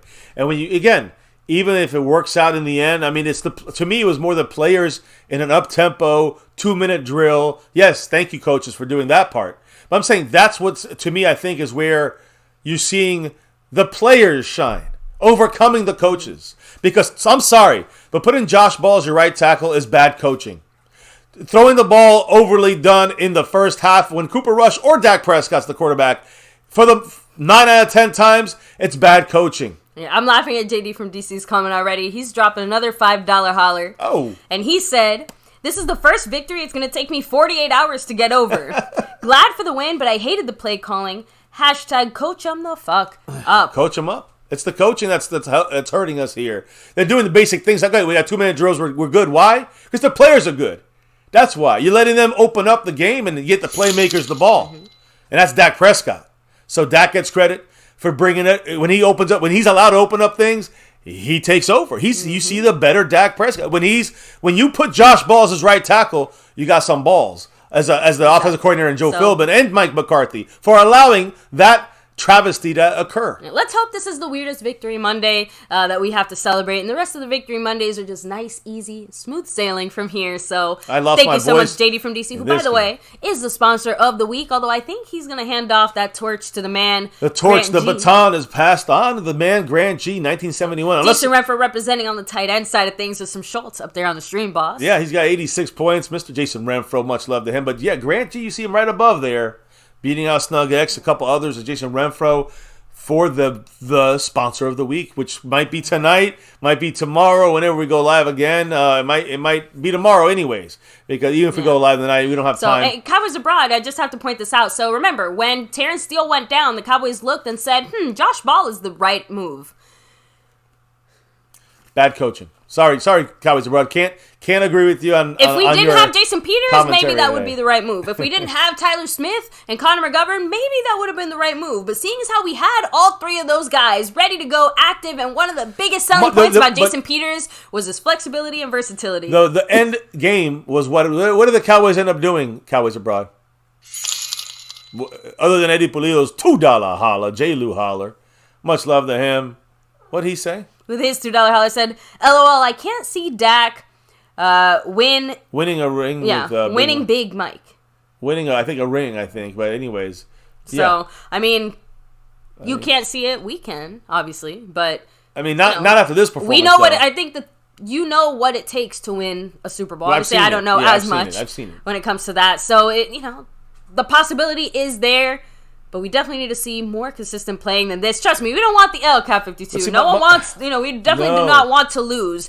But I don't think anybody wants to win like this either. I think that's the bigger point. This is happy that we won, and that's it. It's nothing else. And if that's all that matters, then you don't realize the playoffs are going to bite us in the ass. Remember, there's 2.5 factors here that I'm going to finish, and then I promise I'll shut up, and then you can start to wrap things up here, baby. But Trayvon Diggs' thumb. Again, he came back for that game. We still don't know if that's going to be something. And again, I'm assuming he's going to be fine, but that's something to remember. It's more about Jonathan Hankins and Terrence Steele. Yeah. You said it. We lost two guys that are pretty important to what we're trying to do. So, and now also changes the dynamic of Tyron Smith coming back. Remember, Tyron Smith coming back with a healthy O-line is very different than Tyron Smith coming back, but now Jason Peters is going to have to play right tackle.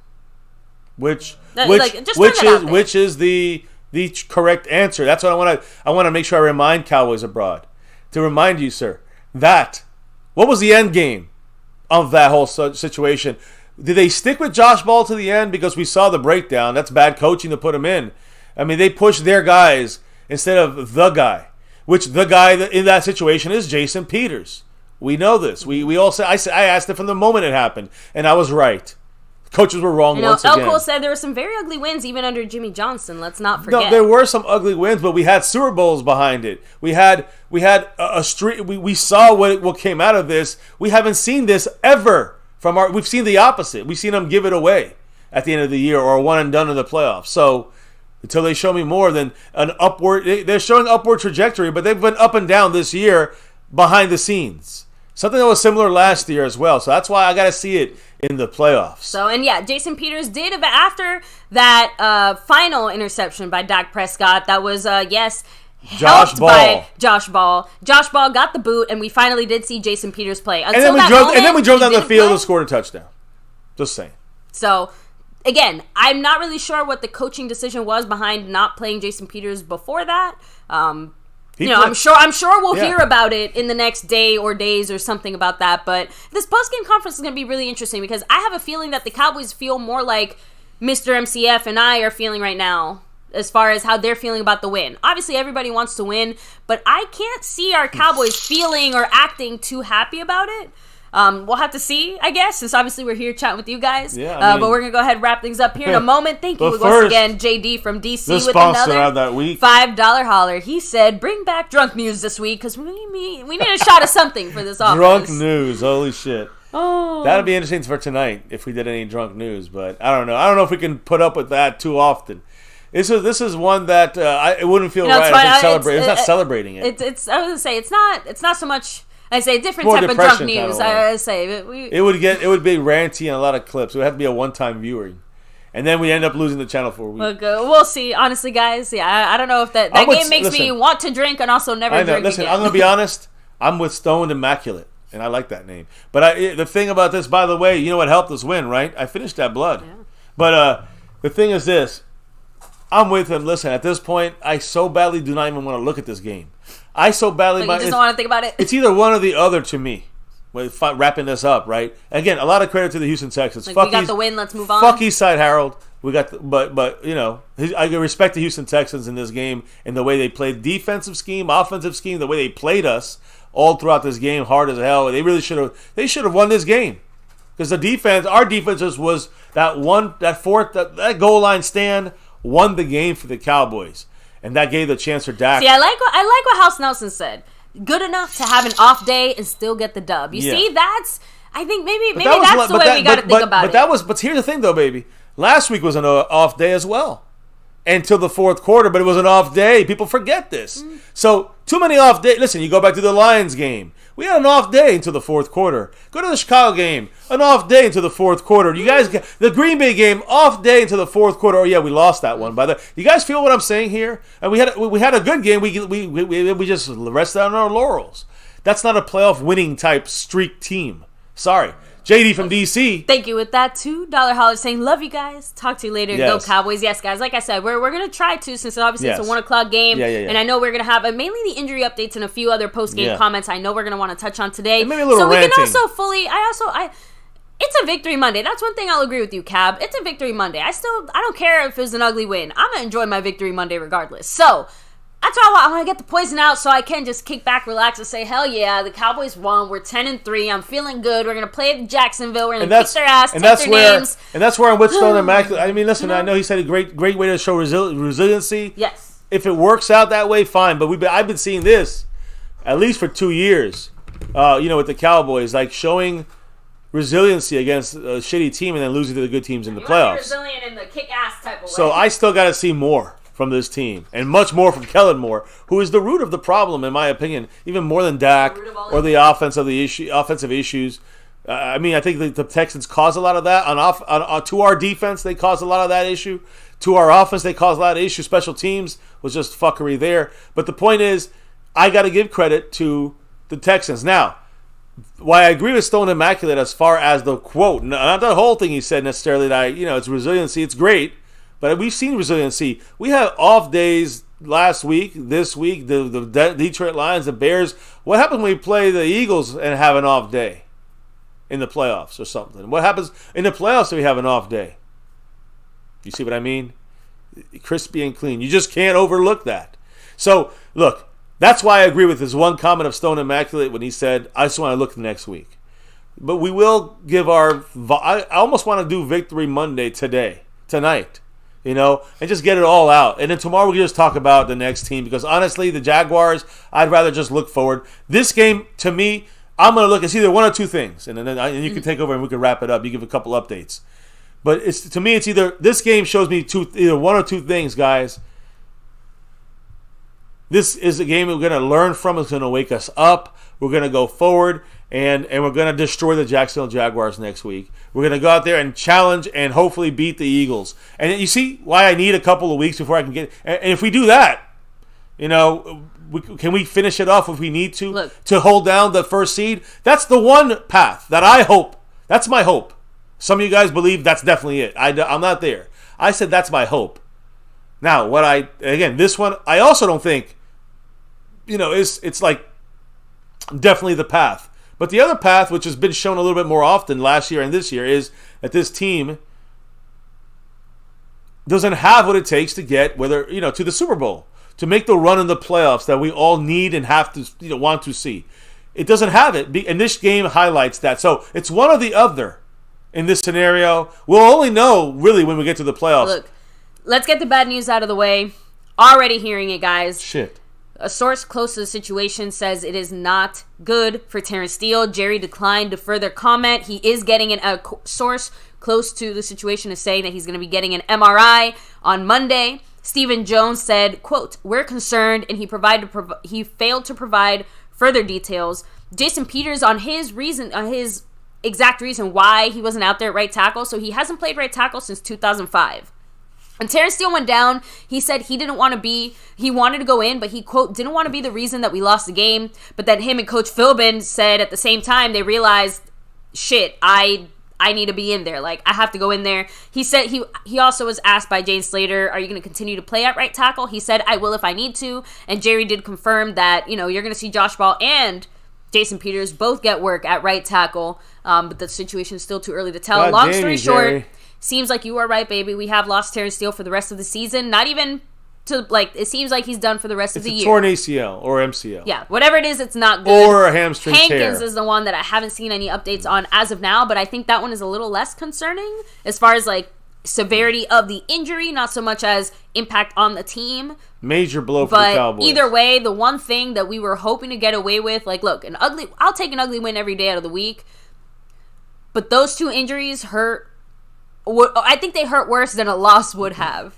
Trenches. Being man. honest. In the trenches. Because Listen, that's going to hurt us long term. It'd be really tough, I think, for us to get the first seed. It'd be great if we do. If we don't get the first seed, this hurt us more. These two, the trenches lost. Terrence Steele on the right tackle, and our run-stopping number 95, Jonathan Hankins. Hopefully he comes back for the Eagle game. Injuries are the great equalizer, unfortunately, and I hate to end things on that kind of a negative note. I'm going to do the final shout-outs here in a minute, but I do think that injury update was really important. And since it just came out now, literally now, like 2 minutes ago, Stephen Jones just said this. So, again, one of the reasons why I know we'll probably be live later tonight is hopefully we have a little bit more information on what that might look like, just because, MRI Monday, not looking good, could still mean a wide variety of things. Not all hope is lost, even if things look grim. So listen, I'm going to suspect it's a tear of the hamstring, or probably, I think it's more ACL or MCL tear, which is bad for the rest of his career. Knee injury, I'm guessing that's one of those. And that's the thing, is the rest of his career is not going to be maybe hampered a little bit by that situation, which is, again... Tyron Smith will lend him a knee brace. So, real quick, Stoned Immaculate, Mary Alvarez, El Cool, Asmodeus, Cap 52, House Nelson in the house, Snug X, much love. Let me see. We have Wilson Santiago, Wiseman 27, Anthony Miller, Lost in Translation, JD from DC, of course, who, by the way, sponsor of the week. Huge shout out to you. Appreciate you. Of course, Jason Renfro. He's representing at Tyron Smith's down now. Yeah, he's got 77 points. Hey, is that a looming kind of situation? Because again, the word is he might be coming back this week against the Jaguars. And not just that, but with Terrence Steele going down, maybe the pressure for him to come back sooner rather than later now we have a reason to bring him back even more than we did before.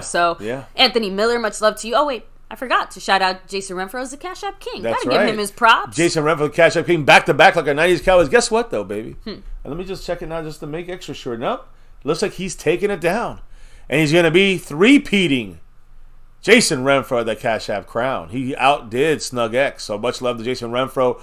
77 points on the Stream Boss, Cash App King. 2 weeks? No. Now, to next time you see us, he'll be 3 weeks representing on that Cash App. Much love to Jason Renfro. And again, as I said, sponsor week, JD from DC, a great week for him representing, I think, twice in a month span, handing the baton, passing the torch to Grant G, 1971.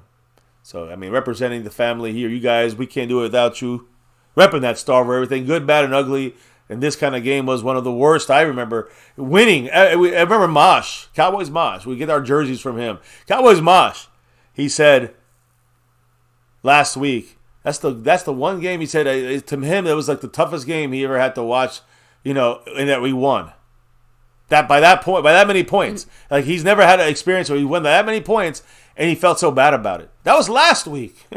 I can't wait to hear what Mosh has to say. It's slightly different, but game. Still close, right? Skeptical fan with his $2 holler said, we need Peters to play for Steele. I have a feeling that's going to be a decision that's made really early on by our Cowboys. Like, if we fuck around and try to do something cute with him and Josh Ball, the way that we were trying to do stuff with the left side, worst thing that could happen. We're asking for Dak Prescott to break a leg. Like, we're asking for it. We're asking for the season to end sooner than it already, they're trying to shoot for, it looks like. So, yeah, the thing about, here's the thing. I don't want to rush back Tyron Smith if he's truly not ready yet, because all you need, he goes down, you can say good night. But I will say this. There's still a way of still holding back Tyron Smith one more week if we had to. If we have to medically, we do that, all right? We don't just rush him back just to rush him back. Not someone like Tyron Smith. So if you want them 110% ready for the Eagles, you wait for the Eagle game. You know what you can do? Tyler Smith, left tackle. Connor McGovern, left guard. And then you got Peters at right tackle, practicing like that all week this time. So again, that to me, we can last. We can get through with that. Now, I will say, once again, this game, a lot of pressure on Dak. The entire game. A lot of that had to do with Josh fucking Ball. He was bad at pass blocking. He was bad at run blocking. He got in the way for Zeke in that 4th and goal touchdown. It was Josh Ball who went over. And that's the play calling to me. I don't understand how Kellen Moore let's run to Josh Ball's gap. Sounds good, right? Let's run so Josh Ball has to make the play. That seems beyond stupid. But that's where, people say, well, we're fine. No, we're not fine. The players might be fine. The play calling is not fine.